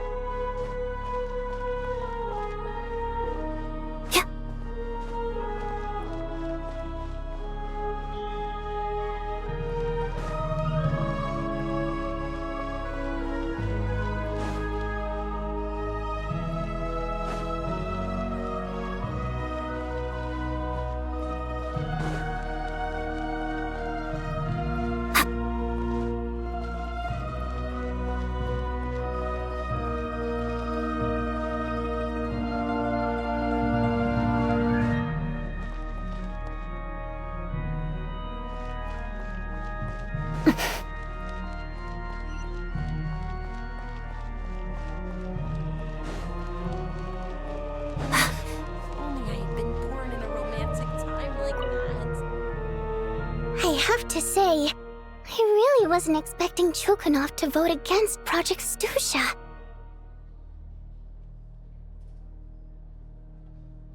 Well, in principle, Snezhnaya's business and political elites ought to be the ones least likely to oppose it. As we heard, Project Stuja is basically just a resource distribution framework that requires everyone to cut back during the winter.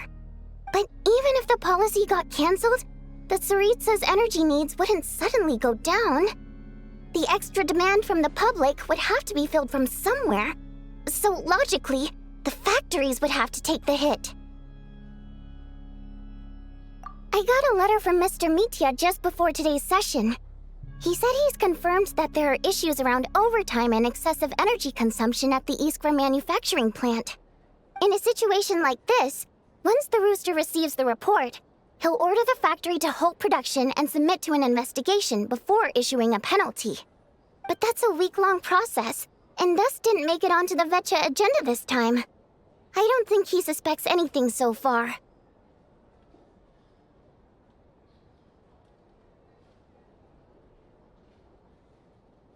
Exactly. And as you know, he's a very selfish person. I was originally gonna try and flip him after he received notice of the official sanctions. My plan was to convince him that the whole thing was completely unfair. Rather than just sit back and take the hit while his factory stopped production, he'd be better off voting to end Project Stuja.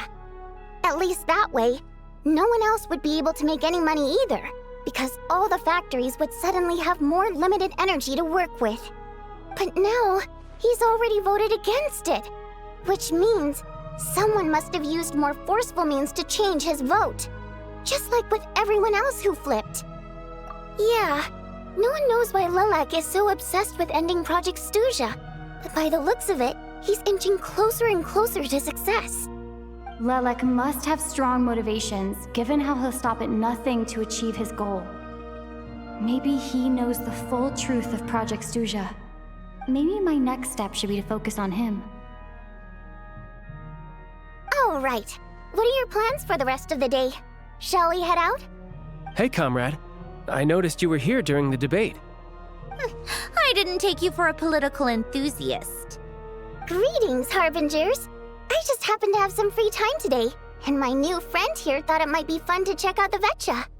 Ah, Odette must have introduced you. Looks like you two are getting along pretty well. I'll leave you to catch up. I should head back to the troop. Sure. Break a leg and all that. Thought it might be fun to check out the Vetcha, did you? Things are never that simple with you, Traveler. There's no way you're here for kicks and giggles. Tell me I'm wrong. Oh, yeah. To some, he's a captivating enigma. To others, he's the bane of their existence. No one ever thought that some anonymous nobody from the Rokot could cause such a stir. Huh? You want to look into Lelik? Then I'm sure his days of anonymity are numbered. What do you think, Sandrone? Fine by me, I guess. If the Traveler actually manages to expose Lelik, it'll be doing Pulcinella a favor. In return, it seems fair to let her in on what we've learned so far. My thoughts exactly. Sharing is caring, after all. Head back to Glupov and grab the files on Lelik. It's easier to just pull the records than go through the rigmarole of getting the Traveler a visitor's permit. As you command, child, sir. In that case, since we're going to be waiting anyway, I'll have someone brew a pot of black tea.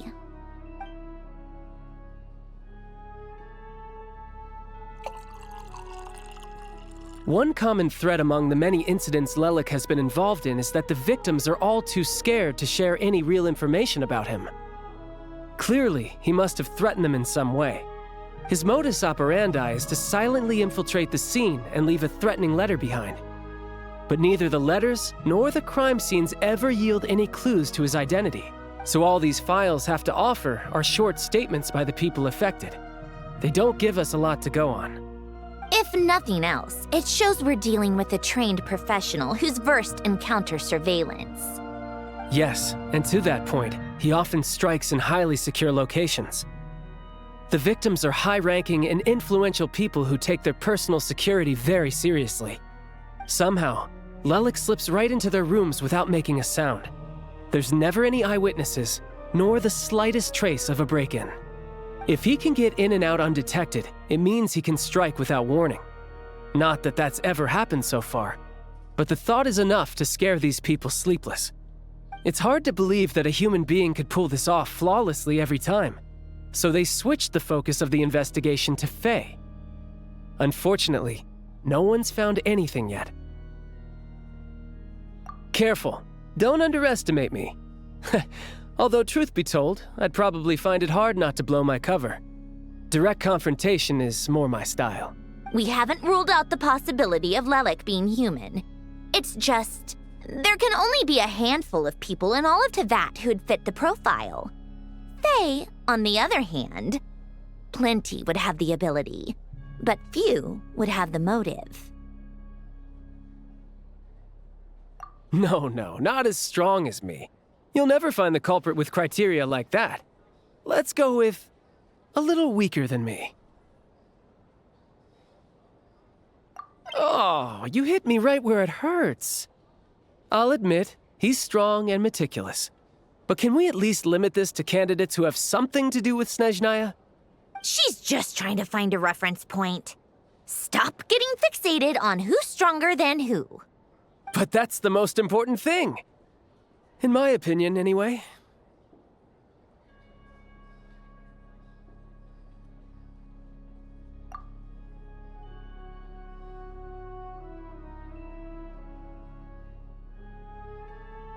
Odette? Yeah, that seems about right. Her skills are solid, and she's always calm under pressure. Except she's Fatui, so the likelihood of her working against us is pretty low. But yeah, much more accurate than your previous example, at least. No, wait a moment. Maybe we should interrogate that assumption. What do you mean? Which assumption? Her Fatui identity doesn't necessarily exonerate her.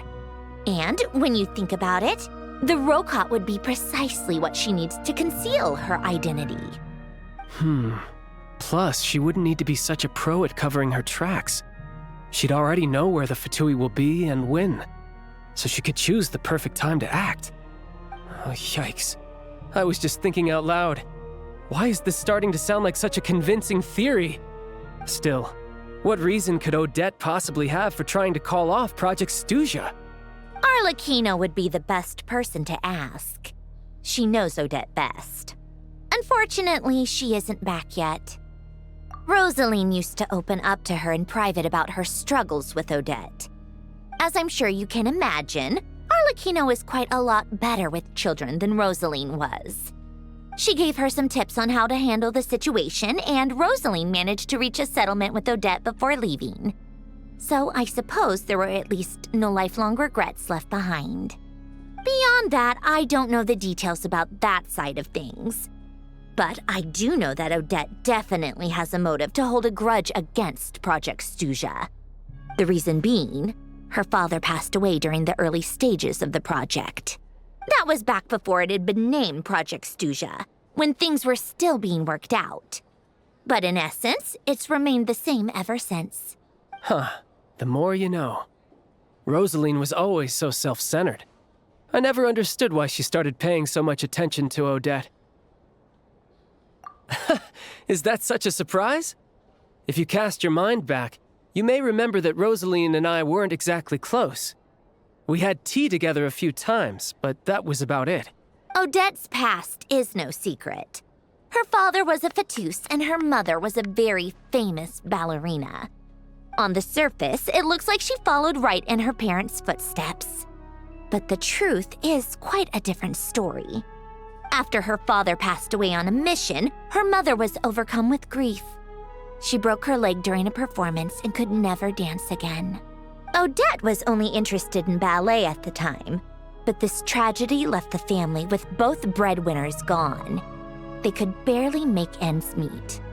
Per Capitano's policy, family members of Fatui who died in the line of duty had to be appropriately accommodated and provided with adequate assistance. So, regardless of how Rosaline may have felt about it, it fell to her to resolve the issue of Odette's family's livelihood. In the end, The solution they agreed upon was to have Odette join the Fatui. Right, because the alternative would have been a one-off compensation payment, I guess. In that sense, joining up was definitely the better option. Still, she must have had mixed feelings about it, right? If she doesn't even like the Fatui. It's just a theory, a possibility. But as a motive for Odette to become Lelik, it holds up. That said, I have no idea where Odette's head is at right now, or what her conflict with Rosaline was about. Plenty of people were on bad terms with Rosaline. I have no intention of trying to figure it all out. Yes, but there's not much point in discussing that now. Yeah, back to Lelik. Since our investigations so far have turned up next to nothing, we've got nothing to lose by trying a new angle.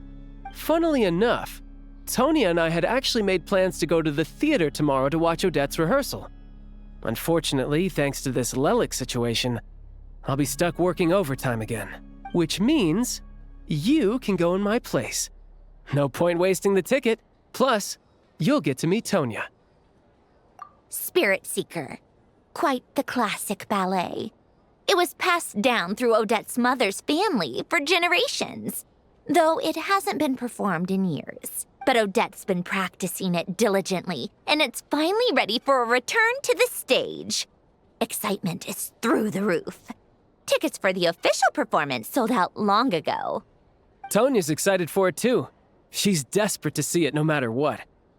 Personally, it's not really my kind of thing, but since she's my little sister, I had to figure something out. I've actually seen it several times before. The story's pretty straightforward. The lead character follows a trail of clues left behind by a spirit, gradually recovering her memories along the way. It's a tale of love and regret. So not exactly reinventing the wheel, at least by today's standards. But when that classic melody kicks in and the lead character begins to dance, it always gets me. It really is beautiful. Not an easy dance to do justice to, though. I know it's always been Odette's dream to perform this piece, but I'm not sure she's really ready. In that case, I think that even if she is Lelik, we should wait until her performance is over before we respond. I'll let you take it from here, comrade.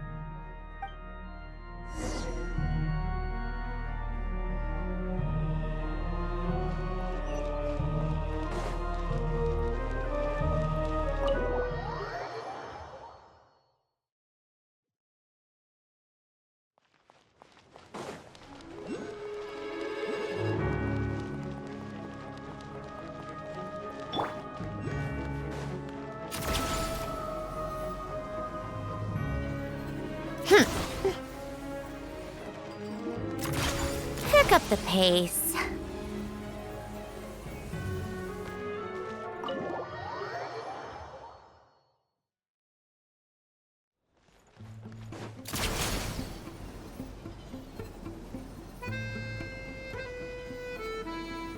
Take a break.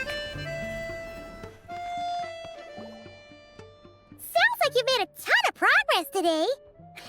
It's good that everything's going so smoothly. Next step is to head back to the theater and get a clear answer from Odette. Either way, Paimon doesn't get the sense that she's a bad person. Sure, she might have done some pretty extreme things, but Paimon bet she has her reasons. Maybe this is going too far, but with everything she's managed to do so far, wouldn't it make more sense in theory to be even more, heavy-handed? Why leave a letter when she could, we know there are plenty of other ways to keep people in line, right? The point is, she could have gone further, but she didn't. So, if it is her, she's got some principles at least. Yeah!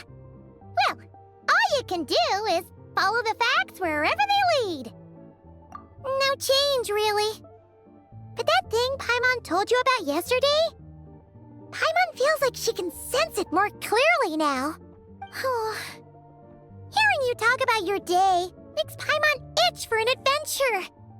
If only she could be there with you so we could experience Yeah, I wish you could be there too. I'm not used to adventuring alone. But don't worry, we'll get to the bottom of this. Guess it's just one of those things. Never mind. Paimon will behave herself and keep resting.